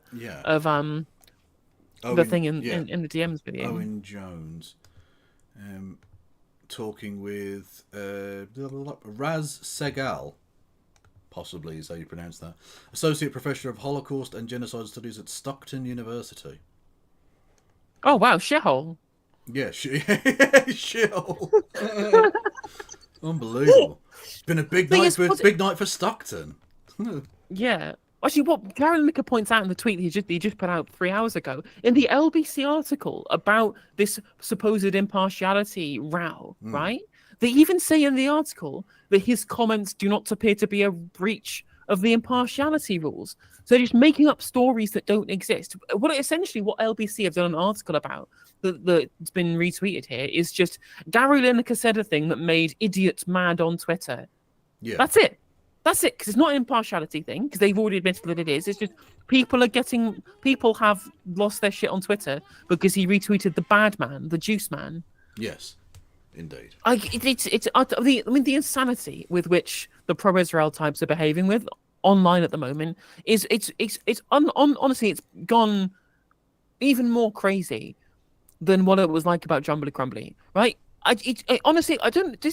Am I wrong in saying that the current... it's melted people's brains. Yeah. Yeah. I looked the other day at Michael Rappaport, the American actor, who has lost the fucking plot. Like, he's gone mental. He spent the last 4 years calling Donald Trump Pig Dick Donald, right? He hates him, has just built his entire bit about, like, Donald Trump's the worst thing ever. Whereas now he's saying he might vote for Donald Trump because Joe Biden isn't supportive enough of Israel. It's melted people's brains. They've literally lost the plot. Yeah, they've the absolute hysteria over perceived anti-Semitism is actually it's way worse than during the Jam Man's ascendancy as Prime Minister, because the Jam Man was the only person being attacked for it, right? Yeah. And even then, it was always at least couched in them at least trying to sound reasonable. And now people are just off their rockers. They're just like the point where people who will just say maybe stop bombing children, maybe bombing children is a bad thing, like cancelled, not allowed to be on this particular show anymore. You're not allowed to be an agent for this actress. You've all been gotten rid of. You've all been let go from your positions. Like a new McCarthyism in Hollywood. They're sacking people for making really milquetoast, like maybe peace would be cool type statements, and they're literally losing their jobs and shit. Ladies and gentlemen, mad. Thank you, DJ Che, for raiding in. Much love. Hello there, everyone. Everyone go and follow DJ Che. Thank you, Over the Story, for gifting a sub to them, and thank you, Shrickies, for following. I'm Kevin Logan, a socialist from the UK. You can hit the follow button here and subscribe and all the rest of it. I'm also joined by another Britbonger, but don't worry, we hate it here. We do both hate it here. We talk endlessly about how shit this country is. Exactly. If you hate British people, trust me, we hate them more. It's No Justice MTG. On all of the That's true. That is me. That is me. What's crazy as well is that Gary Lineker isn't even being, because usually what happens is somebody will make a point about the plight of the Palestinians. And at no point has Gary Lineker done this at all. No. All he's actually talked about is the actions of the state of Israel in response. Yes. He can't be seen to be pro-Hamas. He can't be seen to be anything like that because he's not mentioned Hamas. He's not mentioned the Palestinians. He's just said inflicting genocide is not a thing that you should be supporting. Yeah. It's as simple as that. And I think actually Ziod points this out in chat as well, is that this comes on the same day as an even more ridiculous instance of people fucking ghost whispering, right? Being the anti-Semitism whisperers of the octopus on University Challenge. University Challenge, yeah. An octopus. They tried a similar thing with Greta Thunberg, and this person had the same octopus plushie. And they were saying it was anti-Semitism. Now they're saying that because she's a Muslim. That's it. That's literally it. Yeah. And of course, it was filmed months ago. So yes, it's just ridiculous. And are they now saying that every depiction of an octopus ever is now anti-Semitic? Apparently so. Even if they're filmed 6 months previously. It's nonsense. Are octopuses themselves, just their existence, is that anti-Semitic? Almost certainly, absolutely. We need to cull octopi to save Israel. The plural is technically octopodes, because Greek. Is it? Greek is mental. It is, yeah. Oh, it's the same with platypus, isn't it? With platypodes, yeah. What's interesting is in the replies to Gary Lineker is somebody genuine in the reply saying Owen Jones endorsed by the Taliban yesterday from a parody account, no less. And Gary Lineker today. Yeah. Honestly, I did when the Islamic Caliphate came to Britain, I didn't think it would come in the form of Gary Lineker and Owen Jones. But there we go. No, true. And the thing is, it's just, I think a big amount of the kind of brain rot that we've seen is this kind of the biggest pandemic, right, since COVID, and it's the pandemic of Owen Jones derangement syndrome. Yeah, no, honestly, it's reaching critical levels. Yeah. What is it about Owen Jones that makes people go so mad? What is about him that drives them to the most utterly insane positions possible? Because so somebody tweeted out an article from Der Spiegel that said we've never seen anti-Semitism like this, and I'm like, you're tweeting this out from Germany. From Germany, I reckon. From Germany, I can definitely name one period in history when it was a lot worse, actually. Yeah. And somebody a Jewish academic tweeted out a quote tweet of that, which was just a picture of somebody doing a really gif. Yeah. And that's it. And Owen Jones retweeted it. And somebody was saying, oh, Owen Jones doesn't care about anti-Semitism. What? What are you talking? Owen Jones was clearly referencing the fact that it was retweeting somebody else's opinion, right? Yeah. Apparently, sharing opinions with other people is where you get cancelled for now if you're a leftist. Yeah. Or even not even a leftist, if you're a fucking milquetoast liberal like Gary Lineker. Yeah. Indeed. And what I think with Owen Jones is he radiates both twink energy and Chad energy, and it's challenging for people. They don't know how to take it. It's true. He's got a bit of both, you know? Just, it's intimidating for some people who have no life or personality to them. Yeah, absolutely. I think it just makes them mad by the fact that he's really popular. Yeah. He's also, he's aged well. He has opinions that they hate and is loud and is completely unapologetic about the opinions that he holds. And they just absolutely despise that. They've managed to kind of delegitimize all other left-wing voices from the internet. But they can't get rid of Owen Jones, right? He's like a... I don't know, something that stays around for a long time without talking about STIs. That would be really insulting. He's like a barnacle. A barnacle, there you go. That's a fair way of describing him. He just sticks on and never lets go from the internet discourse, which is good, because I like Owen Jones a lot. I think he does really good work. Yes, indeed. And they've used it a lot. A lot of this has been used as well to kind of it's allowed them to outwardly express their homophobia explicitly without being called out for it, because they're saying about the bad man, right? They're saying about the Onions, the bad man, so that they've managed to justify their own internalized homophobia, because they hate him when he says nice things about trans people. They hate him when he says nice things about people in Palestine. They hate him when he says nice things about working people. Like they just can't allow him to have an opinion, and it's just terminal brain rot. Oh yeah, no, absolutely. Their brains have been turned into kind of mashed potato. I'm trying to find some of the more ridiculous instances of people having Owen Jones derangement syndrome yesterday. Because I was going to do a bit, but I didn't manage to get much done on stream. I'm trying, because I've got this recording now, so we can actually put out something about Owen Jones derangement syndrome.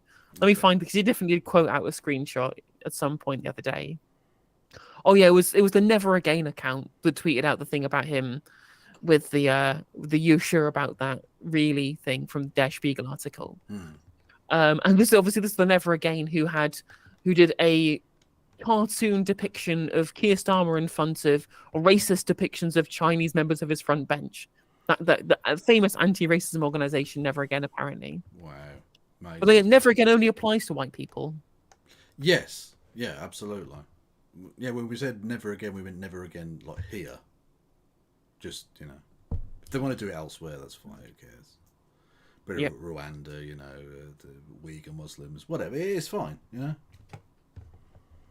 know? Quite. Right. Shall we take a look? Yeah, we can have a look at this, yeah. Now, genocide, according to the UN Convention on the Prevention and Punishment of the Crime of Genocide from December 1948, requires two main things. One is intent, and we're talking about special intent, and that's the high threshold that I was referring to. And the intent in the language of the convention means intent to destroy a group, and that's a national, ethnic, religious, or racial group, as such. Okay, now as such is very important because it means that members of the group need to be targeted as members of the group, not just as individuals, right?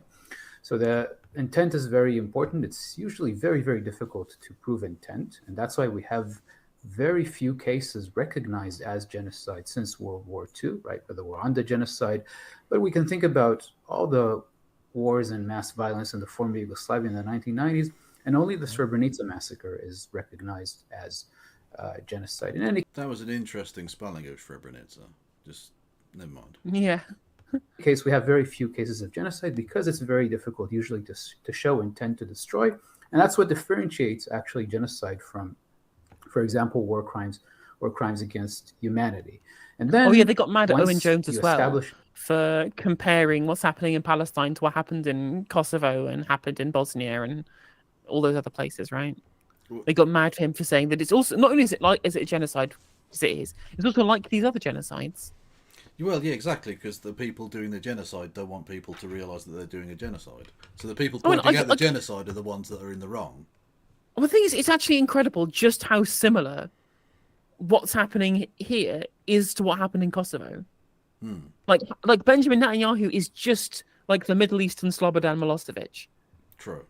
Like there's a Milosevic. Let me bring up this Milosevic quote that it just sounds like it could be from fucking Netanyahu.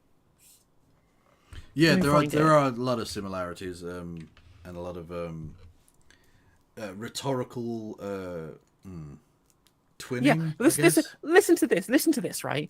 Borders are always dictated by the strong, never by the weak. We simply consider it is a legitimate right and interest of the Serb nation to live in one state. This is the beginning and the end. We have to fight. By God, we are going to fight. I hope that they will not be so crazy as to fight against us. If we do not know how to work properly or run an economy, at least we know how to fight properly. Like, they literally could have just come out of like the Liquid Charter. Well, and of course, Keir Starmer has just said that Serbia has a right to defend herself. So exactly. I mean, that's basically the position that Serbia, the Milosevic would take, right? Because there were plenty of war crimes and crimes against humanity committed by the KLA in the defense of Kosovo, right? But we obviously Serbia did those two, and the people who were in the rights were the KLA because they were once occupied by the other nation. Yes. Intent. You also need to show the dynamics of violence on the ground, that they are actually genocidal in the sense that they fall into one or more of the 5 acts of genocide listed in the convention, which is killing members of the group.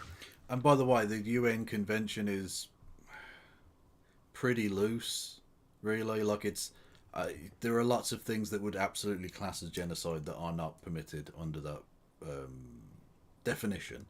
Literally, the guy who came up with the term genocide and came up with his definition back in the 1930s and 40s when he was working on this, literally said that they cut out huge portions of what he described as genocide, because essentially places like Britain and America would realise that their colonial endeavours would count as genocide. So they basically try to stop that accusation being laid at them by making it more broad rather than well defined. Causing serious bodily or mental harm, creating conditions calculated to bring about the destruction of the group. And then there's also preventing birth within the group or forcibly transferring children from one group to the other. Now, the case of Israel's attack on Gaza is actually very unique. It's actually exceptional, I think, in a number of ways, but it's unique in the sense of discussing it as what I think it is, that is genocide, because the intent is so clearly articulated, right? And it's articulated throughout Israeli media and society and politics now. And anyone who follows Hebrew language sources is exposed to shocking language by members of parliament, by journalists, on social media, in public spaces, calling to annihilate Gaza, to destroy Gaza, to flatten Gaza, to kill everyone, so on and so forth. But it's articulated since the 7th of October, actually, by people with what's called in international law command authority, right, or command responsibility. That is state leaders, members of the war cabinet, and senior army officers. And here we have dozens of pieces of evidence so far of people with command authority. And we can, we can name a few key examples in a second. But I want to just emphasize also that the issue of intent here, there's two additional things that are important to note. One is that it also comes in the Israeli case with a lot of dehumanizing language, right? And we'll refer to that. So there's intent to destroy, but the intent to destroy here is also accompanied with explicit dehumanizing language. And then there is a language that actually should get us to think about historical cases of genocide. I'm referring specifically to, for example, ideas about deporting all the Palestinians in Gaza to the desert, right? Because we know that deserts actually have been used in genocides historically in the 20th century, specifically as weapons of genocide. And I'm thinking specifically about the Armenian genocide. Yeah, I was about to say the Turkish forces marched them into the desert in order to, well, kill them, but also in order for them to die of thirst and all the rest of it. I mean, almost like what Yitzhak Rabin did to the citizens of Lydda during the Nakba. Yeah, a little bit like that.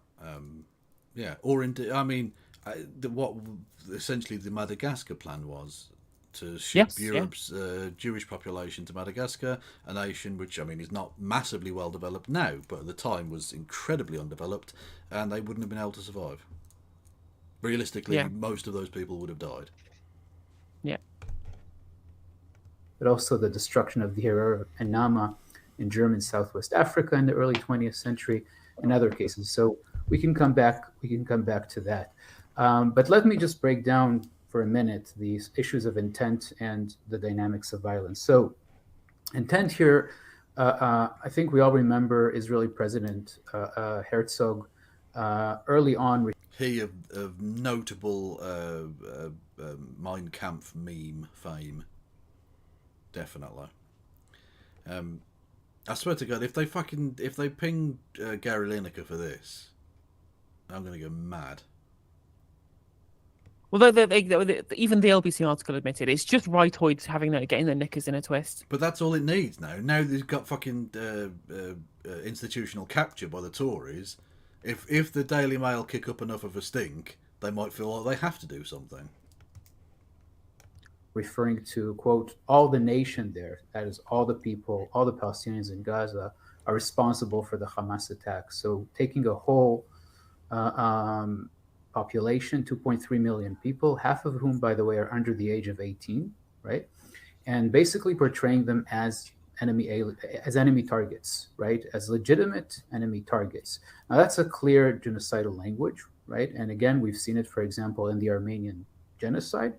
where the Ottoman authorities decided the whole Armenian population of the empire are actually Russian agents in the frame of World War I and the Caucasus Front with Russia. So we have this kind of intent. Then we have Israeli Prime Minister Netanyahu, who early on promised to turn Gaza into, quote, rubble, which indeed Israel did, right? It's also important to see that Israeli authorities and the Israeli army did what they said they'll do, right?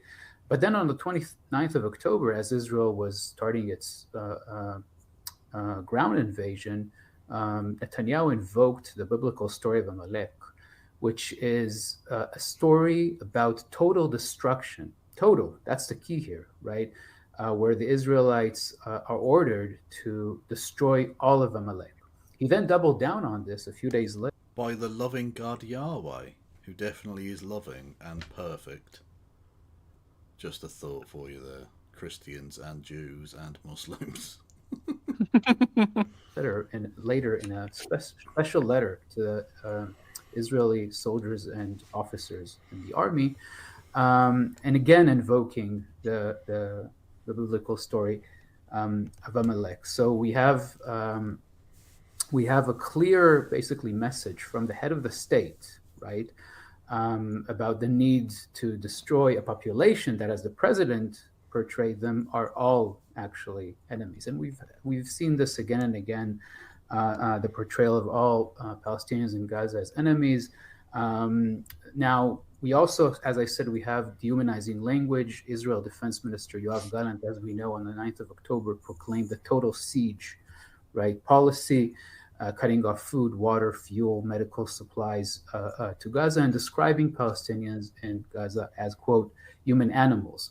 We also have Israeli state leaders and senior army officers and politicians describing Palestinians in Gaza as Nazis, and basically placing the Hamas attack on 7th of October in the frame of the Holocaust, right? Now, US President Biden did this as well, and actually senior politicians in Europe have also done this, and reinforcing this demonizing and dehumanizing language of portraying Palestinians as Nazis. Now, it's important to say, and the Hamas attack on 7th of October was an act of horrendous mass murder.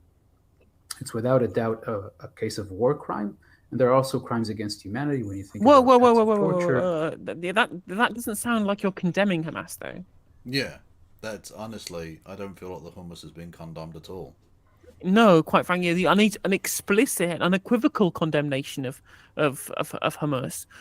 I mean, to be fair, how can it be unequivocal when it is being couched within a statement about how Israel's committing genocide, right? You can't condemn Hamas unless you say that Israel is good at the same time. Exactly. Oh, it's not unequivocal. You need to just say Hamas bad and then say no more things. No more analysis, no more looking into the situation, just Hamas bad. And then, sure. Evil people doing evil things for the evil reasons. True. Again, Hamas, ISIS, Hitler, Boko Haram, KKK, Darth Vader. Yes. Hostage taking, which is actually an ongoing crime, right? But it's not a crime related to the Holocaust in any way. And it's important to stress this this idea of blurring completely different context, right? Of powerless. Well, to be fair, Zionist people have been doing this for forever, basically, of taking the Holocaust and using it for their own political ends, the weaponization of it. So that any opposition to them can be seen as like, oh, are you doing a Nazi? You know, it's a grotesque betrayal of the memory of those people, many of whom were not Zionists. But even if they were, you don't have the right to use their names for your political ends now. Yeah, quite. Jews during World War II, facing one of the most powerful states and armies, Nazi Germany, and its allies. And here we have a very powerful state, Israel, with a powerful army, a nuclear power, backed by all the Western... No, the Israeli government says they don't have nukes, so check and mate. There you go. There we go. That is some fake news. Exactly. From this so-called professor. And we have Palestinians who are for decades under Israeli settler colonial rule. Israel military occupation, siege, decades of documented crimes against them. Very, very different context. None of this takes away from the horrific nature of the Hamas attack on 7th of October, but the portrayal of the Hamas, and then by extension Palestinians, and in some cases it's just explicit, all Palestinians are Nazis. And again, this is something that is reproduced. This sounds very equivocal. It's very equivocal. Also by politicians in the US and the European Union. That's a dehumanizing element that also then, of course, if you're fighting Nazis, as former Israel Prime Minister Naftali Bennett said in his tantrum on Sky News on 12th of October, we're fighting Nazis. Then Also, do you remember when Naftali Bennett was going to be like the moderating force when he briefly took over? People were like, oh, finally Netanyahu's gone, and this moderate guy's coming in. Oh, no, actually, I think you're misremembering. So the moderate is Yair Lapid from Yesh Atid, whereas Naftali Bennett was was being counted as the weird right winger. But the problem is that people thought, oh well, Yair Lapid is the moderate when he isn't. He's just as monstrous as a bunch of the other leaders. But because it was a rotating rotating premiership essentially, right. Even though Naftali Bennett had fewer seats, he got the first go at being prime minister. So we were like, oh, we have to deal with how many for like a year of Naftali Bennett before Yair Lapid becomes prime minister, because I think it was a coalition between the three main coalition partners were Lapid's party, Naftali Bennett's party, and then Ram, like the Arab list as well. It was a very weird coalition. I can't believe it fell apart after a year. No. Incredible scenes. Shocking stuff. Shocking. And there are no law applies, right? Everything is permissible, right? And of course, the legitimate aim of destroying everyone and everything in Gaza, it becomes clear that is indeed genocidal. Now, the dynamics of violence on the ground. So when we take all the elements of intent, the language, a dehumanizing language, portraying Palestinians as a whole as enemies, human animals. Think about the discourse of human shields, which is incredibly important to note here, that Palestinians are humanized only when they appear as, quote, human shields, right? Which is, of course, incredibly dehumanizing. When you take all of this together with the dynamics of violence, now what we see on the ground is very clear. Israel has killed so far more than 12,000 Palestinians, more than 5,000 of them children, about 1,000 babies, injuring more than 30,000 Palestinians. They've killed 1,000 babies. Just let that sink in for a second. Yeah, but what about the 40 beheaded babies the Hamas did that didn't happen? Yeah. It's just for 1,000 babies. Honestly, I'm finding it difficult to put into words the fucking contempt for the political leaders of the West who have just not only allowed this to happen, not looked the other way and been a bit playing the game type of thing, but like have actively gone along with this. You know, the Keir Starmer. Get on, yeah. A guy who I used to have a kind of banter-esque liking for, John Fetterman in America, who was literally wearing the Israeli flag as a cape the other day. Like, oh, you fucking gobshite. So cringe. God almighty, just fucking stop it, you cunt. The thing is, according to people like Isaac Herzog and the things that they've said, all 1,000 of those babies were Hamas apologists. All Hamas collaborators. They all deserved it. Yeah. Hamas babies. 1,000 Hamas babies. Gee, it's just fucking monstrous. It is. Palestinians, we have more than half of all the buildings in Gaza have been destroyed. Agricultural land has been bombed and destroyed. You know, because of all the tunnels under the agricultural land. That's definitely a thing. No, all the tunnels went underneath the hospitals. Well, did you see that they admitted, I forget who the fucking guy is, one of the Israeli spokespeople, admitted that they were the ones that built the fucking tunnels under Al-Shifa. Yes. Oh my God, the clip the Ehud Barak clip. It's so funny. Yeah. With a CNN anchor just like, I can't believe you're telling me this. I was like, yeah, everybody who's in touch with the Palestinian side of this discussion, we all knew this, right? Yeah. This has been the talking point the whole time that it was known. Yeah, and you're a CNN anchor. It's your job to know this. You're a fucking journalist. Yeah, Christian Armanpour, who's actually not the worst journalist in many respects, but yeah, the fact that you're so shocked by all of this, maybe take some fucking interest in the topic. I don't know what to tell you, really. But yeah, so it's even when they do find tunnels, they're Israeli tunnels. What the fuck? Yes. Mad shit. The north, in particular, there's very little left of it. I think there's documented use of white phosphorus bombs by Human Rights Watch. Israel has dropped, in general, more than 20,000 tons of explosives on Gaza in a bit more than a month. That's at least 1.5 Hiroshima bombs, as we know. So any kind of most moral army in the world. 2 Hiroshimas. Absolutely. Of claim. 2 Hiroshima bombs. Yeah. And if remember, Hiroshima totally justified.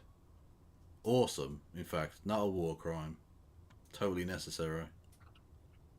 That Israel is targeting specifically Hamas militants or Hamas military installations, right?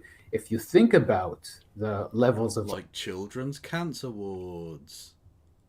Definitely a thing that are replete with the Hamases is.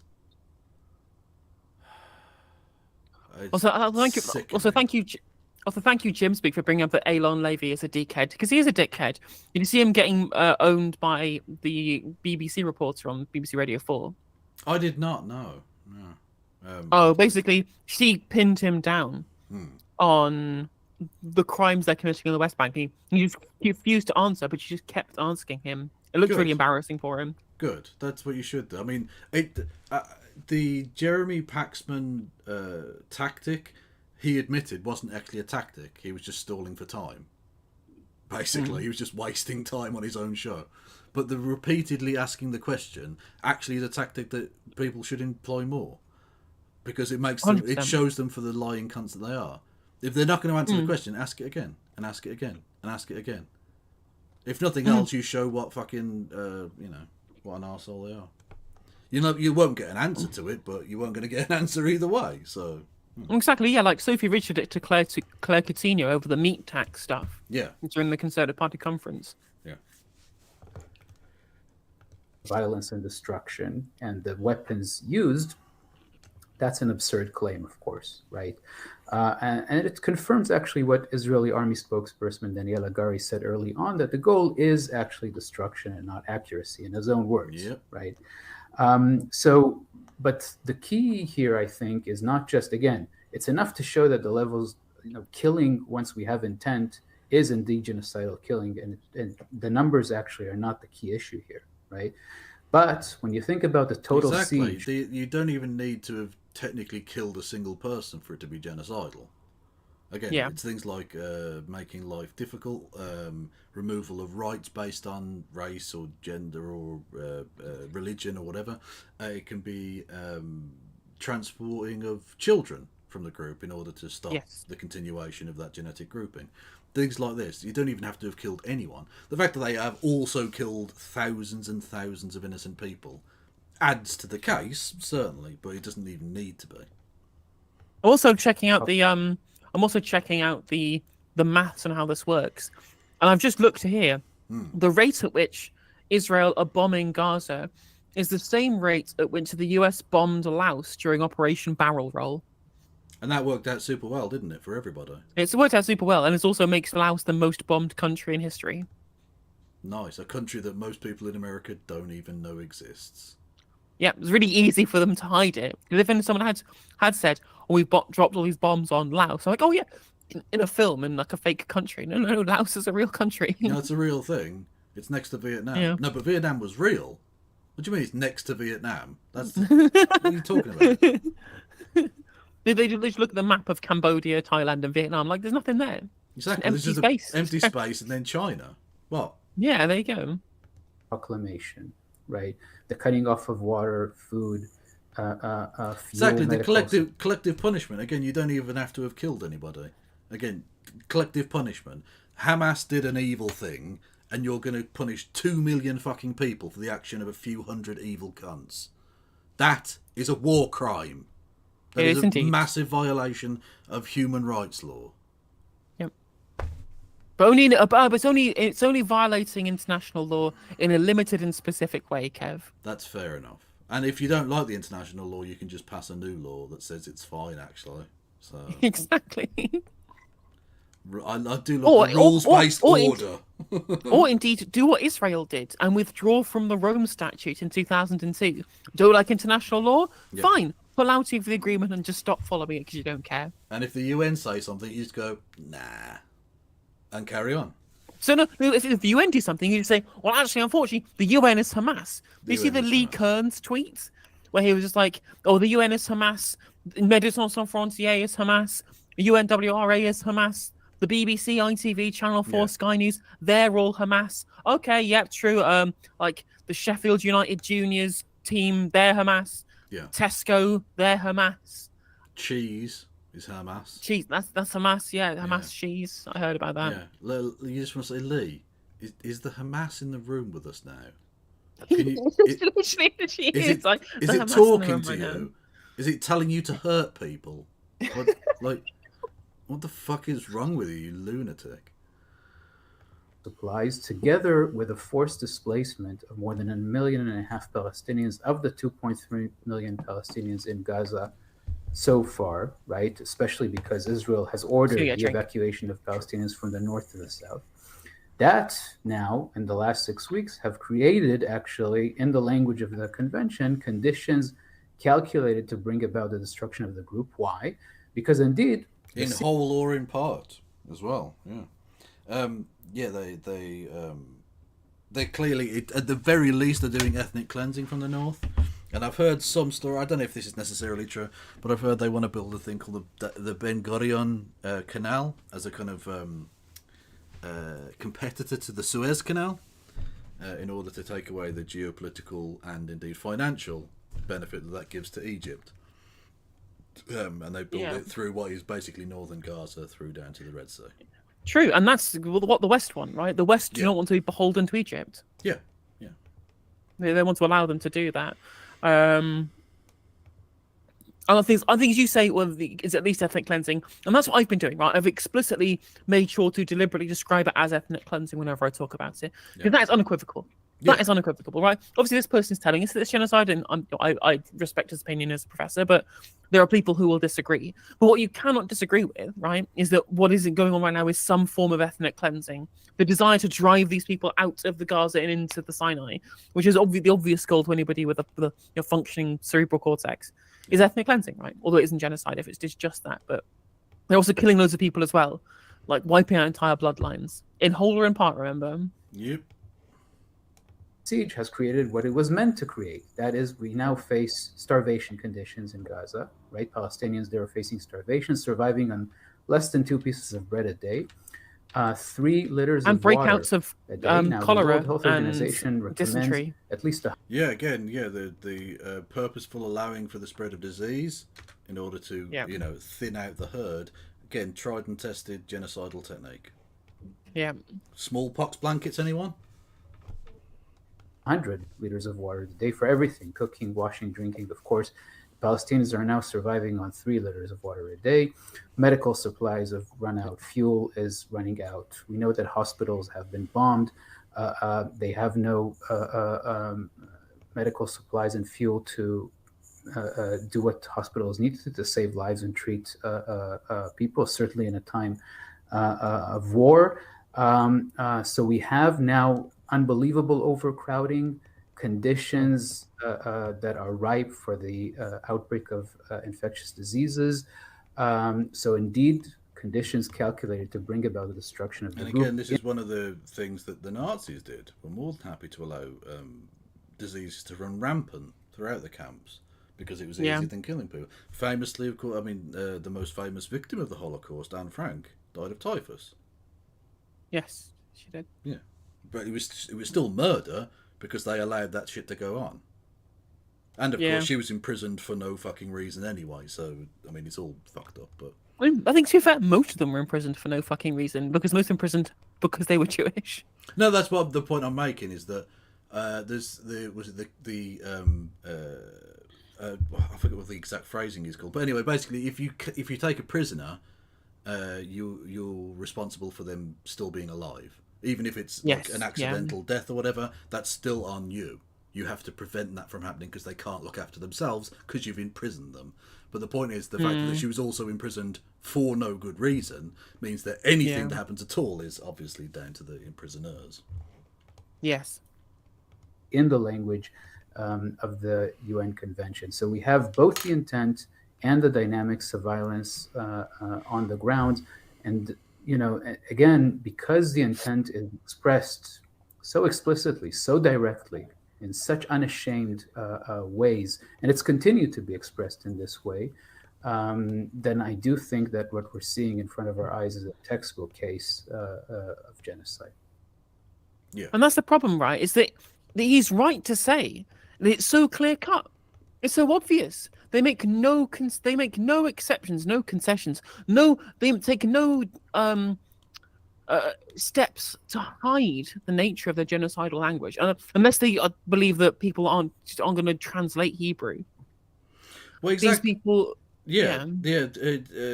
from Netanyahu to the openly filmed military, pep speeches and all the rest of it about taking over and driving people out, etc. They have made very little effort to try and cover the fact that they're just doing a genocide. Because they know they don't have to. Because the world might be able to see it, but the USA will continue to support them, so nothing stops. Yep. Gotta get that canal and that oil revenue from the Mediterranean Sea. True. And to further the geopolitical aims of having their best military base, their only military their base outpost in the Middle East, or their only reliable one. They do have bases in places like Saudi Arabia, but in terms of having a reliable, friendly government, it's probably the only one. In the same way that Pakistan are technically friends with America because America pays them to not be completely horrible to them. We buy Saudi oil and sell them guns to do genocide, so they're happy to stick around for a bit. But they're actually monumentally evil. Yeah. Anyway. And by the way, that's the government of Saudi Arabia, not the people, who have had absolutely no say in the governance of their country. No, it's literally a hereditary monarchy. Yeah, they've literally never had any semblance of democracy. No. So yeah, there's that. Maria asked, so is this ceasefire just a way for Israel to send Palestinian prisoners to their deaths when the airstrikes resume in a few days? Yes. Kind of, yeah. Also, it makes them look a bit better on the world stage because they're like, look, we're trying to do a peace, honest. Forgetting, of course, that it's 4 days. They can just regroup. They can just reprovision their soldiers and go again, Anyway. Okay. I'm probably ready to call it there if you are. Yeah, on that bombshell, I'm going to go the fuck to bed. No yes. worries. I'm going to raid out to Demon Mama on YouTube, unless there's someone you follow on YouTube who's live who's better to raid into. I still don't know how to raid on YouTube. All right, share your screen that's not on your screen. I'll show you how to do it. Okay, can I do that? Oh yeah, no, I can do that. Yeah, what am I doing? Sorry. Right. On Twitch, I think we should clout chase this evening. Go on then. What you got? So if you go into your live stream on YouTube. If I go onto my live stream, it's so the it's in YouTube Studio, yeah. Oh, and YouTube Studio, right? Hang on. Yes, yeah. 1 second. That is YouTube Studio. So apologies, everybody. This is and then I go top right. Click on the circle with the lines coming out of it. That one. So there's underneath it. Row underneath. Middle one. Middle one. There we go. Go live. Fantastic. Click on that one. Boom. Let's open that one up. Yeah. Yep. Click edit in the top right. Edit. There we go. Customization. Oh, good lord. So many buttons. Scroll down. Add redirect. Add redirect. And then go to search videos from other channels. Okay. Oh, and they've got loads. Okay, where's Demon Mama? There's you. Demon Mama is there that she one is. there, yeah. Awesome. She's upcoming. There you go. Okay. Save. No worries. Well, yeah. So I will ship my YouTube videos over there. I'll be back tomorrow, probably for a daytime stream. Who should we clout chase with on the Twitches? That's the question. Or should we find someone smaller to raid if you had anybody in mind? I haven't got anyone in mind particularly. Who's going? We could go Keffels. Should we raid into Keffels? Oh, so actually, I mean, I have some issues with Keffels. I mean, I don't think she's like awful or anything. Oh, but... okay. Well, I just out of interest, what's that then? Oh, and she was trying to dig up dirt on somebody on Reddit just to be nasty on the internet. Like, I don't think that she's like terrible or anything. She gives me bad vibes. Okay. Like she does good work in the stuff she does for trans people, and I agree with a lot of her politics. But Surfs is on. Go to the Surfs. Yeah, we can go to Surfs. They're pretty unambiguous. Yeah, they're pretty cool. And Lance is good. Lance is good, peeps. Yes, I do like Lance a lot. Although Lancelot, nice. Yeah, he is Canadian, which Which is the downside, yeah. Because that's not a real place, is it? Oh, they're covering Thought Slime versus Sean head drama. Well, that should be fun for you. So you don't get any drama content on my channel. I just should have to give you someone else's drama content. True. Okay, everyone. Thank you for listening and watching. Go and check out No Justice MTG on the various platforms. Likewise, do the same on my channel, both for KF Logan 1875 on Twitch. Let's go. Right, see you later, everyone. Bye bye.